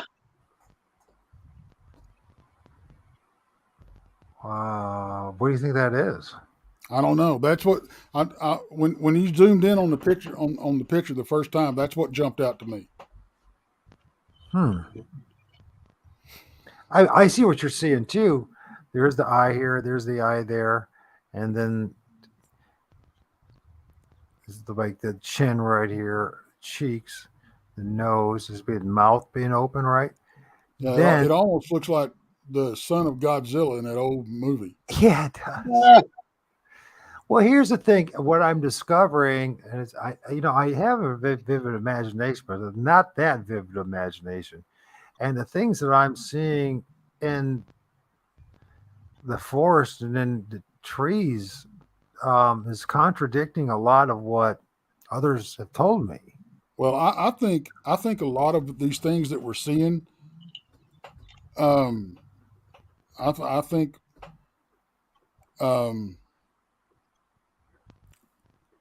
I think it's the Fae. The The veil. hooded beings. So you All think these it's the little veil hooded that beings, all these little critters and everything, and they're hanging out in these trees and everything. Look like they're coming out of there. I think we're dealing with the Fae. EVP told me we have Fae in my spot. Well, there you go. So why do you say that? What is it about the Fae that? I don't know nothing about them. Well, they're the same thing as what we're dealing with, like the little people and I mean leprechauns and fairies and elves, trolls. That they're all considered the Fae, sirens and all that kind of stuff. When we talk about people hearing music out in the middle of the woods, stuff like that, voices out of nowhere. If you look into the Celtic side of things, the European side of things, they were warning their kids a long, long time ago not to follow these things, and I Because you think, become a changeling. well, not only that, they pull you down in their dimension and you are gone. You're gone. Missing 411. Exactly. So I wonder if somehow, because of us doing our research that these things are manifesting. We hear about in many different traditions, not only Native American, of the trickster spirits. Right. And if they are able to manipulate electronics, which we are discovering to be the case, is there any possibility they're actually manipulating the lens of our cameras? Or, let's just say, how do I say? Because there's a million ways that they could possibly do it, or not a million, but multiple ways. They could actually somehow go inside the electronics itself and screw with it. Or let's say there's the subject, there's a camera, and there's a subject, and the space, the air, the ether between the camera and the subject, they show up in front of it to screw with you. You know what I mean? There's multiple ways to look at it, and then it really does become this Fortean journey in which there's endless questions that compound upon compound upon compound. And I understand why a lot of people, they just throw up their hands and find the simplest answer that they can, you know what I mean? And so somebody who's from a Christian background like myself, right? It'd be easy to say they're all demons. Yeah. And be done with it. But I don't know that the Fae don't qualify as demons. I mean, I don't think anyone knows. Where does that phenomenon start and where does it stop? This is true. This is just the thing. This thing was like I have the hunch, Tex, is that our ancestors, even a few hundred years ago, were much more in tune with all this was going on, and they had clearer, maybe so they didn't have the electronics and the technology we have today, but they had other means. They've known about these things, so they have had other means in order to see them, maybe even interact with them for better or worse. And they knew what was going on, and through Modernia and through our modern day indoctrination, we've lost this truth. And now we're 2022 and we're confused about this stuff that I don't think we should have been confused about at this point. Well, I thought it makes our lives more interesting, and that's for sure the journey, but here, I'm just going to throw something out here. In my opinion, we like to call those that came before us, hundreds of years ago or a couple of hundred years ago, whatever. When they talk about all these supernatural stuff going on and all this, we like to call them superstitious. I tend to think that we as a species, now don't get me wrong, there's people out there like us that are at least willing to go, what if, Right. But I think as a whole, we've replaced our willingness to put that what if out there with arrogance of we are king of the jungle and nothing else exists out there better than us. Okay. They always say that humans are the apex. Yeah. But they're not. No, you go, you spend some time out in the woods, you realize real quick and in a hurry, you are not at the top of the food chain.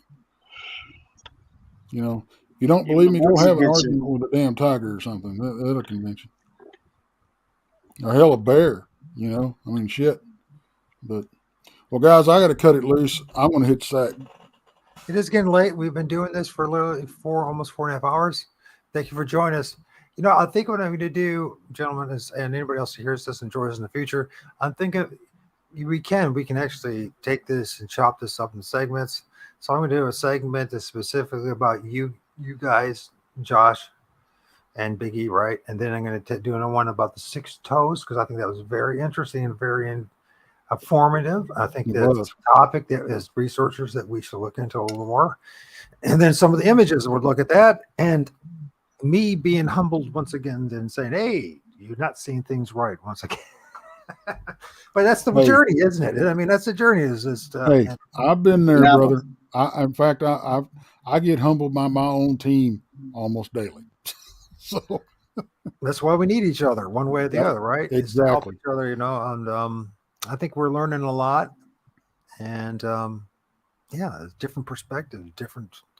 Thanks, Tex. By the way, you have to come join do another show soon. Yeah, I'd love to. Love to. If you ever want to collaborate, man, I'm down.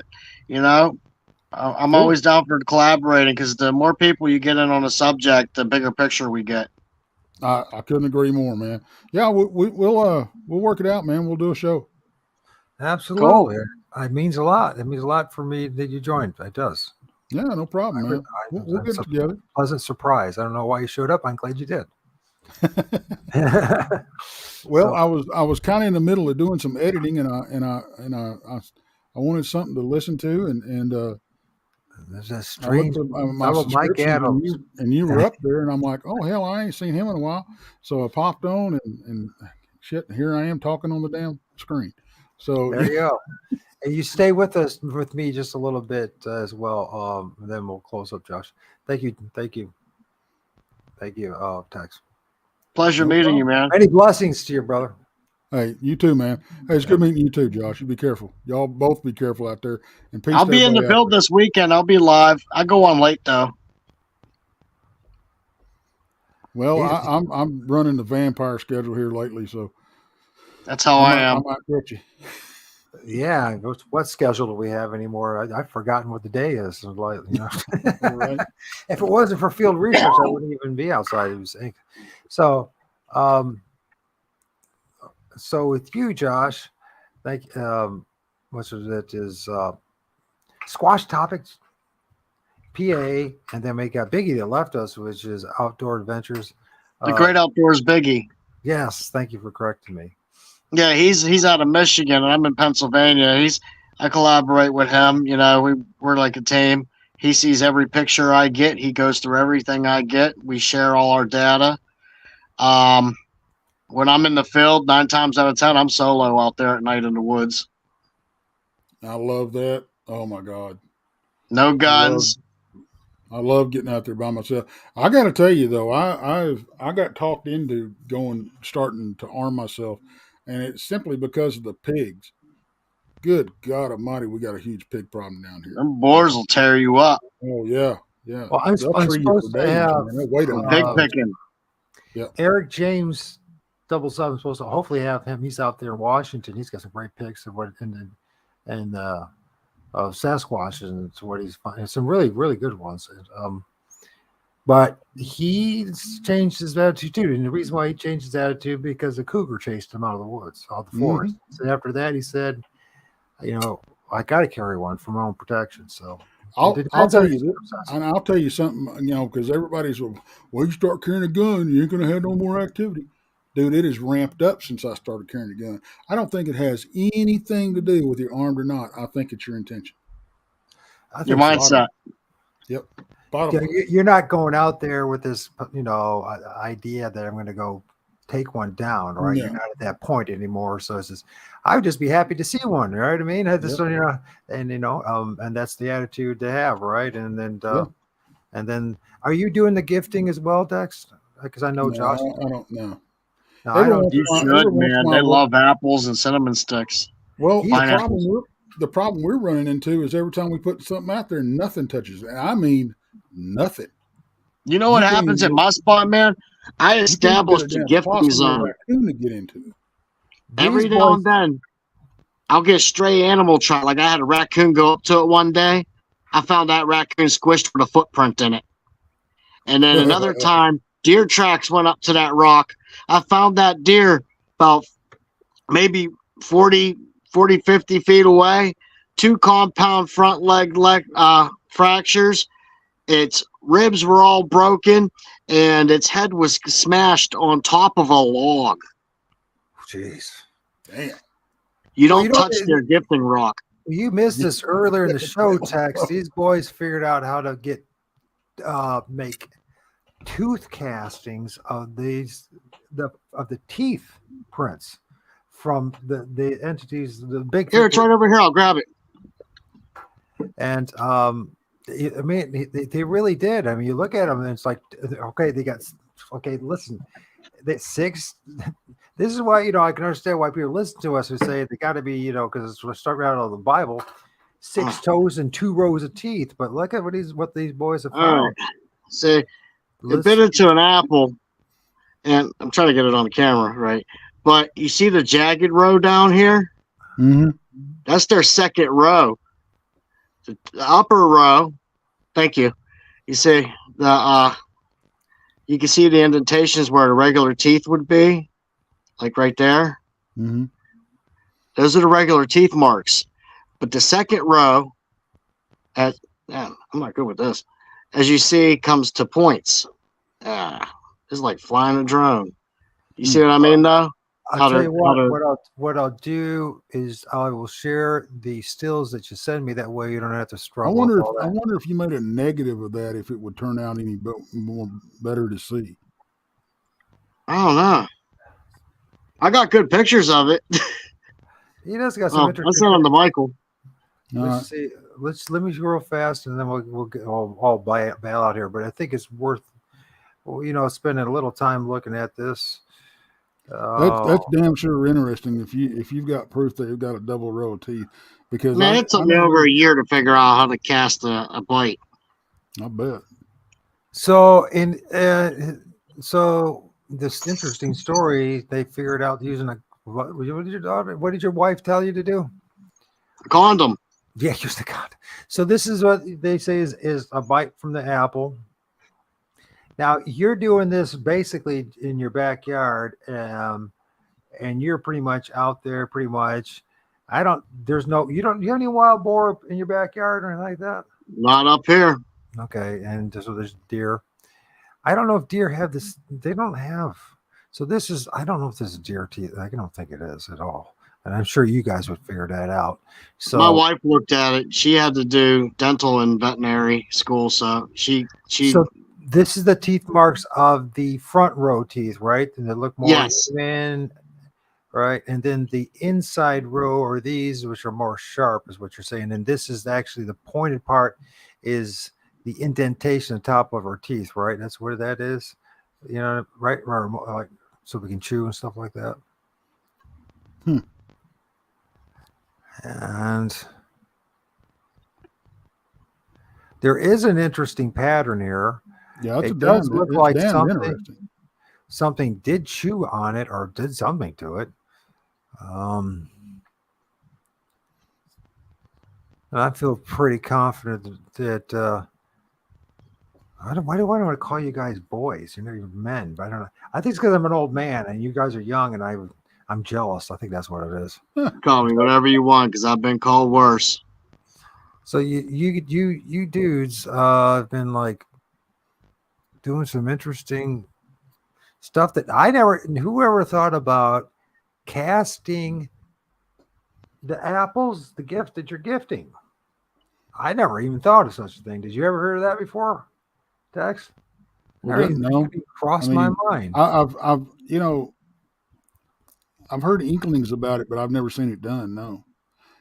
Josh, I got to tell you, man, y'all are doing good work out there. Keep it up. Thank you. Okay, gentlemen. Thank you very much for joining me. You guys have a great night. Josh, hopefully we'll talk. We'll do another show next month. We'll try to do one once a month type of thing. You and Biggie and the new details I'll be going back out this weekend, and I got my trail cams in the field right now, so I'm going to have more pictures to send you, probably some better ones. If we got some, we'll play by ear. If maybe in a couple of weeks, whatever. I mean, I don't want to push this on anybody. I want us to be kind of healthy and balanced. You know what I mean? So I don't want to. I hear you. So, but I would love. I love to have you guys with me every week. But I know you got your own life, so you know what I mean. We'll work on doing more together. How's that? Absolutely, man. And it'd be very interesting to actually do next time if we do show Tex.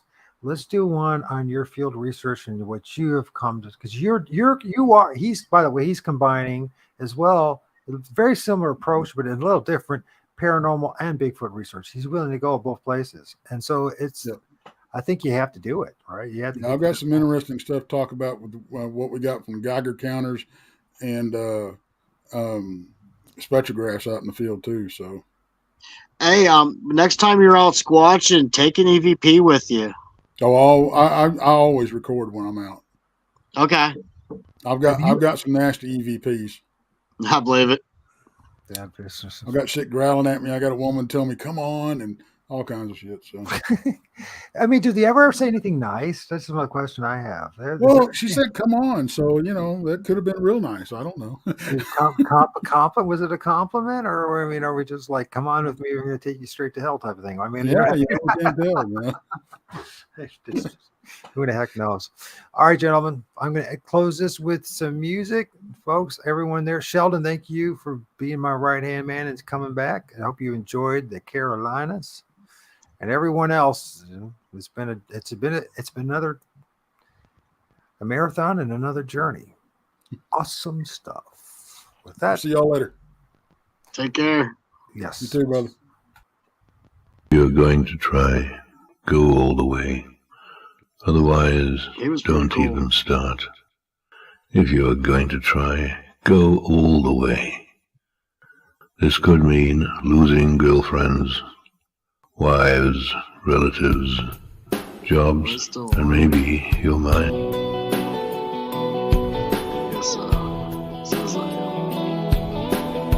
Can you hear me?